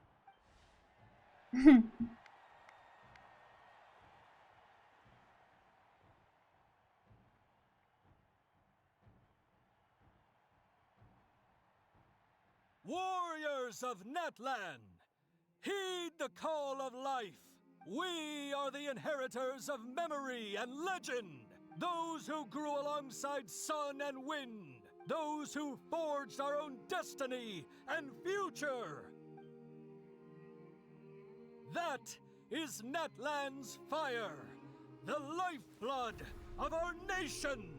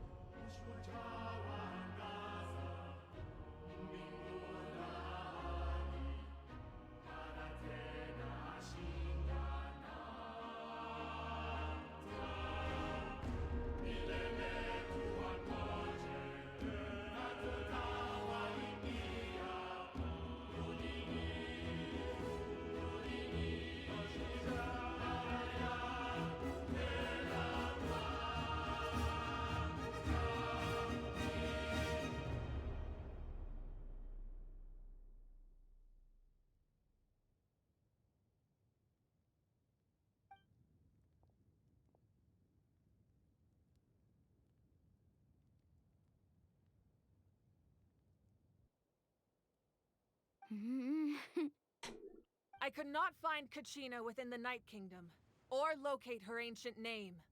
What? No. What does that even mean? Oh no. Usually once the ode is complete, the Pyro Archon and resurrected person will emerge from the flames. But something went wrong. What's going on? This has never happened before. Well, I think it's pretty obvious. Clearly, the team sent to fight the Abyss didn't win after all. Think about it. The Ode rekindles all victors. We've witnessed it countless times. Since the Archon couldn't find Kachina in the Night Kingdom, that must mean there's more to this victory than meets the eye. Hey! You just haven't gotten over the fact that Kachina beat you in the pilgrimage! Pathetic. The both of you. Your wild guesses are misplaced. We completed our mission. Maybe you did, but who's to say whether that little girl even contributed at all?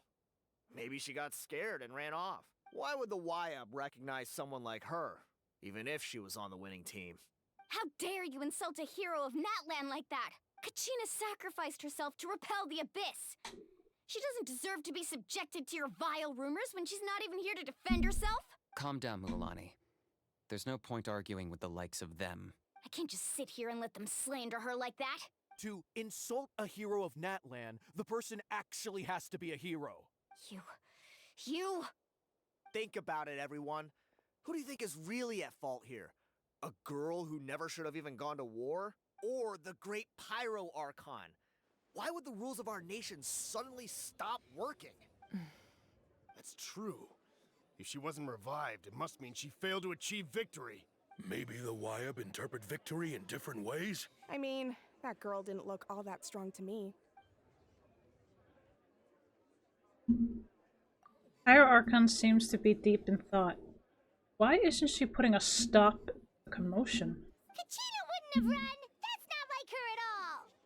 No, she's been waiting for this moment for too long. No matter how daunting the situation, no matter how scared she might feel, she's always the first person to stand up and face it head on. We don't even know what happened. So don't you dare try to use this as an excuse to vent your anger or slander her reputation. Fine. We'll find out what happens soon enough. Then, we'll see who truly deserves glory. That's enough. There is no doubt about today's victory, or Kachina's part in it. She is a hero worthy of our admiration and celebration. However, the failure of today's ceremony is undeniable. Kachina has not been rekindled, and I offer you all my deepest apologies as I continue to investigate this matter. To prevent further casualties, I have decided to suspend the pilgrimage until this matter is resolved. What? No one is all-knowing. No one is infallible, not even myself. But doubt is a means by which we seek the truth, not a weapon we wield against others. I didn't mean it that way, Archon. I just... If there are things you wish to clarify, then ask me directly. Doubt my answer if you wish. But now's your chance. You have concerns? State them. No, of course not. Even though I have said nothing to change your mind, then it would seem the truth never mattered to you at all. That guy doesn't even have the courage to answer the Pyro Archon's question. So much for all that glory talk earlier. I have a question, Archon. My friend Kachina. Do you have any idea where she is? It's extremely important to me. I know you said you were investigating the situation, but I'm sorry, that's not enough. I've already shared everything I know. If you want to learn the truth and rescue your friend sooner, you should join the investigation. So, what do you say? Of course I'll join. In that case, come see me in the speaker's chamber. We should join them. Oh, and if it's not too much trouble, could you drop by as well, Traveler? I'd like to have a chat. Rest assured, everyone, I'll keep the tribal chiefs informed on the progress of the investigation. Once again, I apologize for the outcome of this ceremony. If there are no further questions, let's part for now. Did she just ask us to come along? Yep. I believe she did. Let's go. I'd like to know what's going on myself.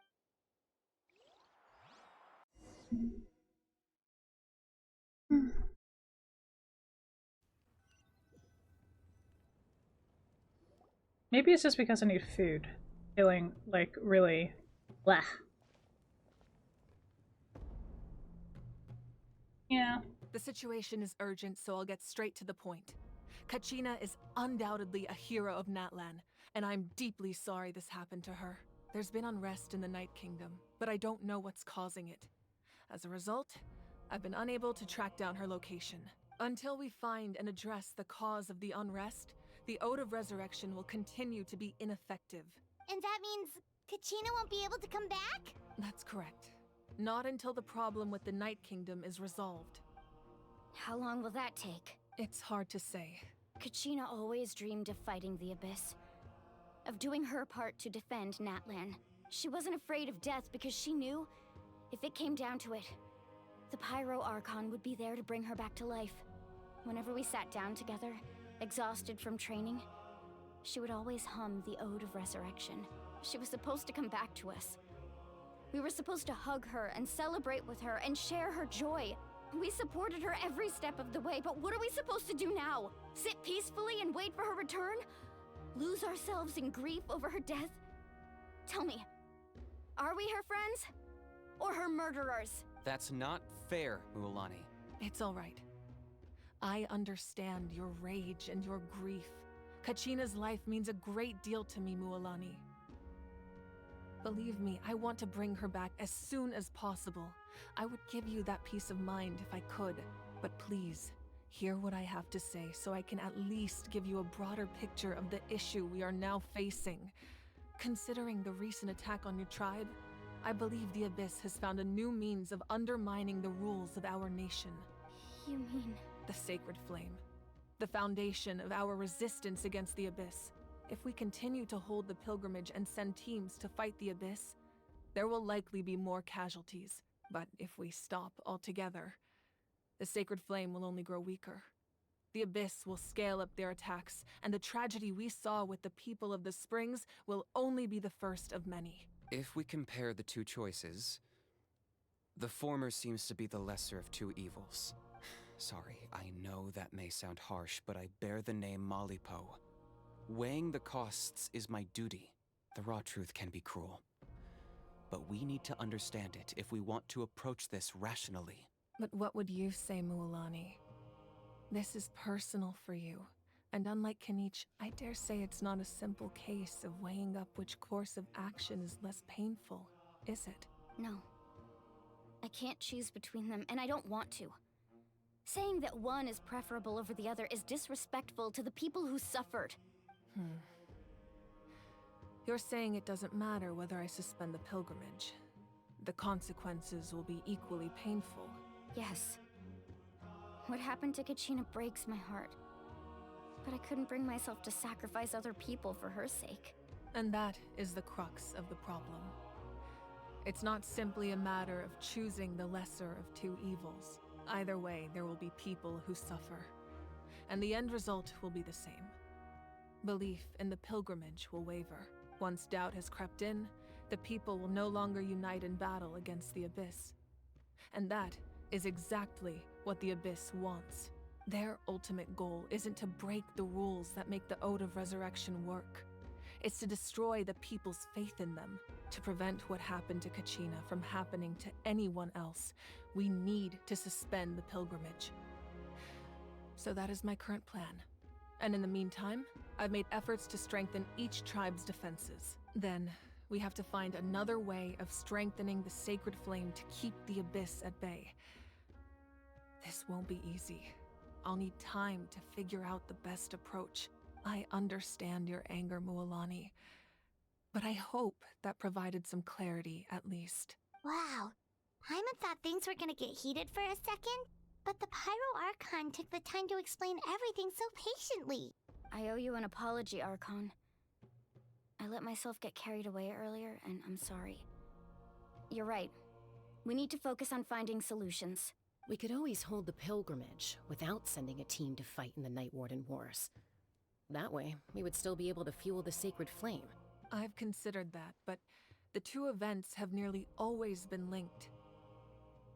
Without the chance to fight the Abyss, pilgrimage rankings lose their prestige, and competitor numbers will drop. With fewer participants, the amount of contending fire produced will decrease, and the vicious cycle will continue indefinitely. So, essentially, The Abyss is taking Kachina hostage. You've learned about the concept of ley lines during your travels, yes?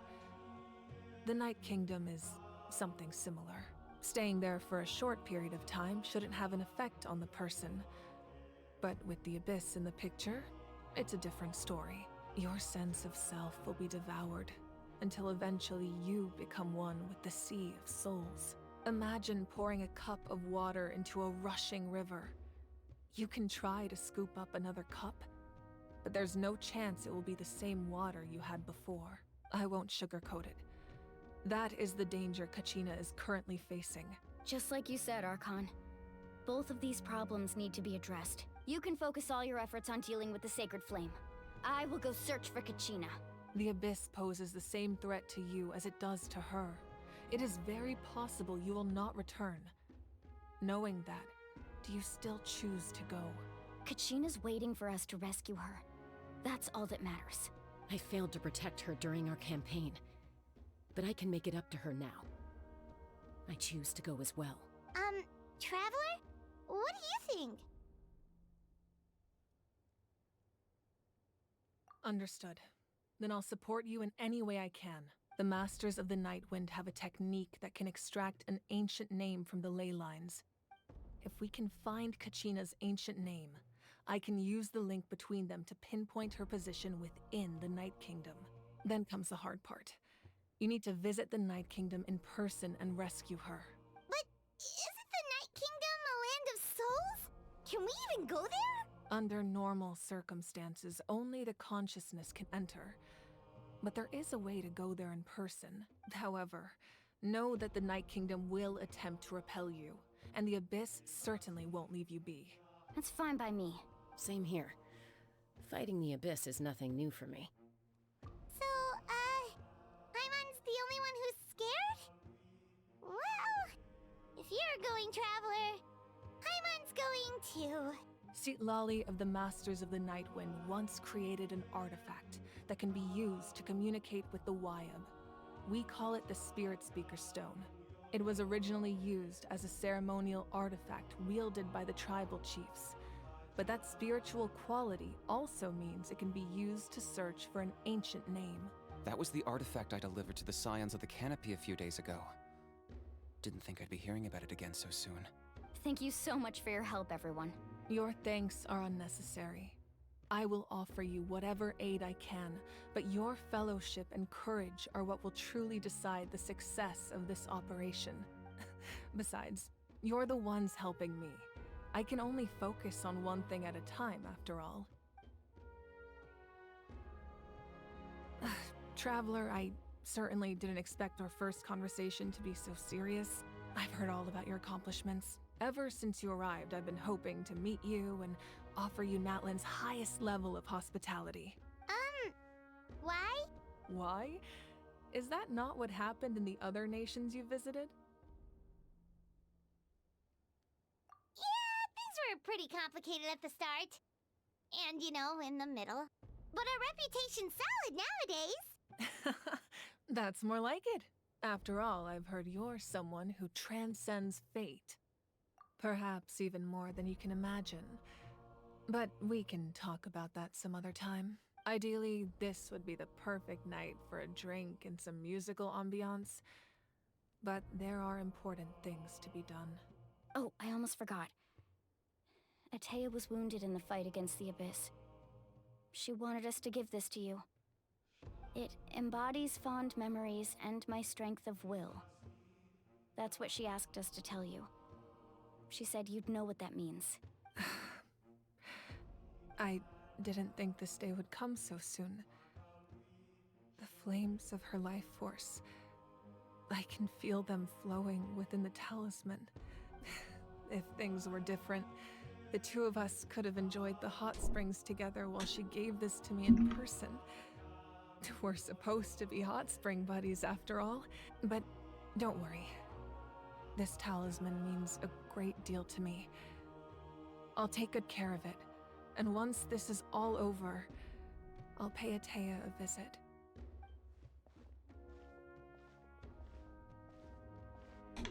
You said you didn't want to jeopardize the production of contending fire. But that's not at all why you decided to suspend the pilgrimage, is it? You're right. Even now, the production of contending fire is far from sufficient. The gradual corrosion caused by the Abyss has resulted in a massive shortage of pyro energy, and we're currently at the breaking point, as things stand. The pilgrimage is a lost cause. Suspending it allows us to save our strength to defend the tribes. The Abyss has brought catastrophe to Natlan, and Kachina's disappearance in the Night Kingdom is a direct consequence of that. We can't let the general public know that. No. If the public learned that Natlan's destruction was close at hand, there would be immense panic. But if I said nothing at all, they would have continued to question the integrity of Natlan's heroes. Another simple choice. The latter was clearly the better solution. But you chose otherwise. I have never subscribed to the belief that the right choice is the one with the fewest sacrifices. Let's go. There's still a way for the sacred flame to last a little longer. You mean? Yes. Come with me.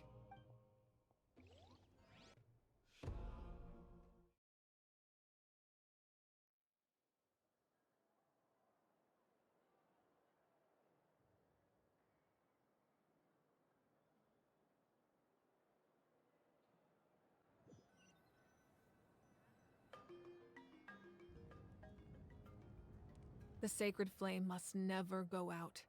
Not only does it strike fear in the Abyss, but it's also the pillar of Natlan's stability. So until our heroes are ready, I will sacrifice my power to keep it burning. But that can only last so long. I think we should focus on the remaining ancient name-bearers. Don't let desperation cloud your judgment. Those chosen by the Wyeb have already embarked on their destined path. It is for them to decide how that journey ends, not us.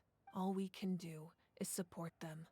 Even so, for you to make this sacrifice, it's not right. If not me, then who? No other is capable of sustaining the sacred flame. I possess great strength, but I'm not above my people. This is part of my duty.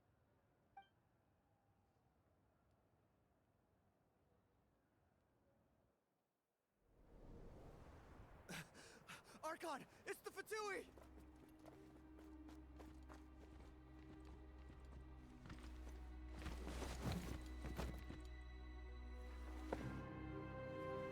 The Archon of Natlan. A force to be reckoned with. The secret of the ley lines is no secret to me. Long have they been destined for ruin.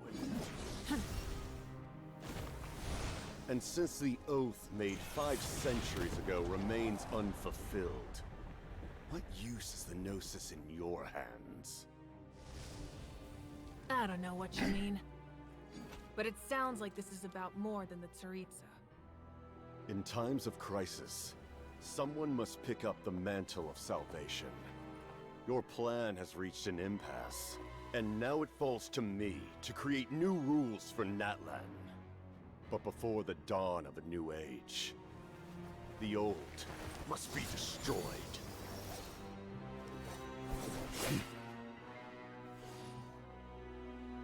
I assume that's the end of your speech? Good. People like us? Let our blades do the talking!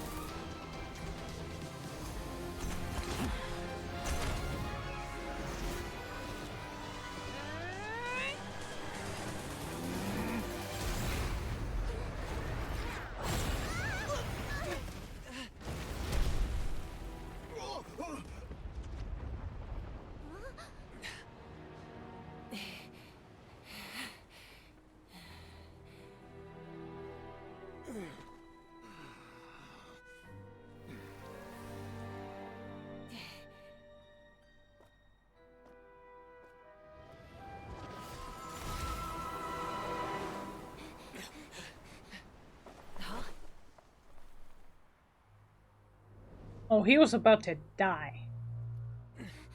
Masters of the Night Wind. Send word. The captain and his followers must be apprehended.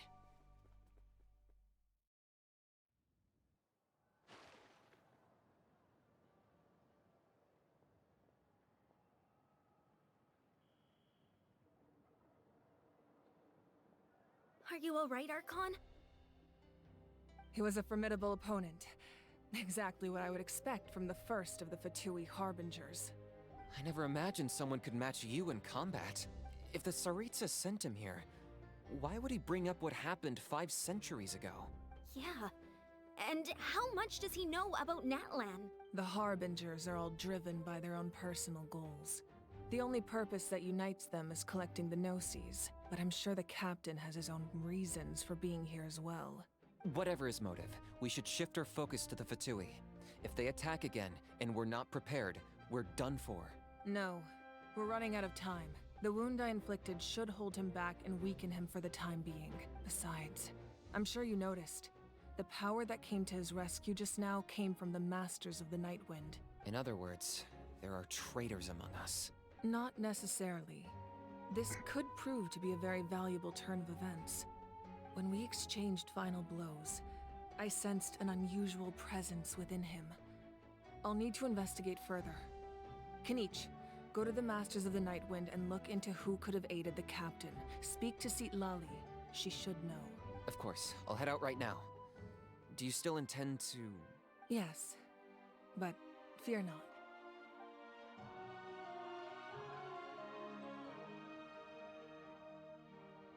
Natlan's strength has never rested solely in its Archon.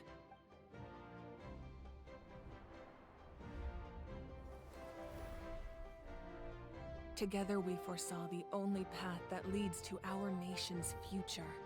We must trust in that vision now.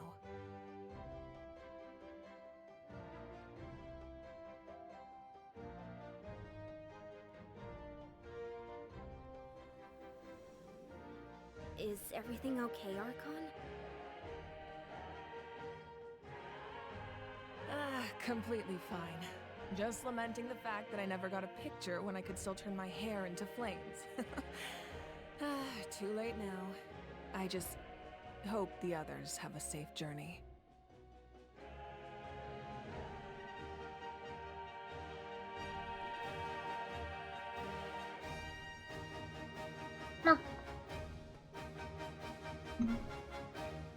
The story's getting quite good, right? I mean, we're finally getting to know more of the Harbingers and also what is happening.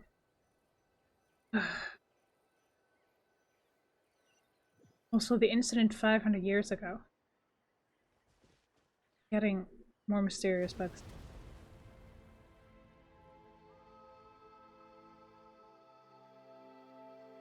What's happening at the stadium? Did something explode? It feels like the Archon unleashed her power. She must be fighting a formidable opponent. Should we go back and check what's going on? Have faith in the Archon. She wouldn't lose in a one-on-one confrontation. Once we find Kachina's ancient name, we'll head right back. Okay, let's just keep climbing. Paimon really hopes nothing goes wrong. Way to go jinxing us, Paimon.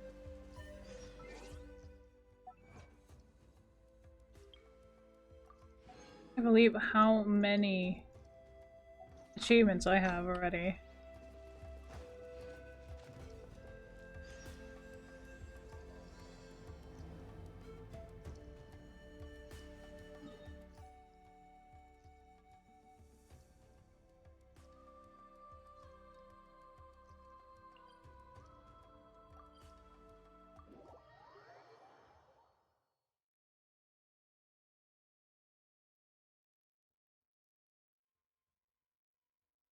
Yeah, I definitely should eat something. Probably why I'm feeling really Probably why I'm feeling all...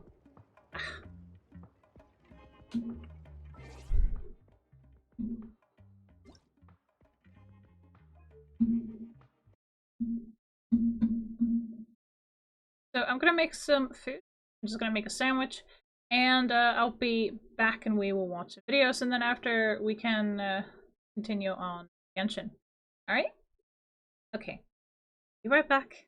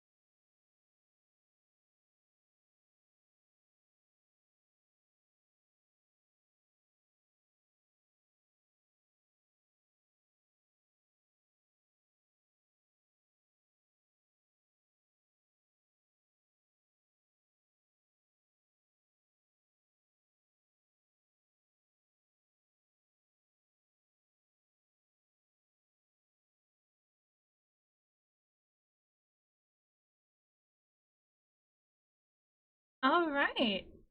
So, I got myself 2 sandwiches, and we're gonna go ahead and see what the latest video with Mr. Ballin is. Ooh. Has a grisly record of 33-0. Okay, that is interesting. That is interesting. Okay, alright, welcome back from Ad Hell. So let's go ahead and jump in. I'm gonna mute myself for this so I can eat, and we can also watch a wonderful video from Mr. Ballin. Alright, let's jump in. Today's story is about a rugged 86-year-old man who decides to head off into the wilderness to try to do something that nobody else before him had ever been able to do. In fact, some had even died trying. But before we get into that story, if you're a fan of the strange, dark, and mysterious delivered in story format, then you've come to the right place, because that's all we do, and we upload once a week. So, if that's of interest to you, please sneak into the like button's house and replace all of their baby carrots with regular-sized carrots. Also, please subscribe to our channel and turn on all notifications so you don't miss any of our weekly uploads. The serious hate for the like button. Yeah. Every time. There's only one video that he says, let's be nice to the like button. That shocked me. But, yeah, the hate for the like button. Love it though. Okay. Okay, let's get into today's story.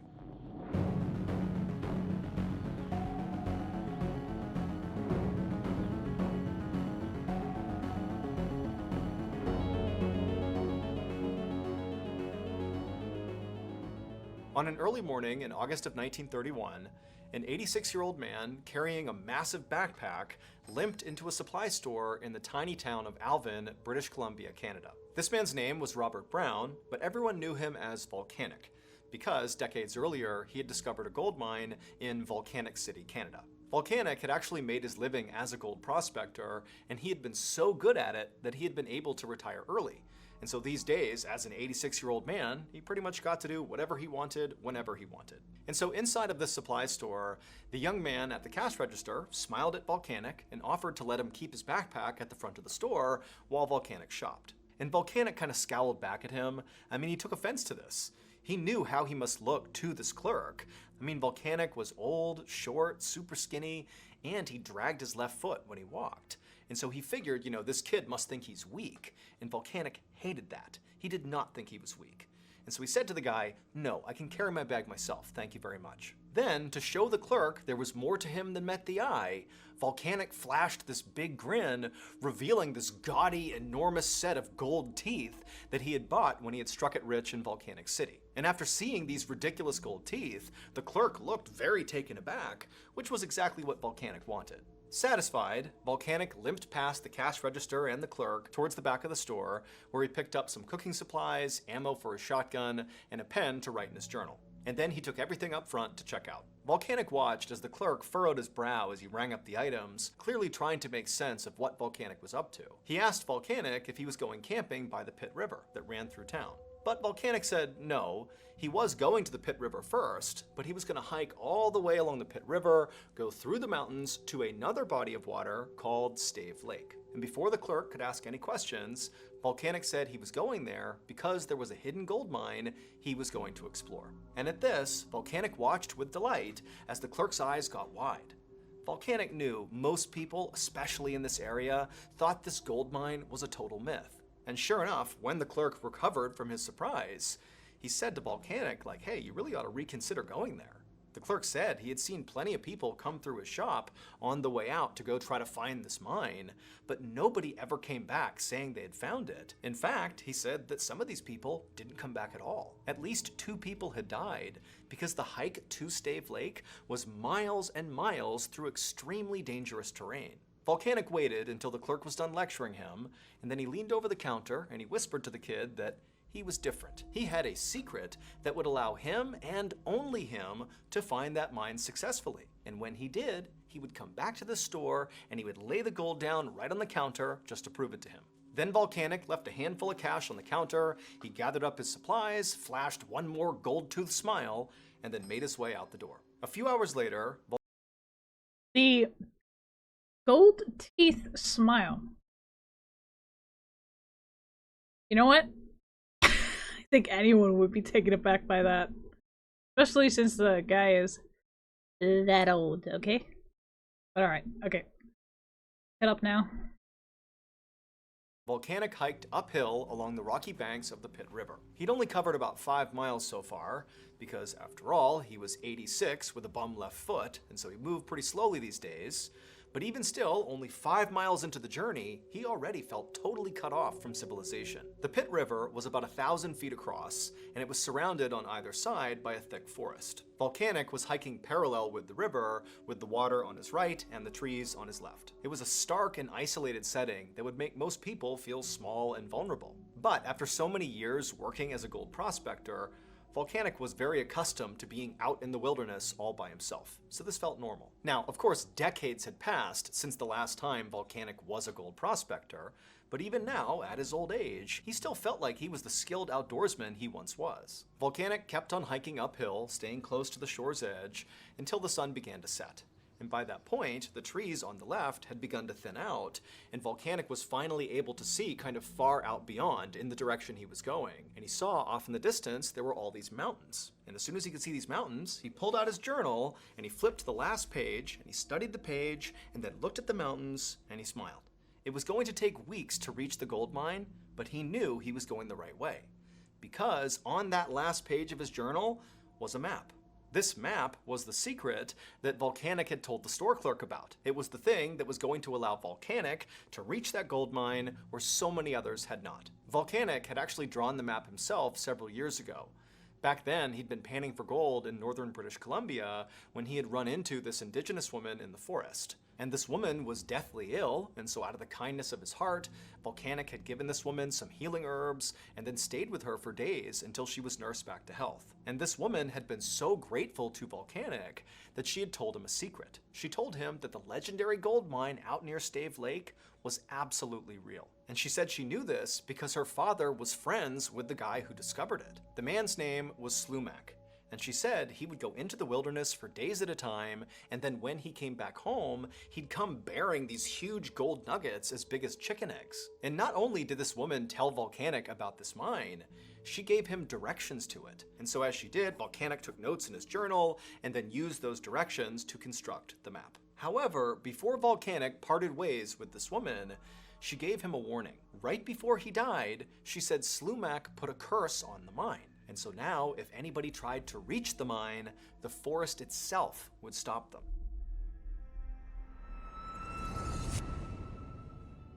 Before I became a professional, strange, dark, and mysterious storyteller, I served in the military. And during my time in the military, I had some pretty wild experiences.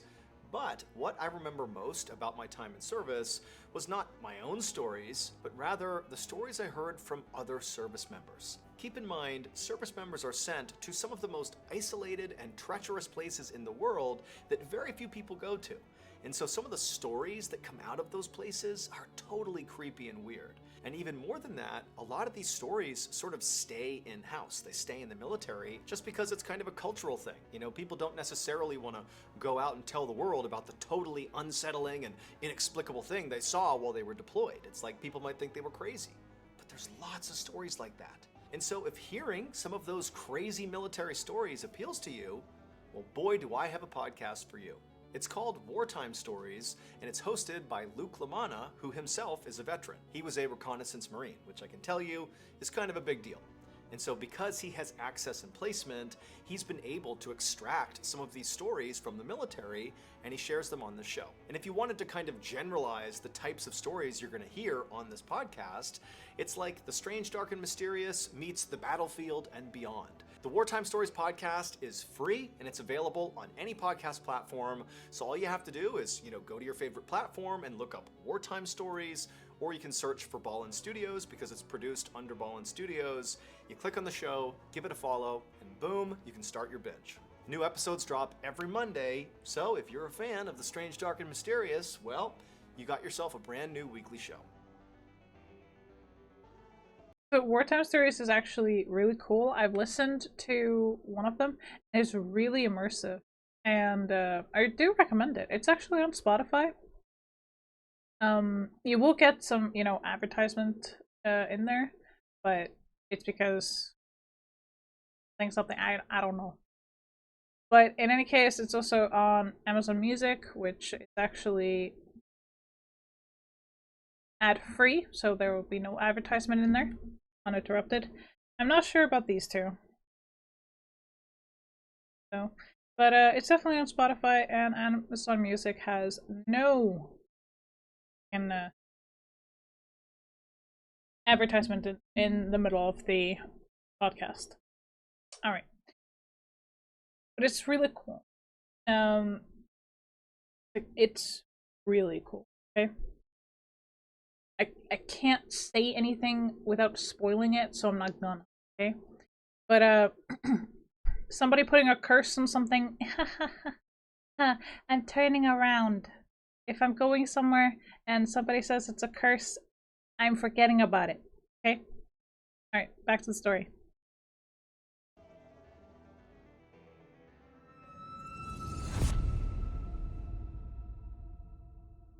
And so now, standing in a clearing beside the Pit River, Volcanic thought back to that warning. He wasn't afraid of what she said, but just to be safe, he figured he would spend as little time as possible in the forest, and any time he needed to pitch his tent along this journey to the mine, he would do so as far away from the tree line as he could. This was actually Volcanic's second attempt at trying to reach this gold mine. 5 years earlier, he had attempted this exact same hike. On that attempt, despite Volcanic reaching the shores of Stave Lake, which apparently was right near the entrance to this gold mine, he had to stop because he got a severe case of frostbite on his left foot. That frostbite had caused 3 of his toes to die and rot, and so Volcanic had to amputate all 3 of them with his pocket knife right there out in the wild. No anesthetic, nothing. And so this is why Volcanic had to turn around on that attempt, and it's why he now walked with a limp. And Volcanic had to admit that the fact that he had been forced to literally cut off his own toes did make it seem like he had become a victim of Slumac's curse. But he also knew that it didn't take a curse to make the Canadian wilderness dangerous. He just should have worn thicker socks. Just then, Volcanic heard a twig snap somewhere outside of his campsite in the darkness. And so instinctively he shot up, he grabbed a shotgun, and he turned towards the sound, half expecting a bear to come charging out of the woods. But after standing there for several minutes, nothing came out of the forest, and eventually all Volcanic could hear was the gentle sound of his fire and the river. The forest was totally still. As his heartbeat slowed down, Volcanic told himself that, the sound he heard must have just been a rabbit running through the forest, nothing to worry about. And so he lowered his gun and steadied his breathing, and he looked at his fire and he gave half a thought to just leaving his campfire burning, just in case he heard something else, he'd have some light to go out and see what it was. But he thought he was being kind of paranoid, and so he grabbed some water and put out the fire, engulfing him in darkness, and then he climbed into his tent and fell asleep. The next morning, Volcanic got up at sunrise, packed up his tent and his camping gear, and then hiked all day long. And he did this day in and day out, dragging his left foot behind him for over a month. Volcanic knew he was moving much slower than a younger, healthier man would. Some days, he could barely travel a mile before feeling so exhausted that he would have to stop. But despite becoming skinnier and more ragged by the day, Volcanic kept on hiking. And eventually, after going all the way down the Pit River and crossing through the mountains, he finally arrived at the shore of Stave Lake, the same place he'd been when he'd had to amputate his own toes. But this time, he was able to keep on going. Volcanic hiked all the way to the opposite side of Stave Lake, and he came to a stop to take in the view. Surrounding the lake were all these huge rolling mountains, and in one spot, Volcanic noticed the mountains dipped down and formed a natural bowl in the earth that was filled with this gorgeous bluish-white ice. Now, even though Volcanic had never been to this place before, he knew instinctively that that had to be Stave Glacier. And this glacier meant everything to Volcanic because it was the last major landmark on his map on the way to this mine. According to his map, the entrance to the gold mine was located on the side of a mountain not far from the glacier. Now, Volcanic wanted to keep pushing forward and try to get to this entrance as soon as possible. I mean, he was excited. But the sun was starting to go down, and he knew if he kept on going at night, the risk of injury was quite high. He could slip and fall. And remember, it had taken Volcanic over a month to hike into this location. He is way away from civilization, and so if he gets hurt, nobody's coming to help him. And so he decided he would stop and make camp that night. He pitched his tent well away from the tree line, he ate some beef jerky and biscuits, and then he crawled into his sleeping bag to try to go to sleep. But he couldn't. He was too excited about this mine. He was so close. And so he laid there restlessly for hours, listening to the sound of the wind pick up outside. Now, normally the sound of the wind would help Volcanic fall asleep, but tonight it was not helping. It was actually making him feel really uneasy. The wind was loud and fast, howling across the lake, and that's when Volcanic noticed that despite all the noise outside, when he looked at the fabric of his tent, it wasn't moving with the wind. It was totally stationary. And so Volcanic sat up and he opened up the flap of his tent and looked outside. And the second he did, it got even louder, the howling wind, but he couldn't feel any wind blowing. And so he struck a match and he held it out in front of his tent, and the flame didn't even flicker, again, despite all this crazy howling sounds. And that's when he realized there was no wind. And so feeling totally unsettled, Volcanic closed the flap of his tent, got back in his sleeping bag, clutching his gun, listening to this horrifying sound outside that he couldn't make any sense of. And then by the morning, when the sun came up, the sound just went away. By this point, Volcanic was so anxious just to leave and go to this mine that he didn't eat any breakfast. He just grabbed his journal, tore the map out of the last page, tucked it in his back pocket, and he started hiking. He still felt very uneasy about the phantom wind he had heard all night long, but now his sole focus was on this mine. He knew that if he could find it, he would not only have infinite riches, but he would also go down in history as like the greatest gold prospector ever. And on top of that, on the way back out again, he could stop at that supply store and drop some gold on the counter and rub it in that clerk's face, just like he said he would. Volcanic made his way first towards the glacier and then up the side of a mountain. He dodged tree limbs and climbed over boulders, all the while dragging his left foot on the ground. And then finally, up ahead, he saw this dark hole on the side of a mountain, and it looked like the entrance to a cave. Now, Volcanic could not see very far into that cave, but he was certain the gold mine had to be inside of there. And so with a rush of excitement, he made his way up to the dark entryway, and he stepped inside. 2 months later, on November 2nd, 1931, that store clerk back in Alvin looked out the front window of his store and watched the snow begin to fall. A blizzard was coming in, and all this clerk could think about was that strange old man with the gold teeth who had wandered off into the wilderness 3 months earlier. Now, the old man had told the clerk that he would stop by the store on his way out to prove he had found the gold. However, the man had not returned. And so the clerk wasn't sure if that was because, he was too embarrassed because he hadn't found the mine, or if maybe he had gotten stuck out in the wilderness. But either way, the clerk just had a bad feeling that, something bad could have happened to that guy. And so just to play it safe, the clerk grabbed his jacket, he left the store, and he went to go find the local game warden to tell him what was going on. 3 weeks later, that same game warden trudged through knee-high snow at the edge of Stave Lake. Even though he and his search party were much younger and healthier than Volcanic, it had still taken them weeks to arrive here, mostly because of the blizzard. But in all the time it took hiking to this location, they had not found a single trace of Volcanic. The warden was beginning to wonder if this was pointless, if they should just turn around and head back. And that's when he looked up and he noticed the glacier on the far end of the lake. And in the snow near that glacier was this little pop of color. The warden pointed it out to his men, and they all began running towards it. And as they got closer, they realized what this thing was a tent that had collapsed under the snow. And then once they actually reached the tent, they shoveled off all the snow and sort of popped it back up, and they looked inside. But Volcanic was not in there. Instead, they found an empty sleeping bag, they found some cooking supplies, a shotgun, some ammo, and a journal that's last page was missing. But there was also one more thing that was inside of this tent. On the floor, right near the opening flap of this tent, was a glass jar. The warden picked it up, and he looked inside, and he gasped. Volcanic Brown was never seen again, and no explanation for what happened to him was ever uncovered. His body was never found, and there were no signs of struggle anywhere in or near his campsite. But the contents of that glass jar that was found inside of the tent proved that either Slumac's gold mine or Slumac's curse was real. There are two slightly different versions of what people believe was found inside of that jar. The first is that the jar was filled with huge nuggets of raw gold. If this is true, it means the gold mine did exist, and Volcanic must have found it before he disappeared. But the second version of what people say was found in that jar has a much darker meaning. In that version, when the warden held up that jar, he did see gold inside, but it was not gold from the mine. Instead, it was Volcanic's solid gold teeth. Almost 100 years have passed since Volcanic went missing, and still to this day, no one has ever successfully found the mine and lived to tell the tale. But to this day, people still keep looking for it, and so far, at least 33 people have either died or disappeared in search of it. And now, a clip from the newest episode of Wartime Stories. Enjoy. Terrified for his own life, young Jose Correa fled from the area. Remembering what Diego Moreno had said about his terrible dream, for some 25 years, Jose resisted the urge to return to find the buried treasure himself. The passage of time, however, eventually dissipated Correa's fear.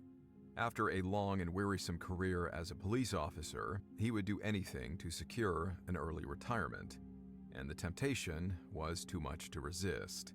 After learning from Major Bell that only one parcel had been uncovered by the Basque shepherd, who had then returned home to Spain unharmed, Correa reasoned that he could safely return to the location and find the remaining 5. The Fresno tree had long since been cut down, but Correa suggested that he and his friend Major Bell go out and acquire a lease for the land where the tree once stood. Under the pretense of farming, they could then plow the area and turn up the remaining parcels without arousing any curiosity. At first, Bell said he wholeheartedly agreed to the idea. However, their plans would quickly go awry. So that's going to do it. If you want more strange, dark, and mysterious content, remember we have a whole slew of podcasts under the Ballin Studios umbrella. They are the Mr. Ballin podcast, Mr. Ballin's Medical Mysteries, Run Fool, Bedtime Stories, and Wartime Stories. All of them are free. There are loads of episodes, and they are all of the strange, dark, and mysterious variety. All you have to do is go to any podcast platform, look up Ballin Studios, and boom, there are all of our podcasts for you to go binge. Thank you very much. Until next time, see ya. Okay. So that valley has... This secret mountain forest has a grisly record of 33-0. Yeah. I believe that. But I still want to know what was in that jar.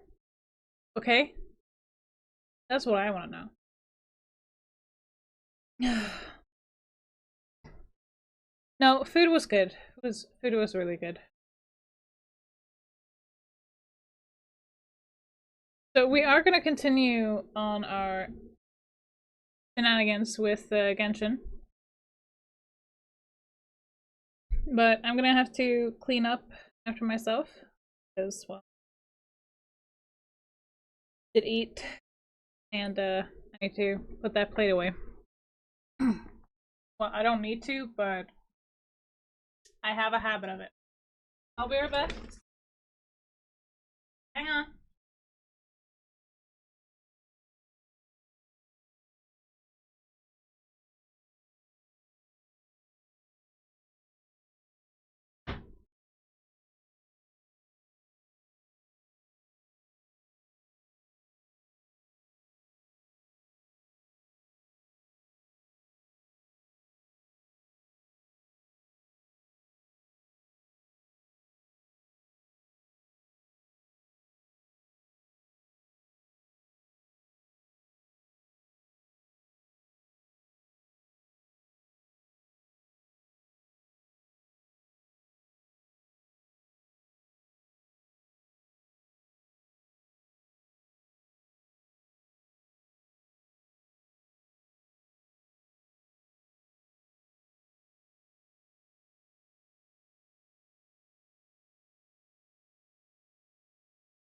My water bottle is a little light, so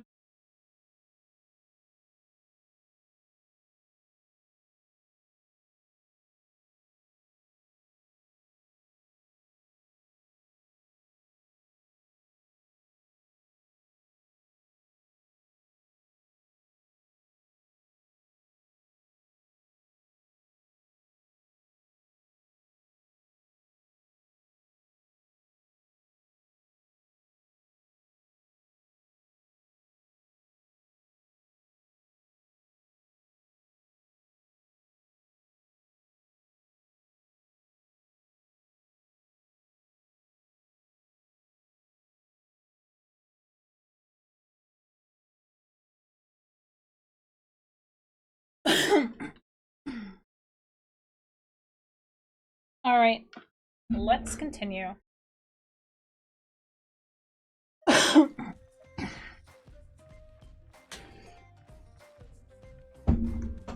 Okay.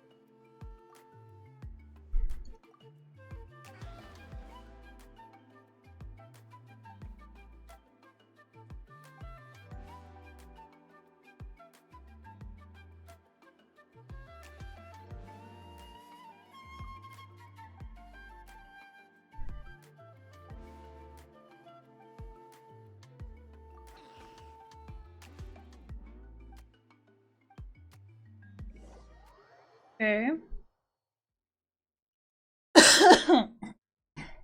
Not bad.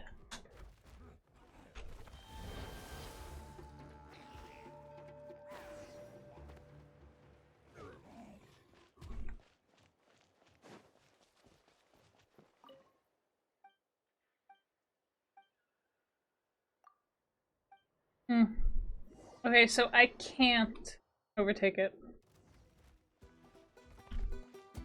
Germinate!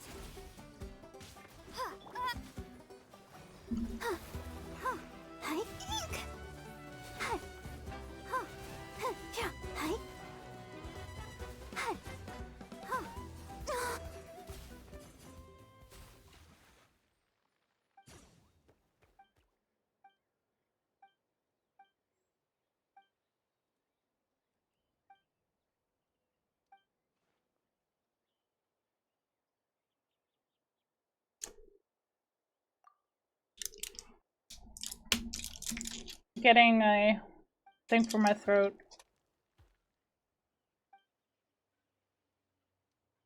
Ugh.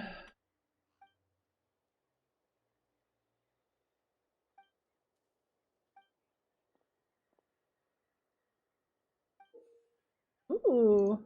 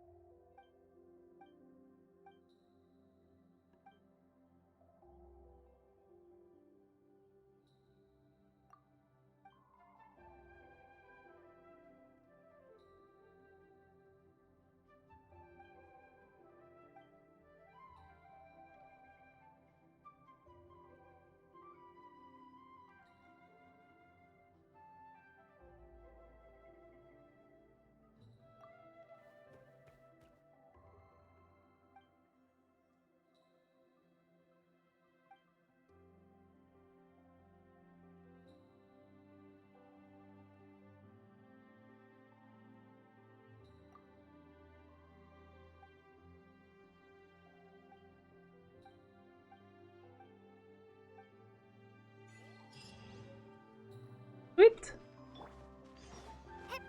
But I am getting that Pyroculus.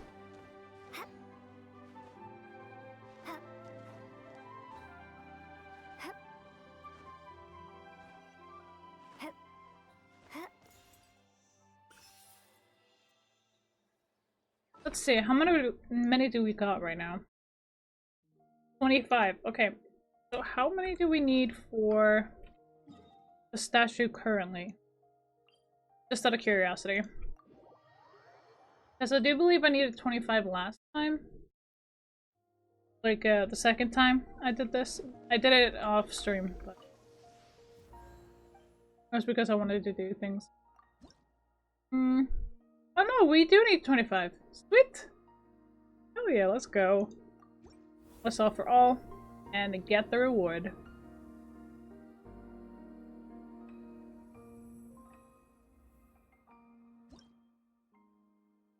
Heck yeah.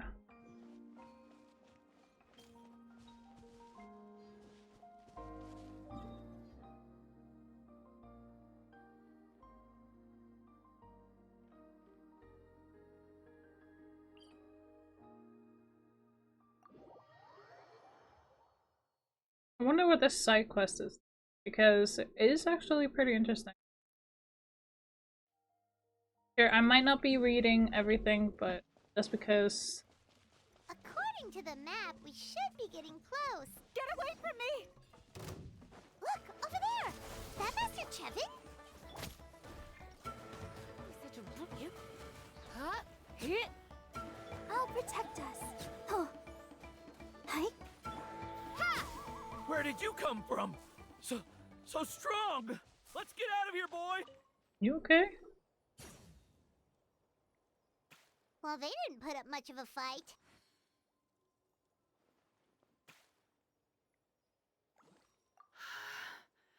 Thank you so much. I thought I wasn't gonna make it down this mountain alive. Saved by the Traveler. Guess my luck's not too bad today. Sorry. Let me introduce myself. I'm Chevin, a gem artisan. I'm not usually this lucky, but maybe things are looking up. She did, huh? I didn't mean to make her worry. I wasn't planning to be gone longer than 2 days, tops. But then, I discovered a new seam of volcanic crystal near the Umbral Needle.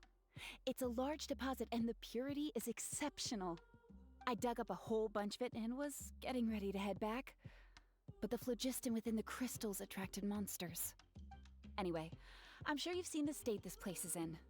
It's all because the Umbral Needle suddenly came crashing to the ground and left behind a massive crater. The seam I found was closer to the outside, so it survived the disaster. Still, the crash riled up the monsters in the area, and now they're everywhere. I panicked and ran up a narrow path to avoid them. But by the time I was in the clear, I ended up running into those bandits. You showed up in the nick of time. If the situation was so dangerous, why didn't you just drop the crystals and run? I left most of them behind, believe me. I only kept the purest chunk. I have to bring it back no matter what, for Tlasoli and poor little Nechka. Right, you wouldn't know. Tlasoli is a former ancient name artisan, and Nechka is her daughter. That's right, or, well, she used to. Now she just handles regular forging commissions. Because of her daughter. Poor Nechka contracted an awful illness, and Tlasoli put everything aside to take care of her, even as Nechka's illness grew worse. Tlasoli never gave up. Like a torch in the night, she was determined to burn bright, even as darkness encroached from all directions. Still, all's well that ends well. Thanks to the doctor's medicine and the Great Spirit's protection. Nechka's flame was rekindled. Her condition has been slowly improving ever since. She's still weak, of course, and has to recuperate at home. But she's well enough to write letters already. She often writes to Shilonen, apparently. Her dream is to become an ancient names forger, just like her mother. Her birthday's in a few days, so Tlasoli asked me to find a pure volcanic crystal to give her as a present. Yeah, talk about an important chunk of ore! What a nice gift! time in hopes it helps her feel better. I'm sure she and her mother appreciate your well wishes. All right, let's head back. I'm sure Imish is worried sick. Actually, why don't you come with me to visit Plasoli tomorrow? It's all thanks to you that I managed to bring back the crystal. You deserve a reward for helping us protect something so significant. That's right! A good mood makes for a quick recovery! And of course, we wouldn't say no to a little gift. Don't worry, something tells me you'll like this one, but I'll let Plasoli tell you what it is herself. Aww. So nice. Oh, we finished a quest line because we were going somewhere else. That's actually pretty cool.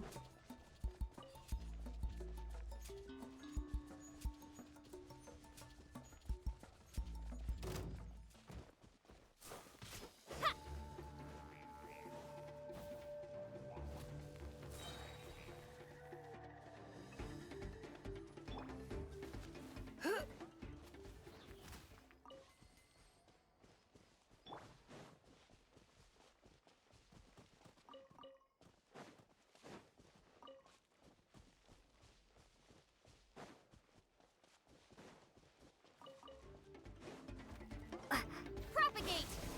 Yeah, spring forth! Let the show begin.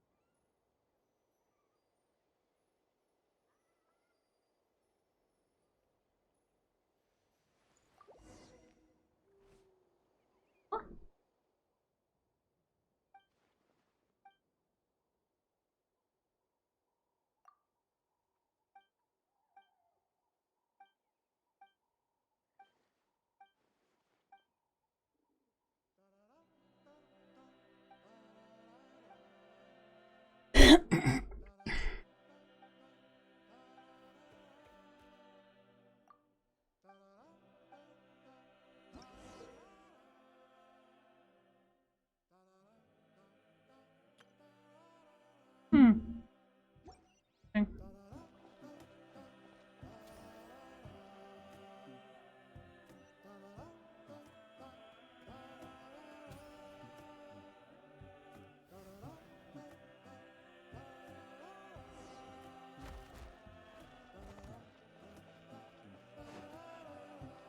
Oh, this is wonderful.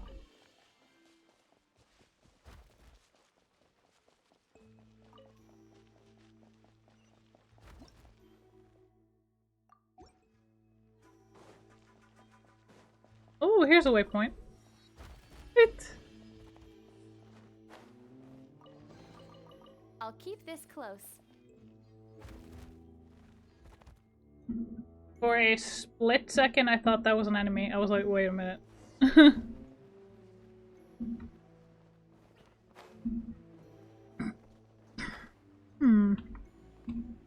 Oh my, this is a long way down.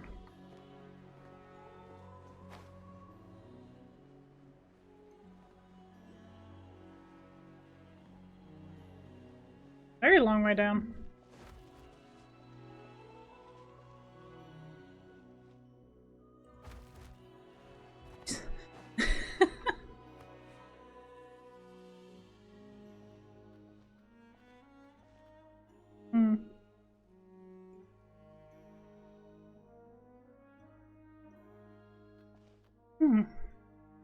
Okay.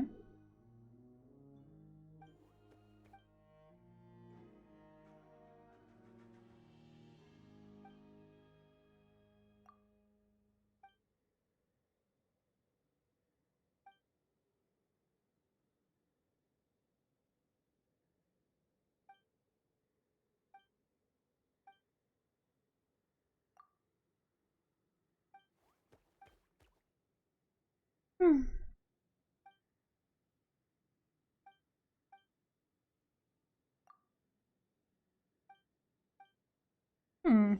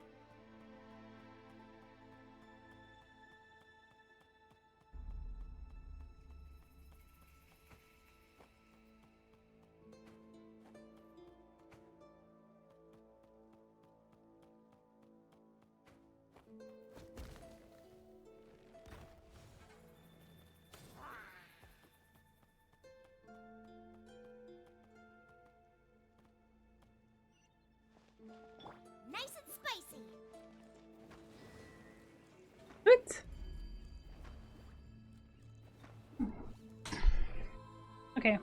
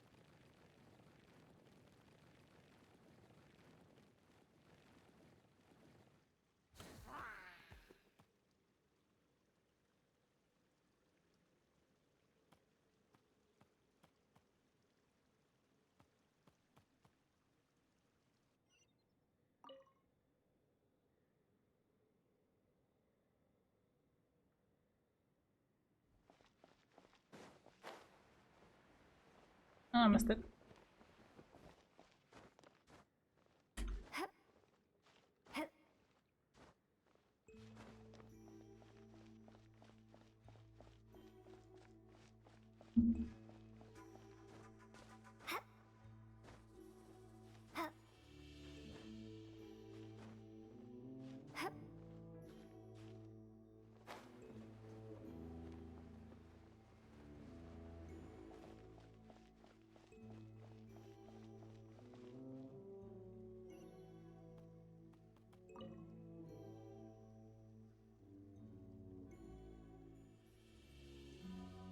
It's a puzzle. And I love puzzles. They're a lot of fun.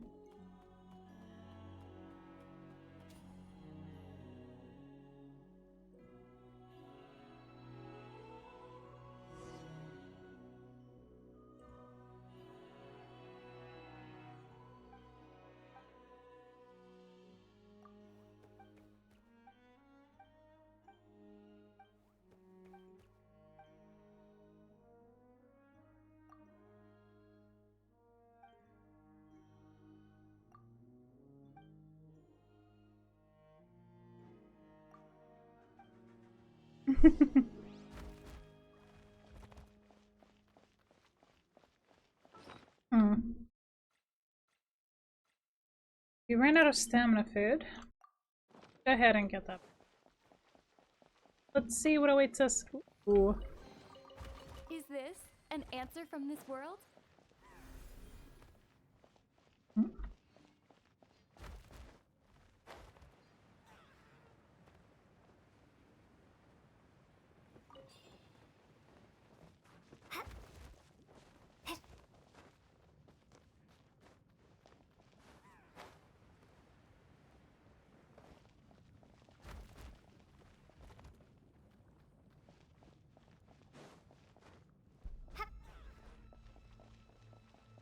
Close. Very close. Ooh, another waypoint. Sweet, let's go. Wait, there's still more? Holy shit. big is this place?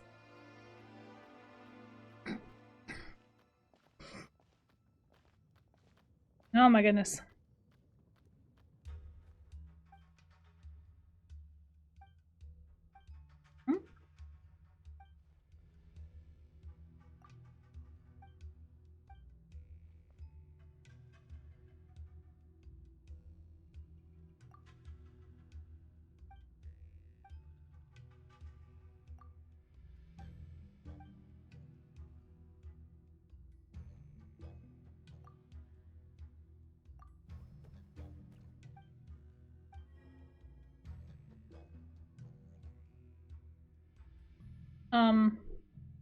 Okay.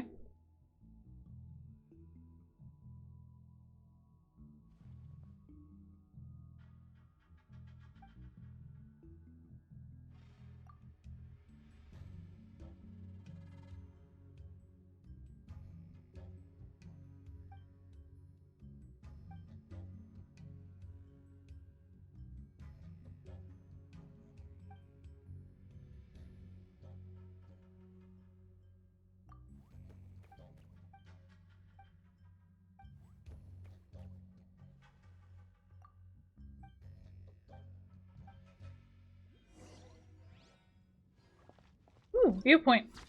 Sweet. Okay, so we're going here.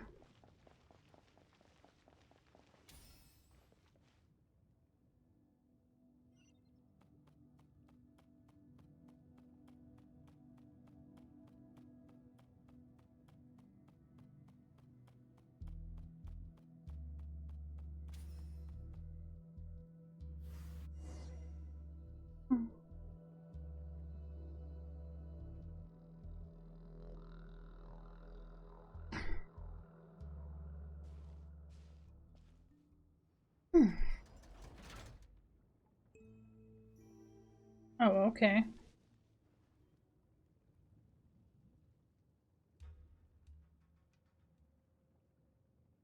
Oh, that wasn't very nice.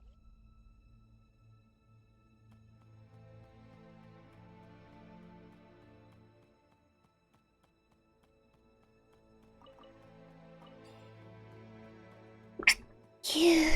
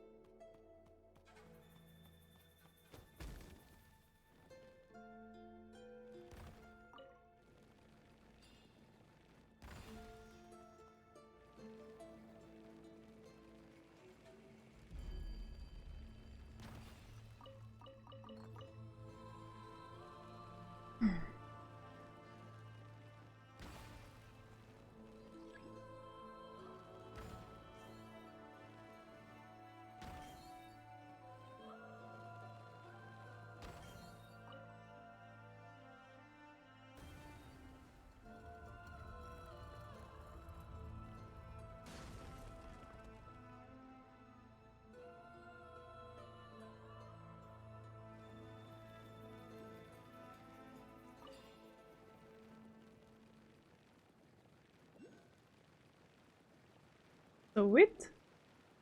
Alright, let's continue.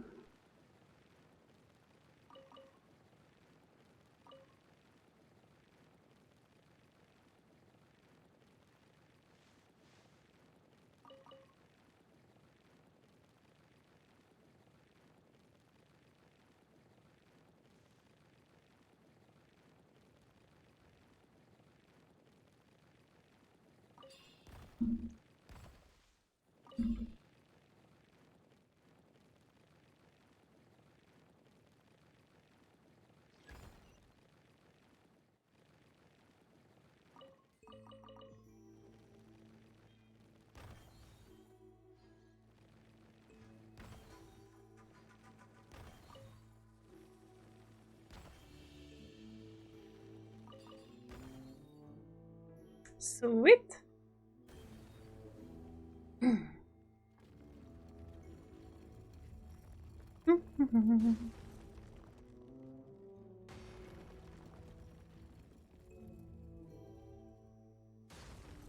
Yep.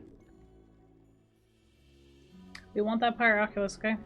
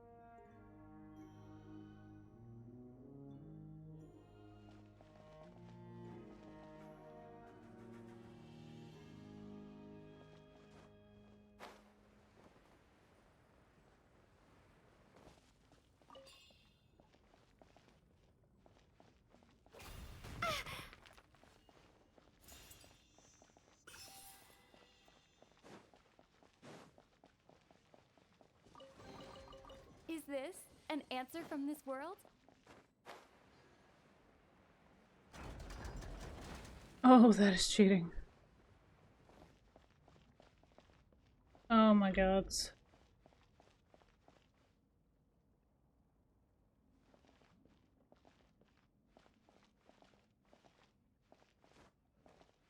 Oh god. Oh.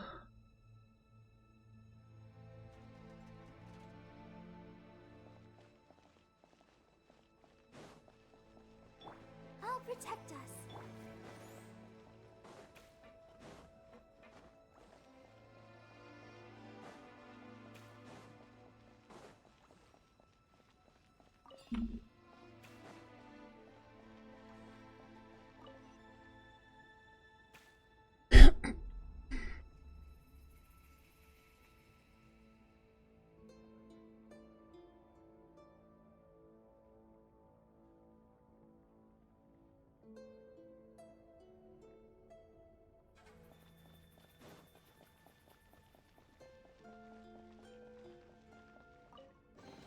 I'll keep this close.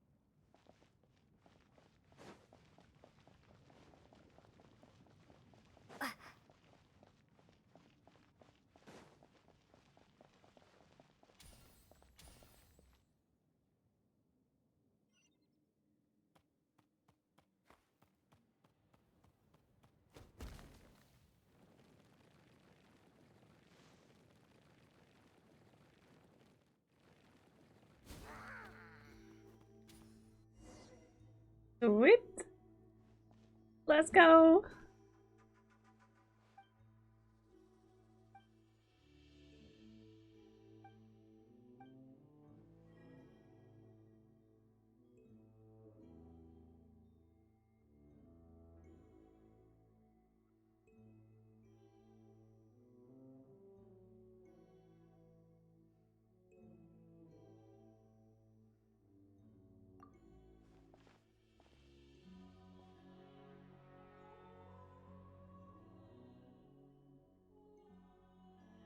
You witness with your own eyes the gargantuan wing from beyond the world. The once glorious and grand figure, pitiable, having completely sunk into the terrifying. The pitch black flames scorched the land, and the white tree nearly withered. The final envoy's glow shattered, smashed, only able to exist on the leaves of the severed root. Ancient battlefields brought on destruction. After that time, specters stirred, evil lurking, and filth flooded forth. Only the last leaves still shimmered in the night. After that time, only the last leaves in the night swayed with the ripples in the sea of memory. And you see something else, but you quickly realize it is not you who sees it. You will understand someday.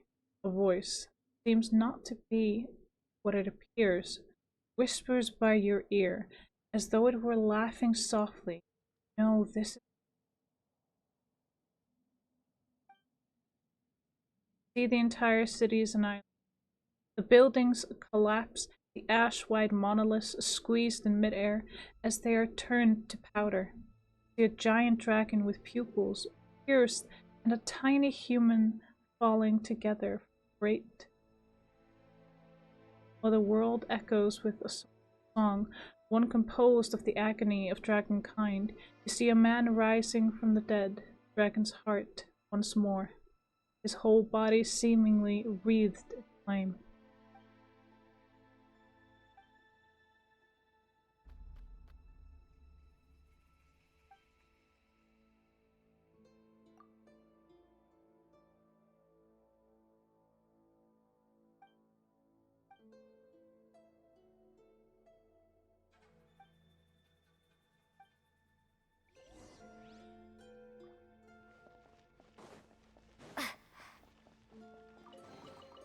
Is this an answer from this world?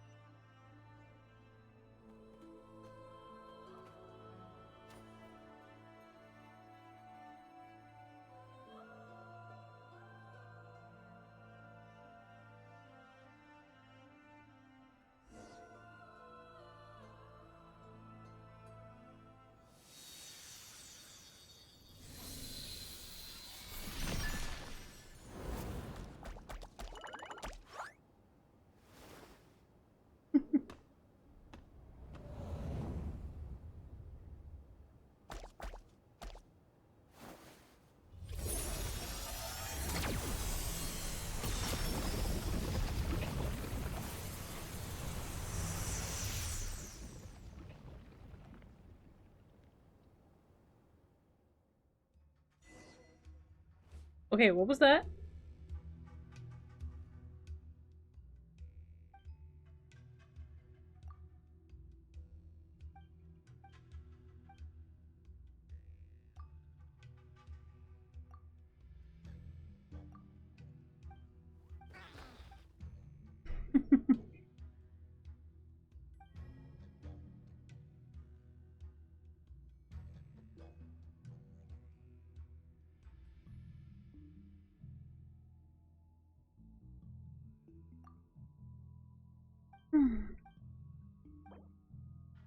Let's go.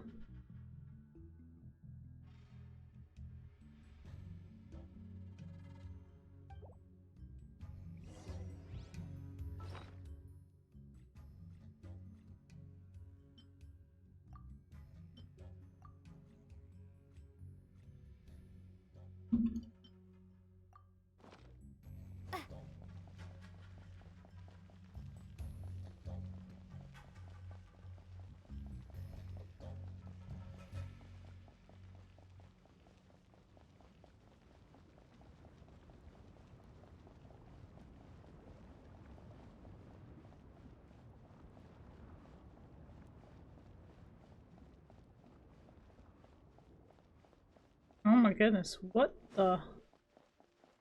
What is happening?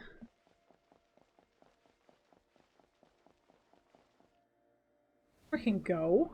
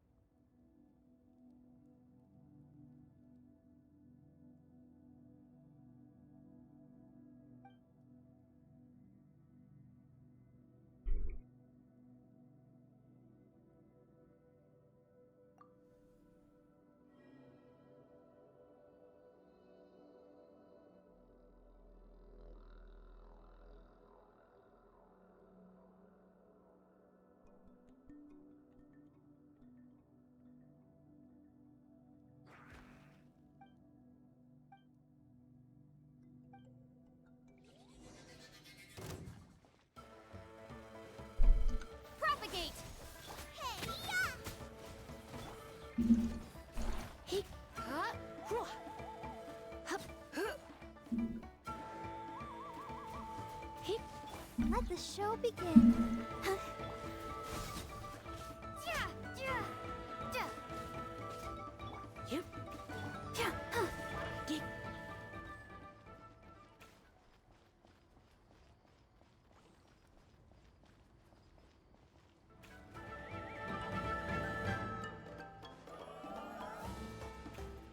Knew it.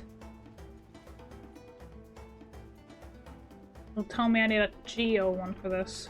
Try not to enjoy this. Let's dance.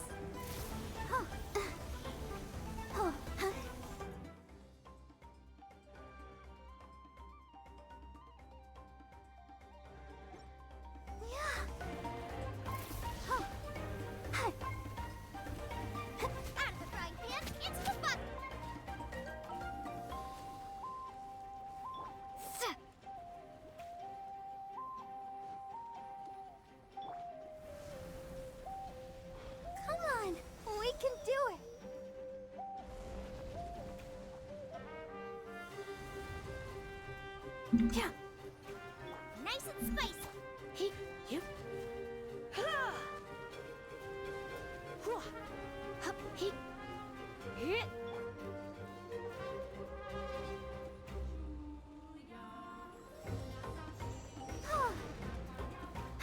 Hi.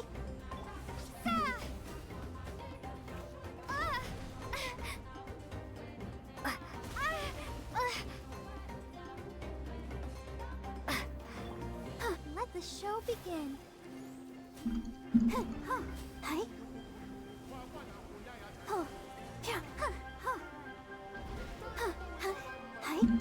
Scatter. Heap. Out of the frying pan. Hup, hup, here. Get. Propagate.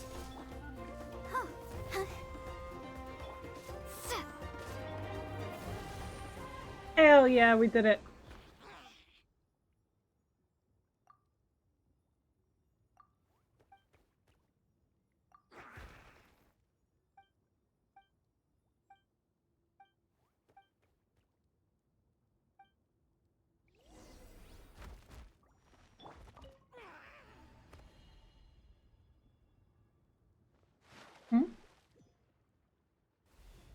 Where are we now?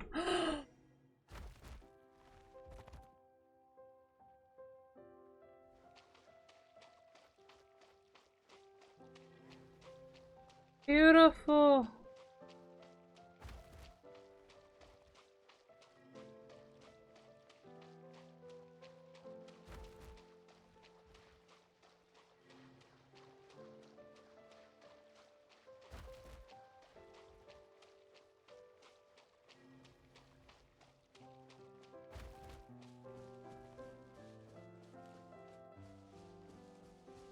Oh, I love this. Wonderful.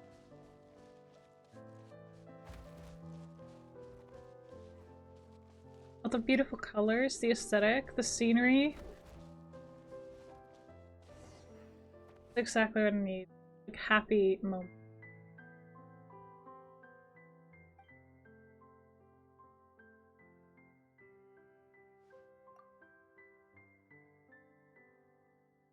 As the golden lines light up, shining brilliant, a fragment of green surfaces.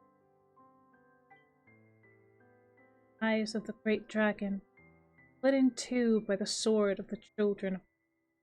A seal split asunder, engraved upon the white disk, mistakenly classified as whole. One was given to the silver dragon's white claws, one to the resurrected corpse. One was buried beneath the great monument, and one was swallowed in the belly of the headstrong one. White disk appears beneath your feet, the other obscured in shadow, the great wings shadowing raised, and you finally see it's drawn upright. Hear a voice, it says, Glory, glory, the empire.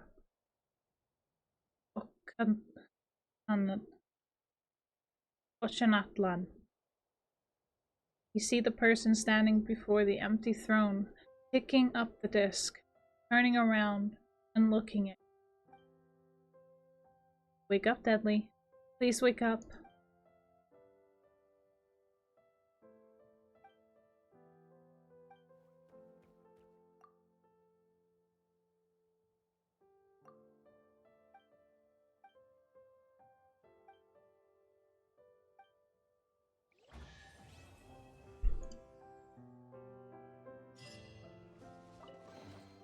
Is this an answer from this world? Oh my. Oh. We got a lot. Huh. Got a lot of rewards for this. Now, only question is, how do we get out of here? That's my only question. How do we get out of here?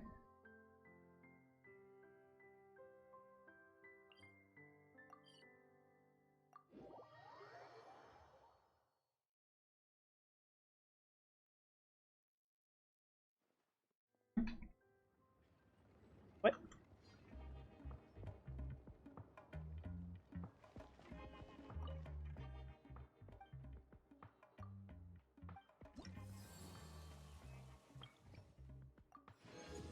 Nice. We got to, we're level 2. We got to reputation level 2 with the Children of Echoes. Wonderful. All right. Oh.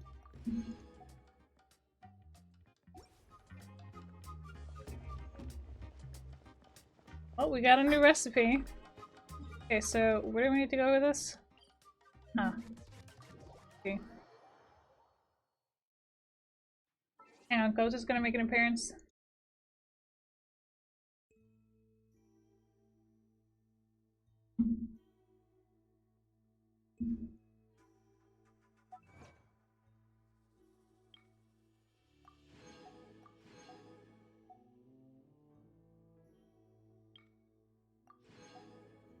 $907 humans. Okay.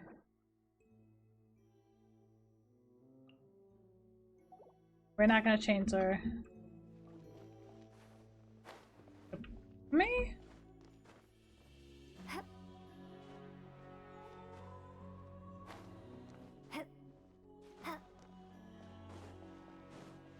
Oh.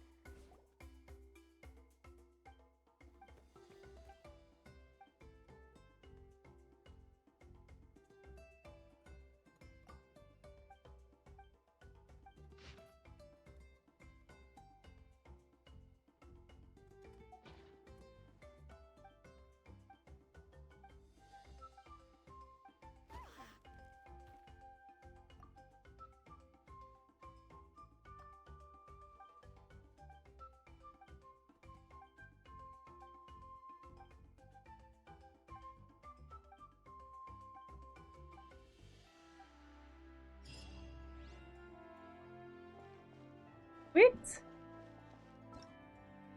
All right.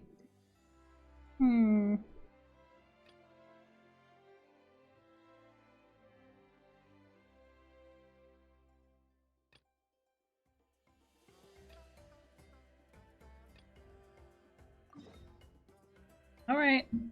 Let's go reclaim the ancient name, shall we?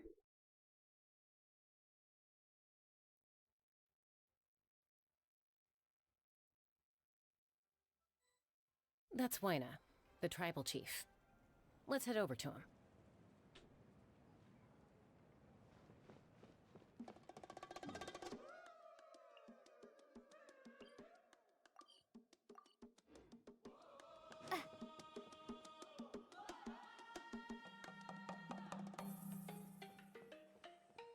Chaska, Nice to see you again, Wyna.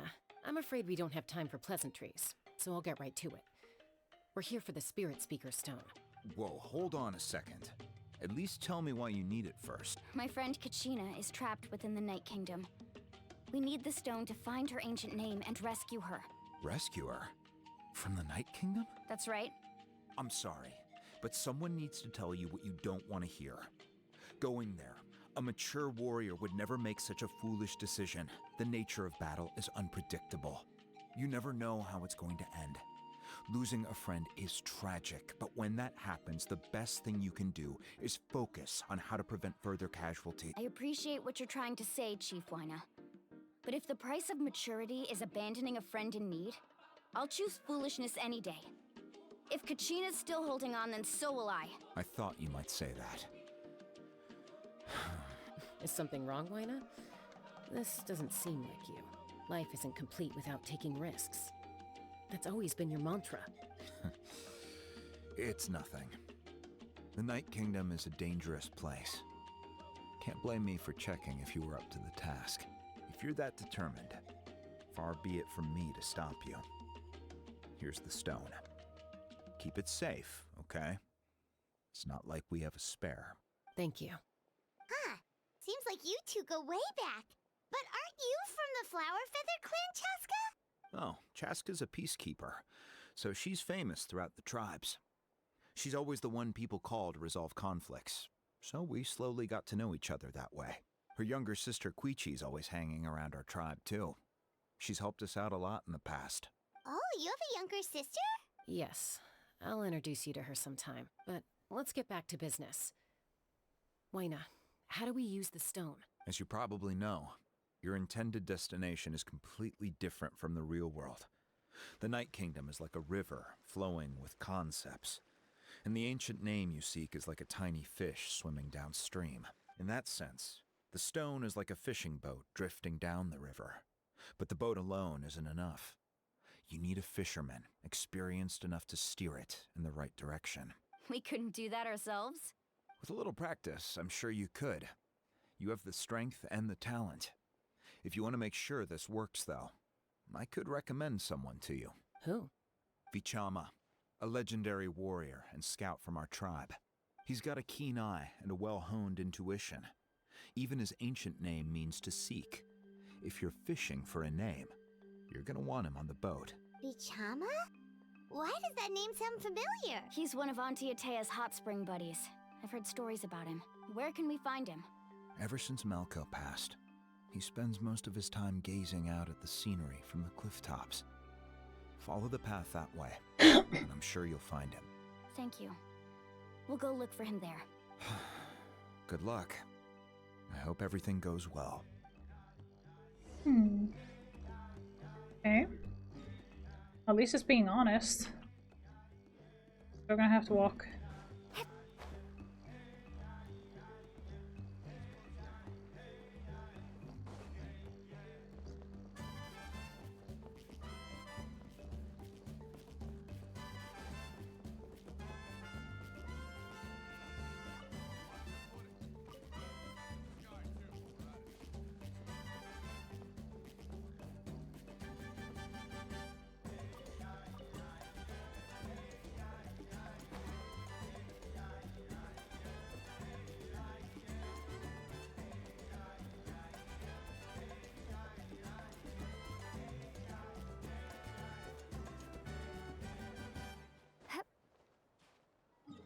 I think I have made a grave error.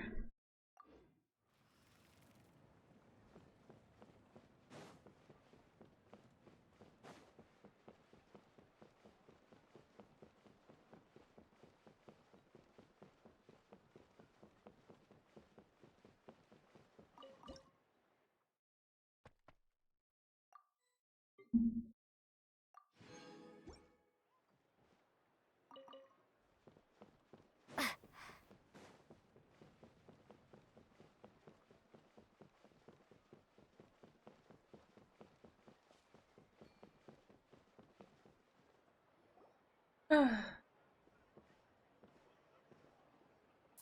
admiring the scenery from the cliff tops. Ah! That must be him!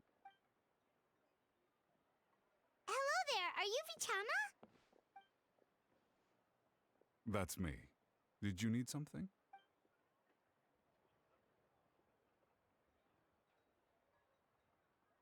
What?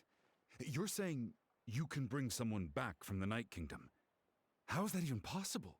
No, if you really think about it, anything's possible in that kind of place. But that would mean... Are you okay? You don't look so good. Everything's fine. I'll help you, but I do have a small request. After I help you find Kachina's ancient name, I want to use the stone to look for my friends as well. Your friend?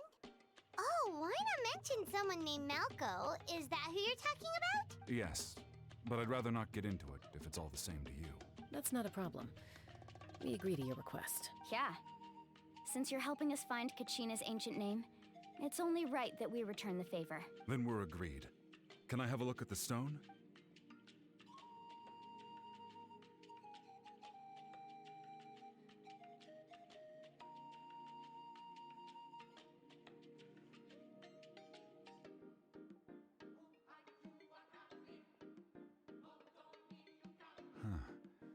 I see. From what I can tell, it functions almost like an abyssal pylon. Both connect the Night Kingdom to the living world. Once the connection is established, the abyss will come surging through the opening like a predator honing in on the scent of blood. So we have to be sure not to use it in a tribal settlement. Wow, you got all that just from looking at it? Yep. I just picked up on the basics, really. I still have no idea why it works. You said someone named Lali invented this. They must be a genius. I'll go find an open area and start setting things up. In the meantime, I need you to get 2 things for me. We'll go right away. What do you need? First, I'll need some hook ropes. Pretty much every store around here carries them, so no need to go anywhere special. Oh, and I need to build a net out of them, so make sure you get a good amount. Wait, are you saying you're going to use a real net to catch Kachina's ancient name? How does that work when one's tangible and one's not? By creating something tangible in our world, like a net, we can create a connection to a corresponding concept in the Night Kingdom. Basically, I'm going to use the concept of a net to catch something equally intangible, an ancient name. Oh, I see. What about the second thing you needed? Right. I need 2 chunks of obsidian. Once we bring the ancient names into our world, we'll need a place to store them. Normally, you can only get obsidian from the Children of Echoes, but I heard there's a traveling merchant from that tribe around here somewhere, so maybe you can try your luck there. Gotcha! Alright, let's split up. See that clearing? Let's meet over there when you're done. Oh, and you can send someone with me if you want. In case you're worried I might take the stone for myself. What do you think, Chaska? There's no need. Lena spoke highly of you. That means you're trustworthy. I appreciate it, even though that doesn't mean much to me anymore. Anyway, it'll take some time to set everything up, so no need to rush. I'll see you in a bit.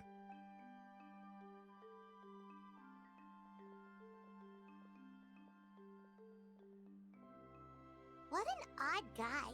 He seems so defeated, but also really invested in the stone at the same time. I don't have any more insight than you, Paimon. Let's just focus on the preparations for now. Hang on, Kachina. We're coming for you.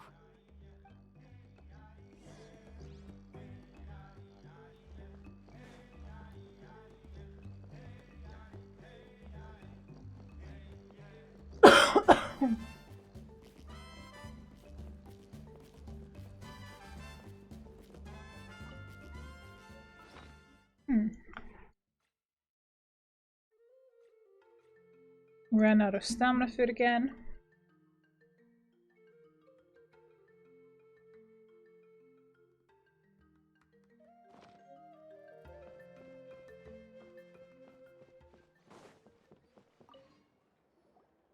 Hello. Do you have any hook ropes for sale? Hook ropes? As in rock climbing equipment? Yes. How much for your whole stock? Oh, the whole thing? Let me see. That would be 30,000 mora in total. Deal? Deal. Wait, really? What, you want me to drive down the price? We just need these as fast as possible. Thanks. Oh, no problem at all. I'll even pass along some information on the house. These ropes are usually used by rock climbing enthusiasts. If you want to learn, Roka's the person you want to ask. All right, that's everything. Here you go.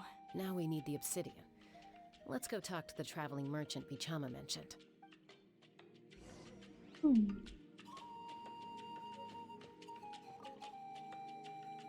Excuse me, do you sell obsidian? Why, yes. I've got a chunk for sale right over there. Perfect. Is that the only one, though? We actually need two. That might be tough. Tell you what, I'll take a look through these boxes over here and we'll see what we can find. Thank you so much. We'll wait here. Relax. Everything's going according to plan. I know, it's just... I could tell Vichama feels the same way about his friend that I do about Kachina. I hope this chunk of obsidian isn't the only one. Kachina always carries all sorts of shiny stones with her. If I was the one trapped in the Night Kingdom, she'd have a whole pile of obsidian ready in a heartbeat. Well, would you look at that? I did bring an extra. Here you go, young lady. How does it look? Perfect! Thank you. How much do I owe you? If you hadn't shown up, these stones would have just sat here collecting dust. I'll take 3,000 mora for both. Here you go. By the way, I heard you mention Vichama just now. You running an errand for him, then? How's he doing? Malco's been gone for 5 years now. It's about time he started to move forward. Do you know what happened between them? I heard about it in passing while I was out drinking one night, but I don't know all the details. Vichama and Malco grew up together, and even made a name for themselves together. Malco was an amazing fighter, capable of knocking out multiple opponents in a single hit, while Vichama excelled at scouting and analyzing the battlefield. The two made an excellent team, and managed to beat back the Abyss several times. 5 years ago, they both emerged triumphant in the pilgrimage, and were placed on the same team to fight the Abyss. But on the eve of battle, the Abyss launched an attack on their tribe, and Vichama suffered an injury to his leg while attempting to rescue someone. Then what happened? The team agreed that he couldn't fight the Abyss in his condition. Vichama didn't argue. He knew going to the front lines with an injured leg would make him a burden in battle. So they raised the issue with the Pyro Archon, and she agreed to let him stay behind. It's just... Malco and the others ended up facing hordes of abyssal monsters in numbers that far exceeded anyone's expectations. The team made an error in judgment, and they fell to the onslaught. Vichama went into a deep depression after that.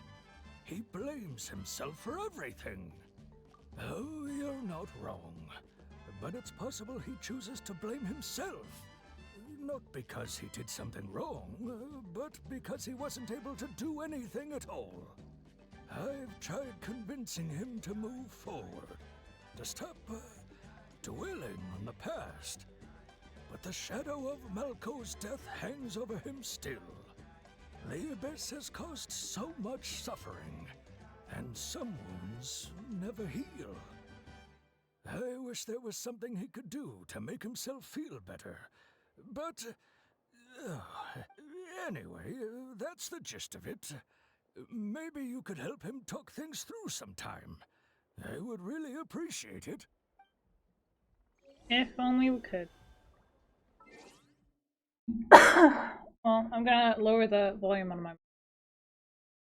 I do realize that actually I've been breathing kind of heavy. So I apologize for any and all sort of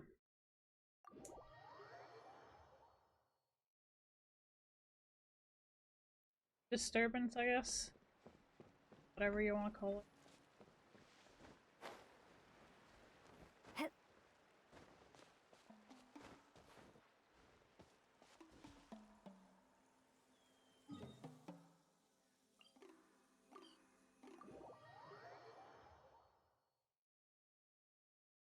it's one of those.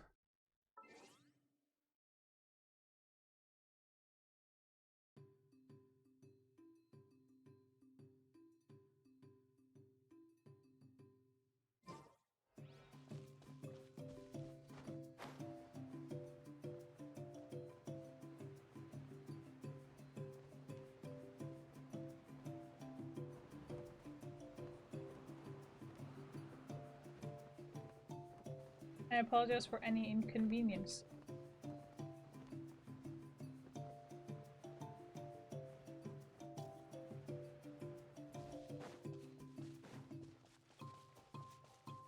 Of me being sick.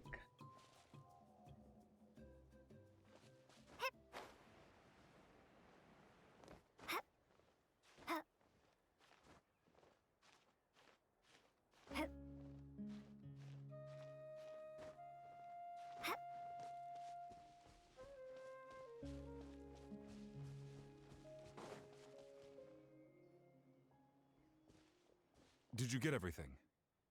Yep, it's all here. When do we start? I've made all the necessary adjustments, so we're good to go. As agreed, I'll help you find Kachina's ancient name, and then you return the favor. Go ahead.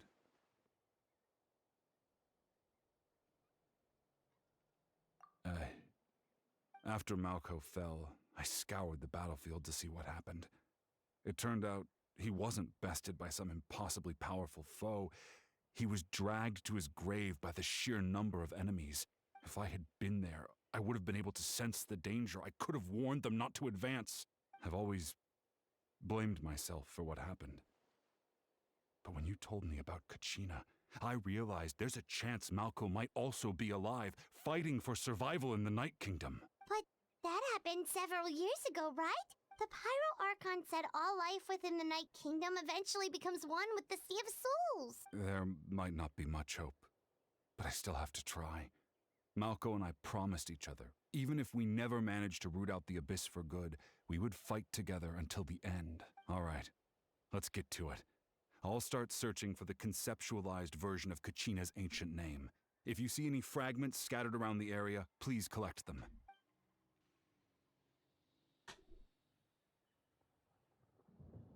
Make sure you prepare yourselves for battle. As I said, the stone will link the mortal realm to the Night Kingdom. The Abyss will likely emerge in response.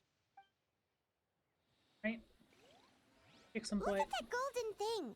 It must be one of those fragments Vichama mentioned. Let's get closer!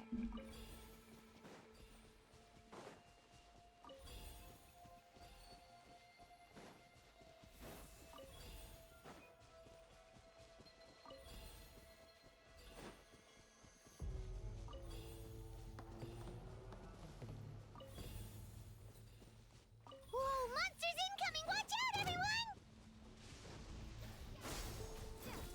I'll protect us. Oh, hi.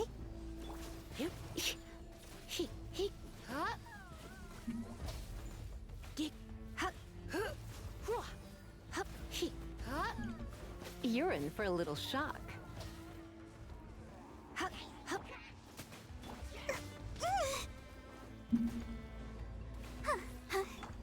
Propagate!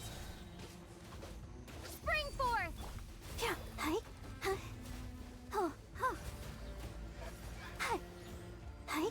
Oh, no! How much longer, Vichama? Not long! We're getting close!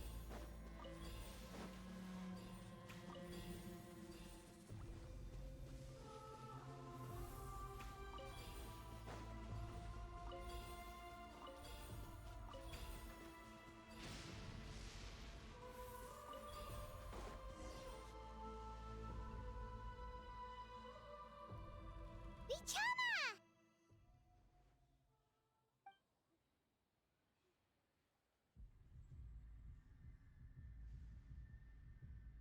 Quick! Take it!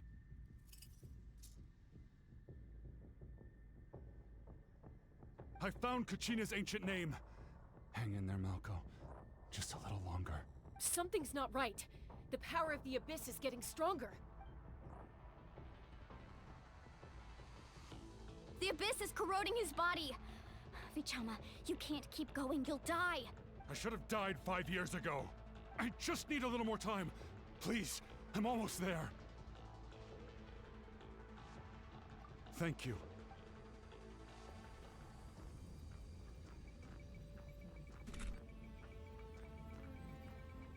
Whoa, watch out!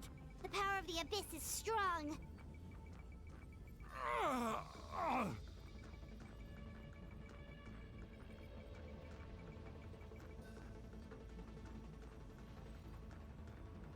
This power. Hanging in there? Malco. No! Why can't I find him? Why? We can't wait any longer. Pull him away from the stone, Mualani. I already tried, but the power of the Abyss has him in a chokehold.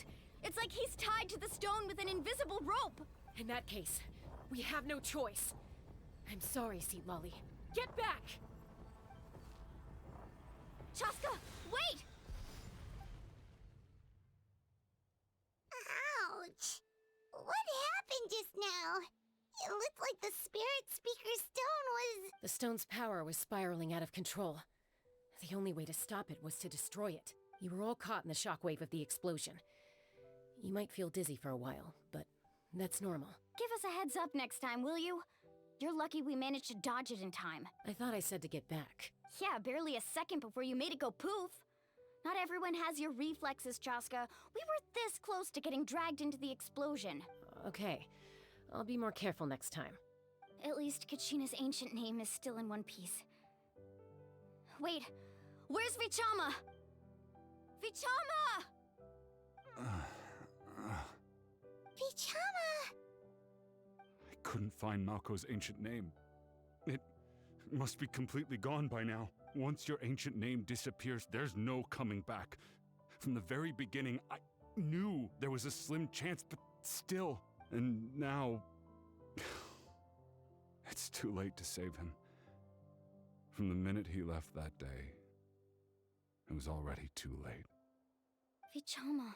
I'm sure he's heard enough condolences over the years. Let's just give him some space. Huh? What's that in your hands, Vichama? It looks like something's glowing! Huh? This is...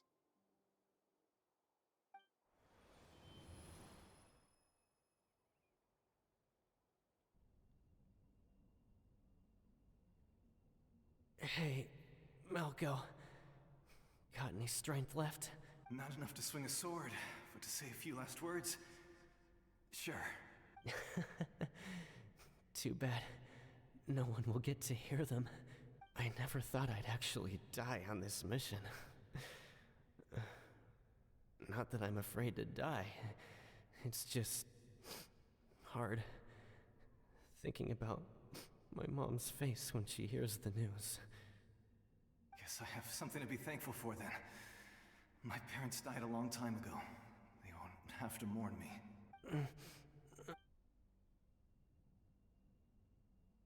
Pisak!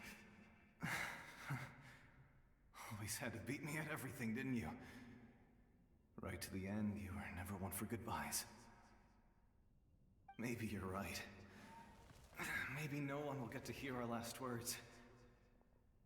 But just in case... Vichama, I'm so glad you didn't come with us. Don't be sad. Just keep on living. For the both of us.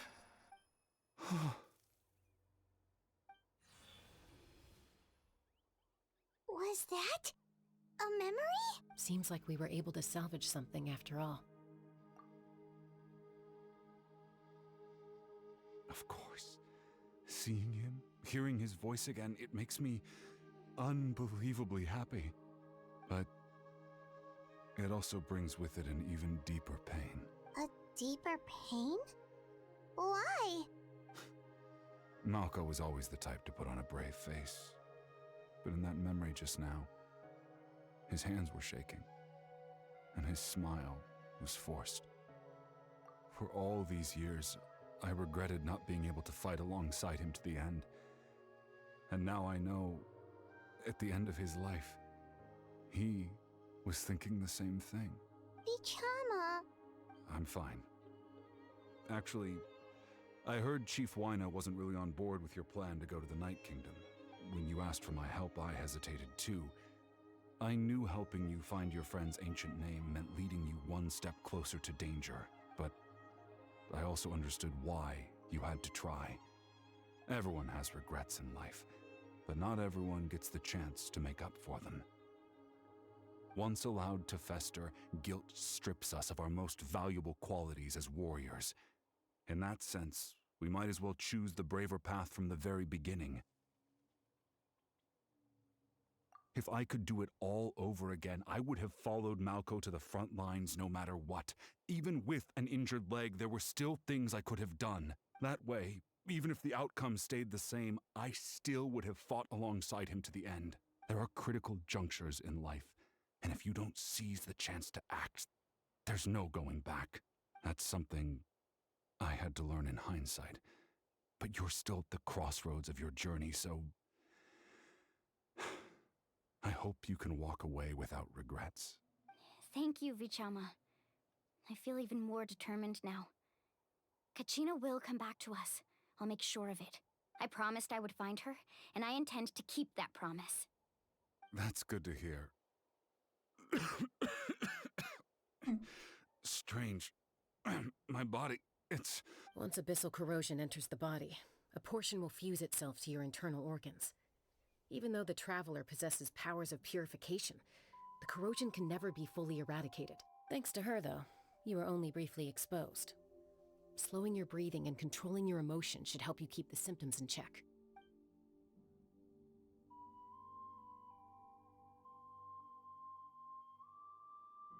Oh boy. Huh. That does make me feel better. You seem very knowledgeable about all this. Just speaking from experience, that's all. Anyway, we've recovered Kachina's ancient name, so we're off to a great start. Let's get Vichama back to his tribe and tell Wyna the good news. Oh, and apologize for destroying the Spirit Speaker Stone. We had no choice, though, so he'll probably understand. Right? We're in so much trouble. We are in so much trouble.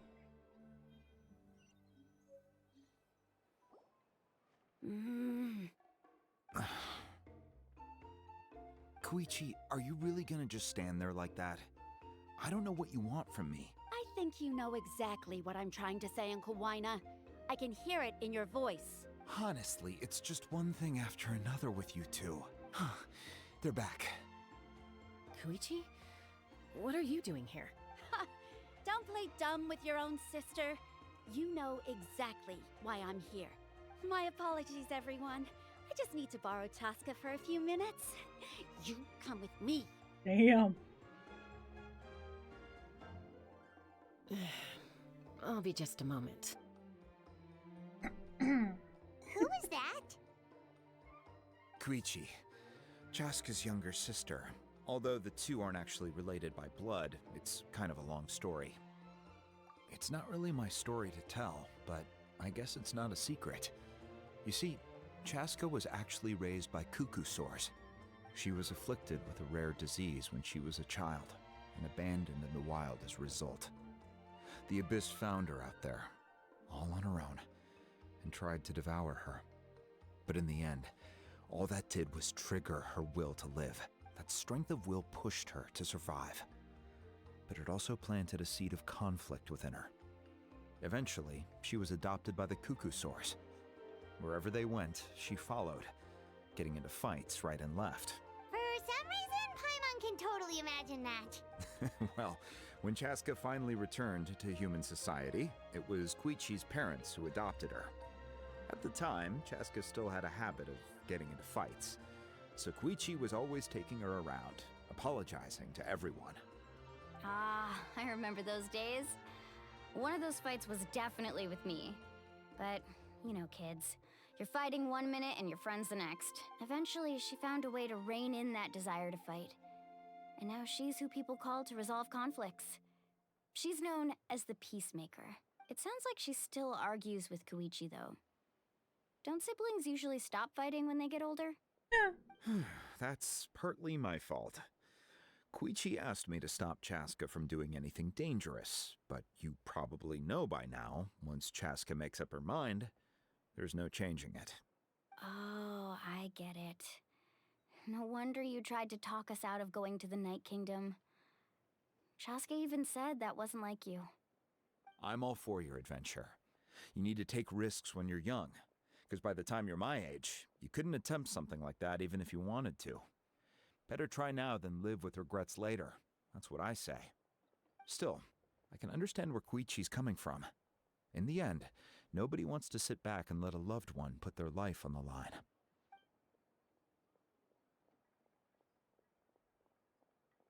All right, it's just the two of us now. You have 1 minute to explain yourself. I don't have anything to say. You don't have to approve, but you should know I only do what's necessary. That attitude is exactly the problem. It's like you don't care. You try to sneak off to the Night Kingdom behind my back and then play it down as if it's just a trip abroad. Well, technically I am going abroad, right? Again with the excuses! We agreed, didn't we? There are 4 levels of danger. If it's not something urgent, you can only engage in level 2 danger and below. You can only go up to level 3 if a situation is so dire there's absolutely no alternative. But a trip to the Night Kingdom? If that's not a level 4, I don't know what is. And you were just going to sneak into the place without saying anything. What do you mean, sneak into the place? I always planned on walking in there with my head held high. You bought off Uncle Wina, didn't you? He promised me he'd stop you from doing anything dangerous. Oh, it's like he didn't even try. You feel like he went back on his word. What if I told you my mind was made up, and there was nothing he could have done? Not even by force. Oh, I knew it! So he did try to say something, but you didn't listen. This is important. If you were in my shoes, you'd make the same decision. You don't know that? I'm a doctor, and I handle logistics. If you're going to waltz into a dangerous situation where you could lose control at any moment, it's my duty to say something. All right, whatever.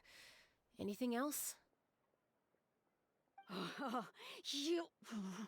you mean, anything else? Why don't you reflect on what you've done and promise me you'll stay put? Time out. Is this one of our normal arguments or a serious one? Chaska, does it sound like I'm joking? Then you need to know something.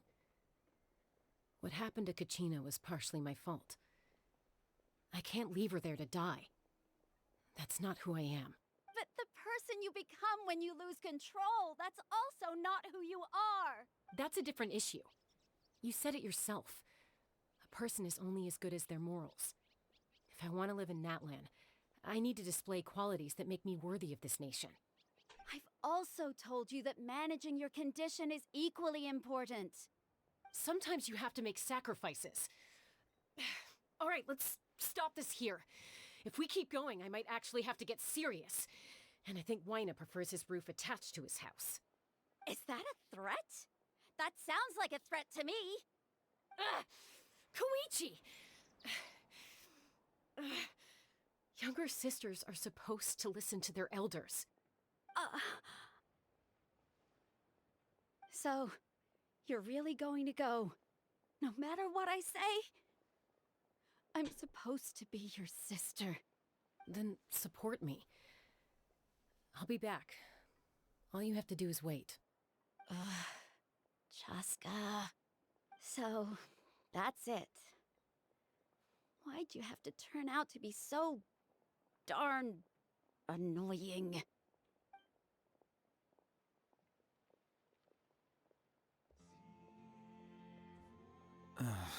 You two are something else. Something you wanted to say? I know you aren't related by blood, but you two sure are similar. Really?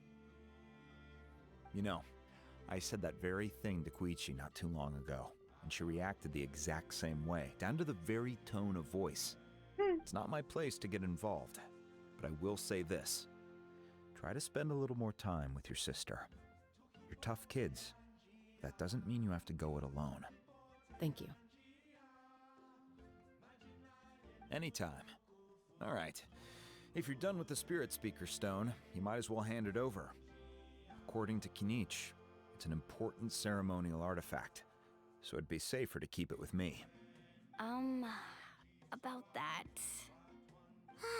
If only Tone-Deaf Bard was here, he could have repaired it just like the Holy Liar. It might be in a few more pieces than you remember. Huh? Oh god.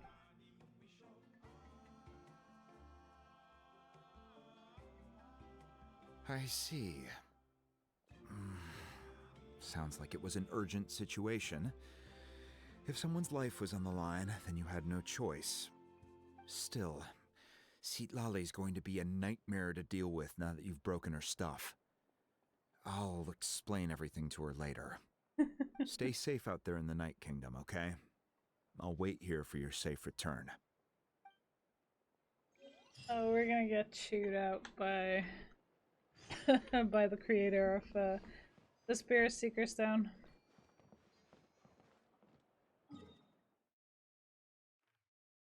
Oh boy.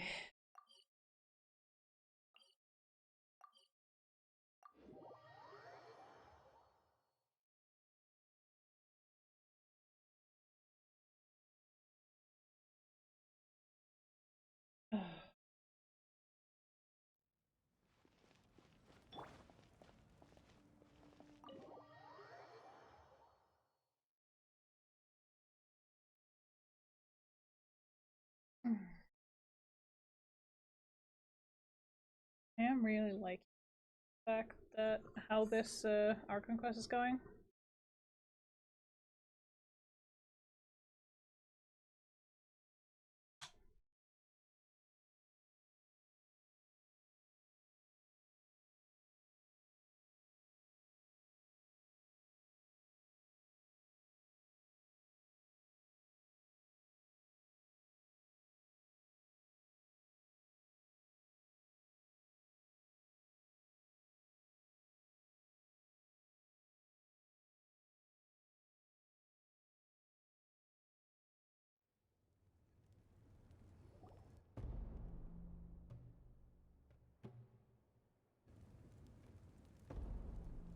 We're back! We found Kachina's ancient name, too! Well, it's fairly complicated. Let me give you the condensed version. The Fatui again? We can't go anywhere without them causing trouble. But what if the Fatui finds out you've lost your power? Won't they try to take advantage of the situation? That's why it has to be our little secret. No one else can know, or we're asking for trouble. Look, I wish I could offer you some sort of consolation, but I won't lie to you. With multiple factions closing in, there's nothing comforting about the situation we're facing. Still, all you need to do is focus on your goal. You can leave the complicated matters to me. I can also step in on the Pyro Archon's behalf. There's a limit to what I can accomplish, but I'll help you however I can. There's no need to be so modest, Dion-san.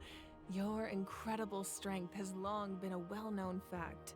You're the pride of your tribe. Archon, I'm sorry about before. You have so much on your plate, so much that you have to worry about. But all I could do was focus on my own feelings. You have nothing to be sorry about. We all get overwhelmed by our emotions, myself included. Your reaction to Kachina's disappearance, I understand that feeling very well. Well, now that we have Kachina's ancient name, let's go track her down. Follow me.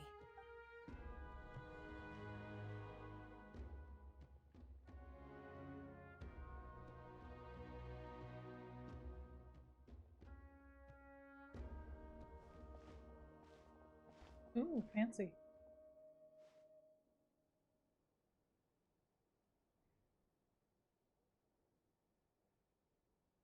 What is this place? Hey, isn't that Atea's talisman? Good eye.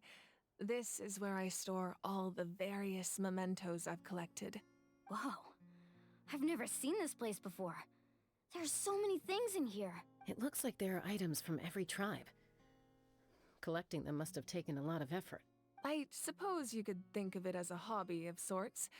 In Natlan, everyone grows up listening to the stories of heroes, and physical items do a far better job of preserving those stories than our own memory. Now, I still have some preparations to make for the ceremony, so feel free to take a look around in the meantime. If you're curious about an item, I'm more than willing to tell you about its origins. Alright, we'll have a look.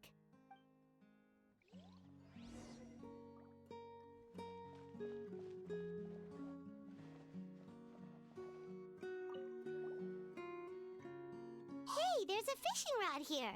It must have belonged to the people of the springs. That's right.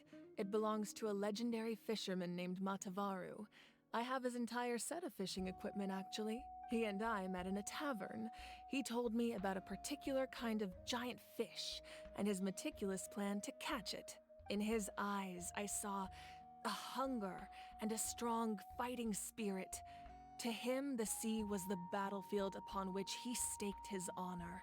So, did he do it? The next time I saw him, he was covered in scars. It turned out the fish he sought had been corroded by the abyss. He managed to kill the fish, but sustained a serious injury in the process, which meant he could never go deep-sea fishing again. Can a fisherman claim victory if he fails to bring back his catch? That's what he asked me in the end. Well, Paimon thinks he won. That was my answer as well. The experience was far more valuable than the prize itself. In the end, he didn't want his tools to go to waste, so he gave them to me. Wait, that means you also know how to fish. Maybe we can go head-to-head sometime. Oh, this is so cool. We get to actually hear stories. I love it. Whoa, that belt is bigger than Paimon's head! The Collective of Plenty are known for their bodybuilding competitions and contests of strength. This belt is a symbol of great honor within the tribe.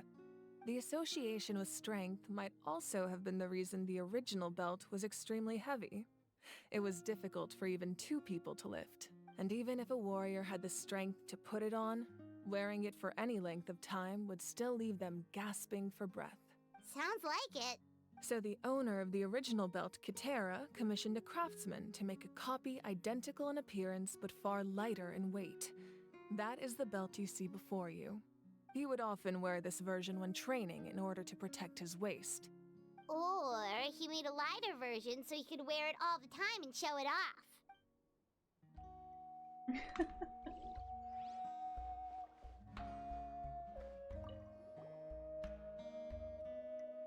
There are so many jars and potions around here. Do they have anything to do with alchemy? No, those belong to the Masters of the Nightwind. They're ceremonial tools used to amplify the ability to communicate with the Night Kingdom and the Wyab. Yamaya is an expert in this field, and she taught me a lot. Even though she appears stoic and serious, she actually has a keen sense of humor.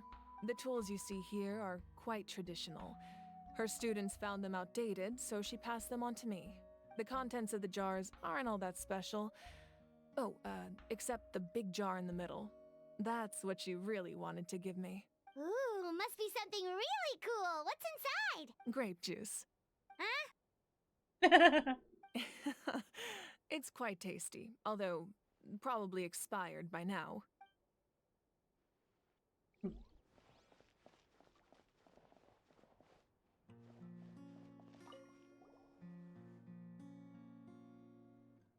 The powder still needs some time to settle, so let's wait a little longer.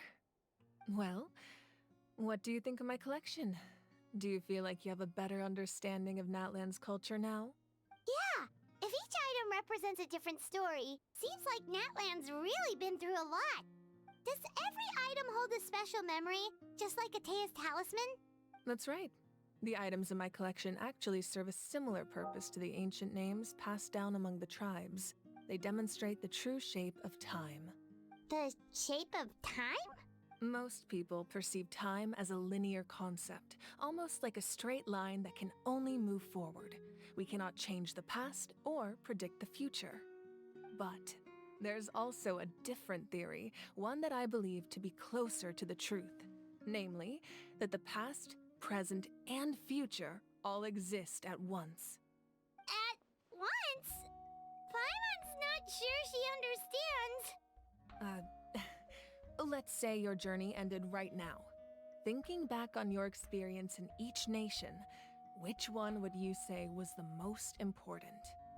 Exactly. Even at the end of your journey, the things you experienced along the way don't cease to exist. They become part of who you are. Take out a portion of that journey, and you would likely make very different decisions, and eventually arrive at a very different destination. The future is the same way. It exists even though it has yet to come to pass. We just lack the means to perceive it. Of course, there are those with the power to foresee the future. They simply call it by a different name. Fate. You're quite familiar with that concept, I would imagine. That does kinda make sense. The future hasn't happened, but already exists. Humanity excels at living in the present, but too often we forget the past and neglect the future. While the pilgrimage and the Night Warden Wars lead us to a better future. Only by uniting the people of Natlan across countless eras can we fight back against an enemy as formidable as the Abyss. To come up with such a set of rules, the first Pyro Archon must have possessed a level of insight I can only imagine. That's correct. At first, he was a mortal man with no special power. After he ascended to the Divine Throne, he used it to borrow power from the heavens and establish the rules of Natlan, namely a framework through which ordinary people can ascend to Archonhood. By holding the pilgrimage, we're able to determine the strongest among us, and when that person ascends to the Divine Throne, their inner flame will awaken. In addition, the sacred flame will grant them significant knowledge and memory of this land. After all, that's how I came to know everything I just told you. So, it all comes down to the power of the Divine Throne and the rules. Wait, is that a family portrait? Yes, that's my mother, father, younger sister, and the little saurians we raised. I turned a piece of my dad's leather armor into a canvas and commissioned a famous artist to paint our likeness. Your sister is so cute! It looks like the two of you are really close. Paimon was having a hard time thinking of an Archon as an ordinary person, but seeing this portrait, it kind of makes sense now. It really doesn't look like there was anything special about you before. Oh, wait, is Paimon allowed to say that? A little late for that question, don't you think? Sorry! Paimon's so sorry! Paimon's mouth works faster than her brain sometimes! It's all right. I'd never get upset over something like that. No matter what others may say, my past is a precious part of my identity. I'm forever proud of the life I used to lead. Becoming the Archon doesn't mean you sever ties with your family. The position just comes with a lot of responsibilities, so it impacts how often you get to see them. My father made the most delicious stew, so my sister would often bring me a large pot of his cooking, and we would sit on a blanket and eat it together. One time, we didn't close the door securely, and the saurians we were raising ran into the room and knocked over the entire pot. My sister immediately burst into tears. The two troublemakers were going for the meat, but when they saw my sister's distress, they froze on the spot. I still remember the way they laid there, sulking like a pair of children, even after making such a mess. It was frustrating, but in the end, all I could do was comfort my sister and move on. Wow.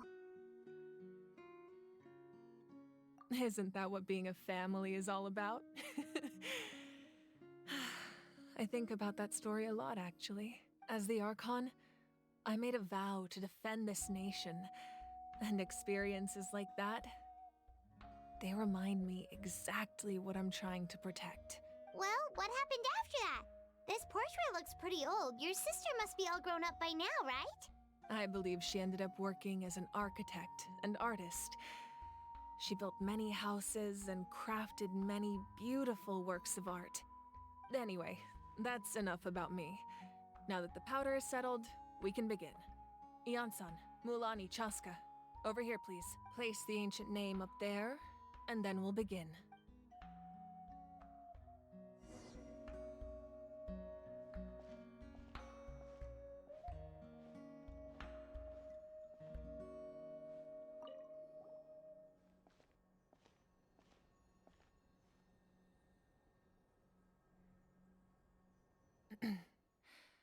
Surely as the echoes of life resound through heaven and earth, so too shall our stories remain eternal. Ancient name, take us to your fated bearer. Allow her to answer our call.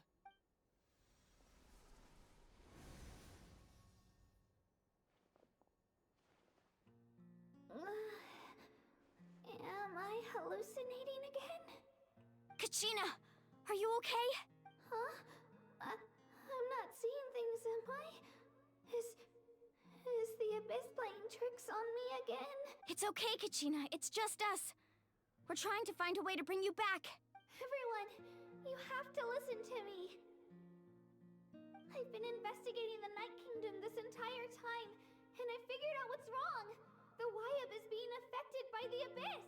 I was waiting for the Wyab to send me back, but then this really strong monster came in and it almost killed me. The Wyab saved me, even though its power is weakening. So I've been hiding from the monsters while trying to find a way to help. The Night Kingdom has become a huge mess, though. I keep hearing these awful sounds and seeing really horrible things. Don't listen to those sounds, Kachina. The Abyss is trying to strip you of your sanity. All you need to do is stay safe and wait for us. We'll be there shortly. It's okay. I feel so much better now that I've had the chance to talk to you guys. You don't need to worry about me.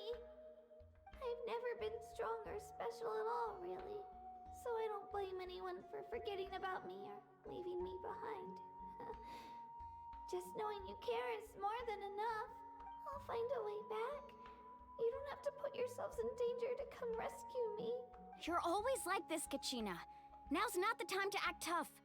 We're coming for you, and that's final. I don't know what lies the Abyss has been feeding you, but I'll tell you something right now. Nobody here sees you as a burden. You're a victor of the Night Warden Wars, a hero of Natlan. All you need to do is wait for us to rescue you, and you'll get all the applause and recognition you deserve. I'm really scared. Everything's so dark and creepy here. And I want to go home. Still, I don't want you to put yourselves in danger because of me. I don't want to hold anyone back ever again. All you need to do is place your trust in us, just like you always have. No one fights alone. We're not leaving you behind. Not ever. Yeah, we're so close. We can't call it quits now. Thank you. Be careful. Looks like we've lost contact. Now comes the most dangerous part. You have to traverse the Night Kingdom in your physical form. This entrance to the Night Kingdom was left behind after an abyssal invasion. Even a brief amount of time inside could expose you to corrosion. I know. I'm prepared for that possibility. All right. Then I wish you all the best. I'll tell Koichi to be ready just in case. She's very experienced in dealing with abyssal corruption. That face you just made. Don't tell me you two got into another argument. No, I just feel bad for creating more work for her. I'll go with them too, Archon. The more people, the stronger the party. Thank you so much for your help, everyone. It really means a lot that you're willing to brave these dangers with me. There's no time to lose, so let's get going. Now that I've lost my power, I won't be able to provide much practical support. But I can still keep an eye on the situation from here. Ian-san, I know it's unlikely, but if you encounter a situation you can't handle... That won't happen. I hope not.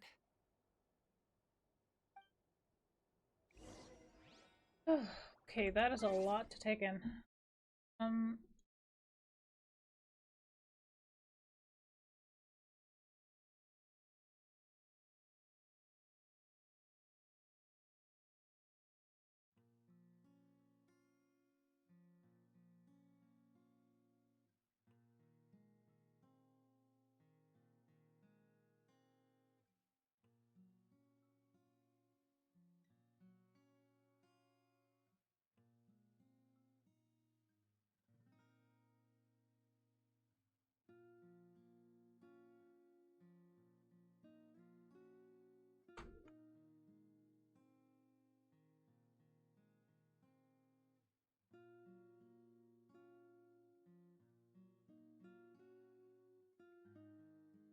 some odd reason, the bot that is supposed to pop up in my Discord is not doing what it's supposed to be doing.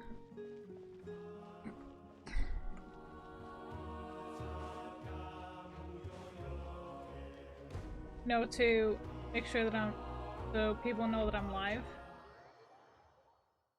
It's not doing that for some odd reason. Which is weird.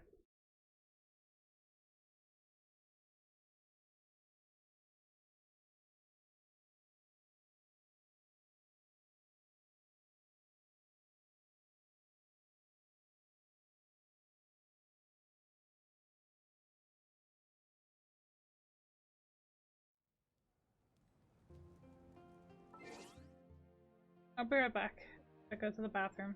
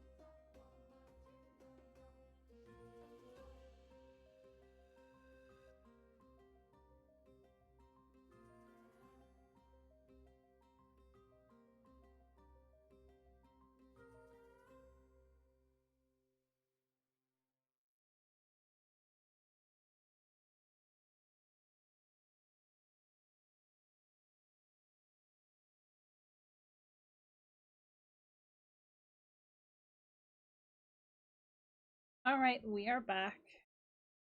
So... I am all Genshin out. Much as I love Genshin. There's only so much I could take.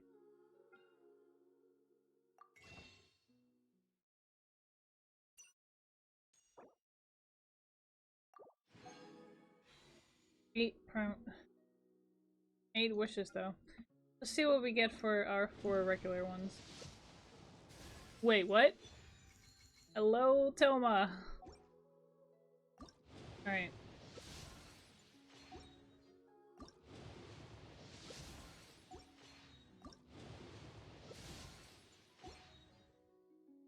Oh, we got another of Toma, so let's go ahead and get him into C what exactly? 1? No, C5, damn.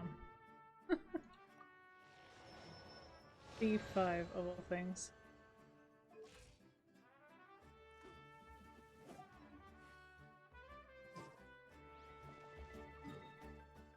Okay, I'm wondering how many, like, waypoints there are in that land, so I kind of want to figure that one out. 45? 45? 45? I need 2 more? We are so close, but yeah.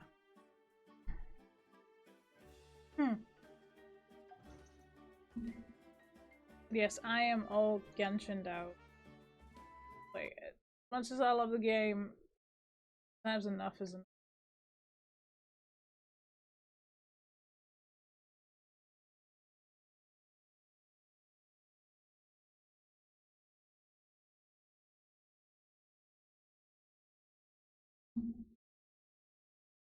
I don't want to play, Stardew Valley. I want to play something. We're down, like, actual chill game, but gonna be putting on some lo-fi music.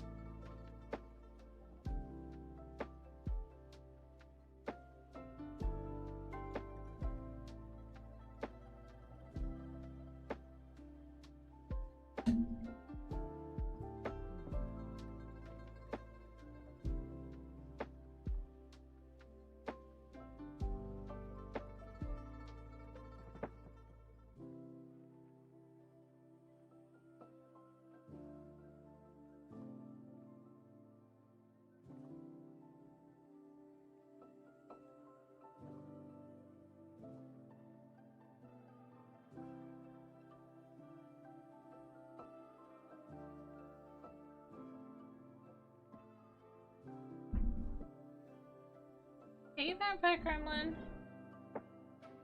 How you doing? How are you? I just switched over to Power wash simulator.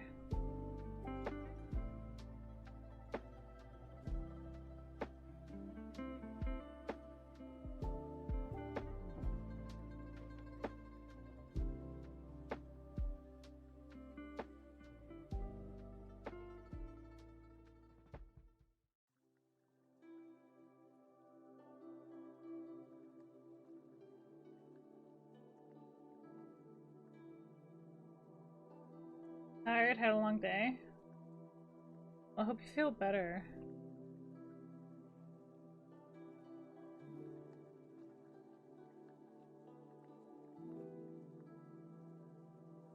I did a lot of the Archon quest in Natlan and other side quests.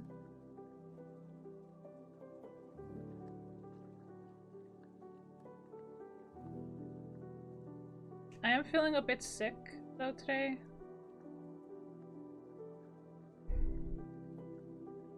I've been coughing up some stuff in my throat, like the back of my throat, like where it connects to my mouth. It's feeling really dry.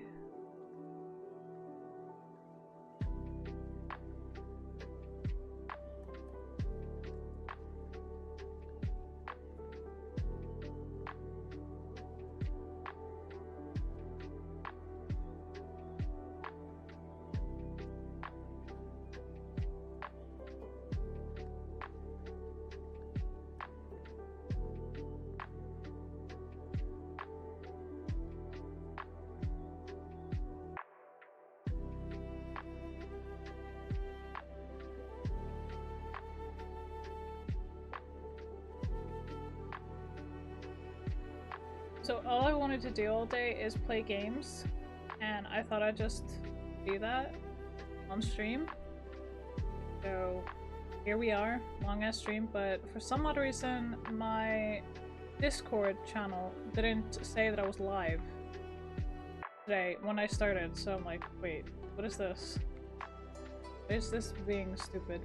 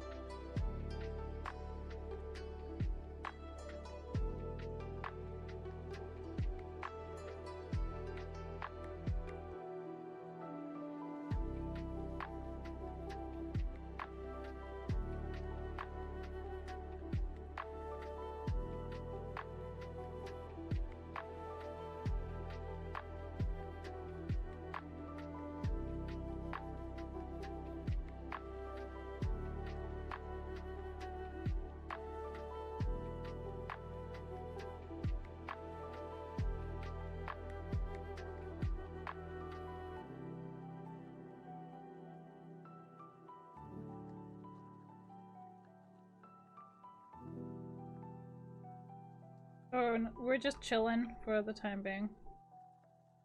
First things first, I only had like 4 hours of sleep, then I went to IKEA to get off the table, which I ordered by foot. And I brought back the shopping cart, did a phone call, bought 2 chairs, which I luckily could take on the bus. So I didn't have to walk, plus it was hot as fuck. And I'm really bad with heat. Fair enough. But I'm proud of you. You did something really productive. So good job.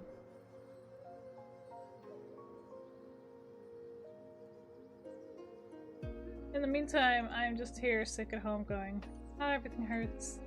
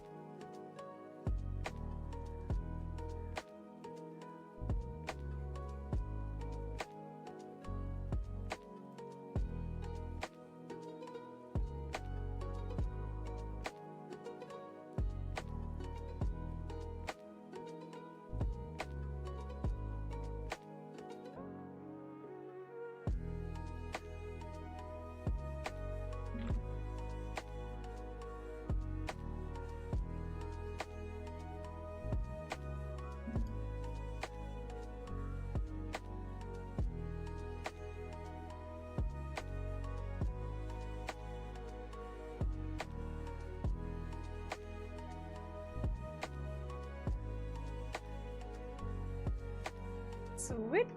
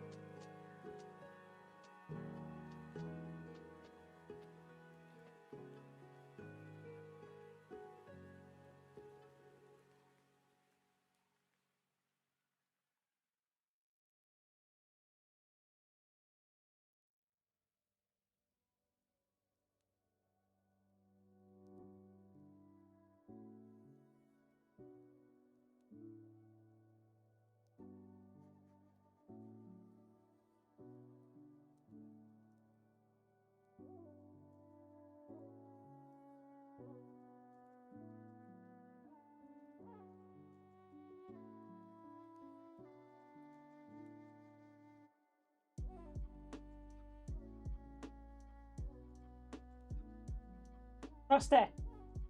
Nay. Frost is scratching my couch, so I'm just gonna let him outside.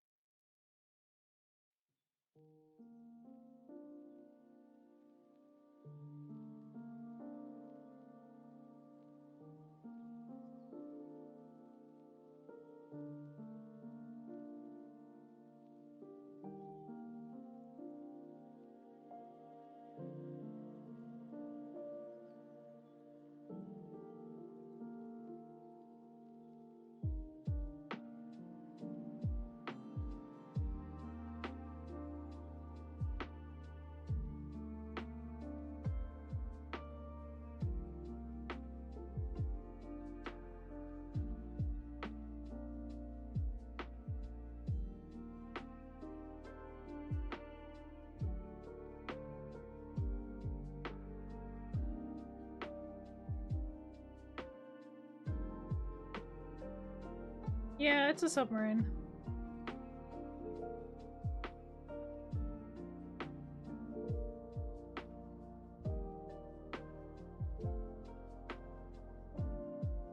It just really hurts to talk because of my throat. I'm trying to keep talking to a minimum. I know, it's boring.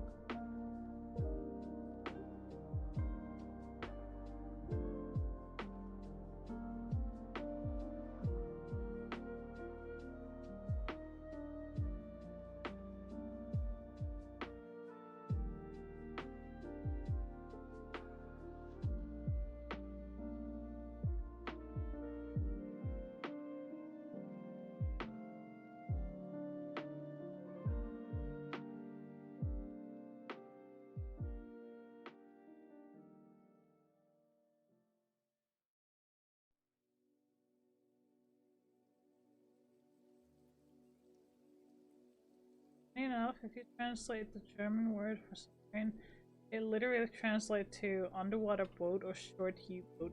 That is funny. That is actually, yeah, that is really funny.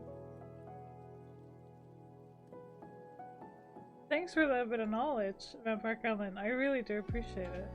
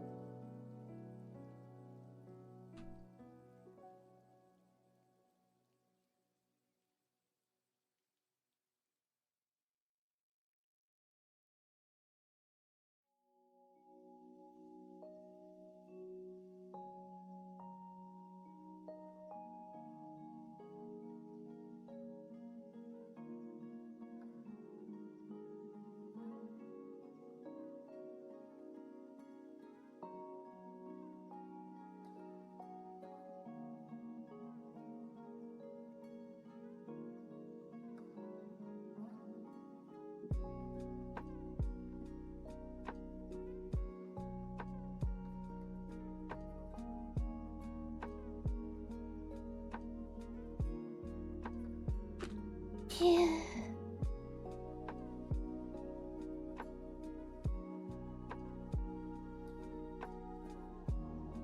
And about the talk, I'm tired, so I just enjoy the company of your streaming without you having to talk.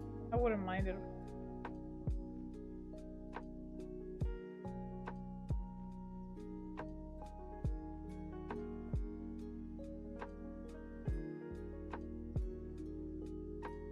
No, I appreciate the feedback.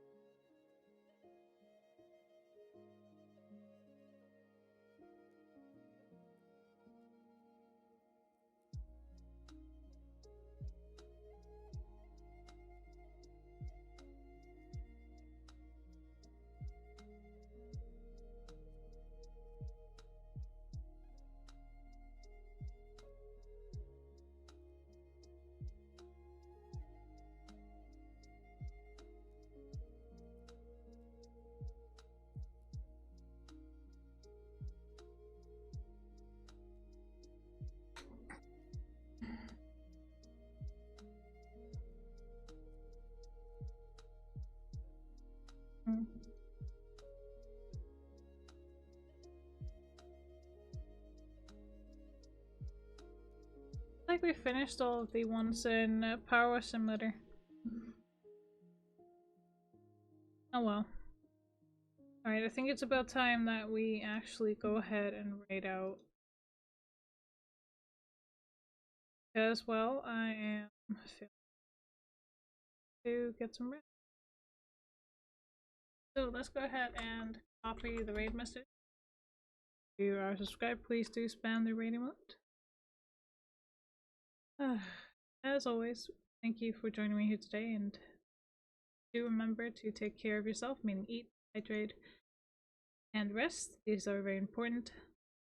And of course, if you have the opportunity and or the energy, please do take care of each other. But most importantly, do remember, you are beautiful creatures. Now I'll send you off to cause mayhem and destruction, chaos, mayhem, destruction, and chaos in someone else's chat. So go ahead and raid Haru.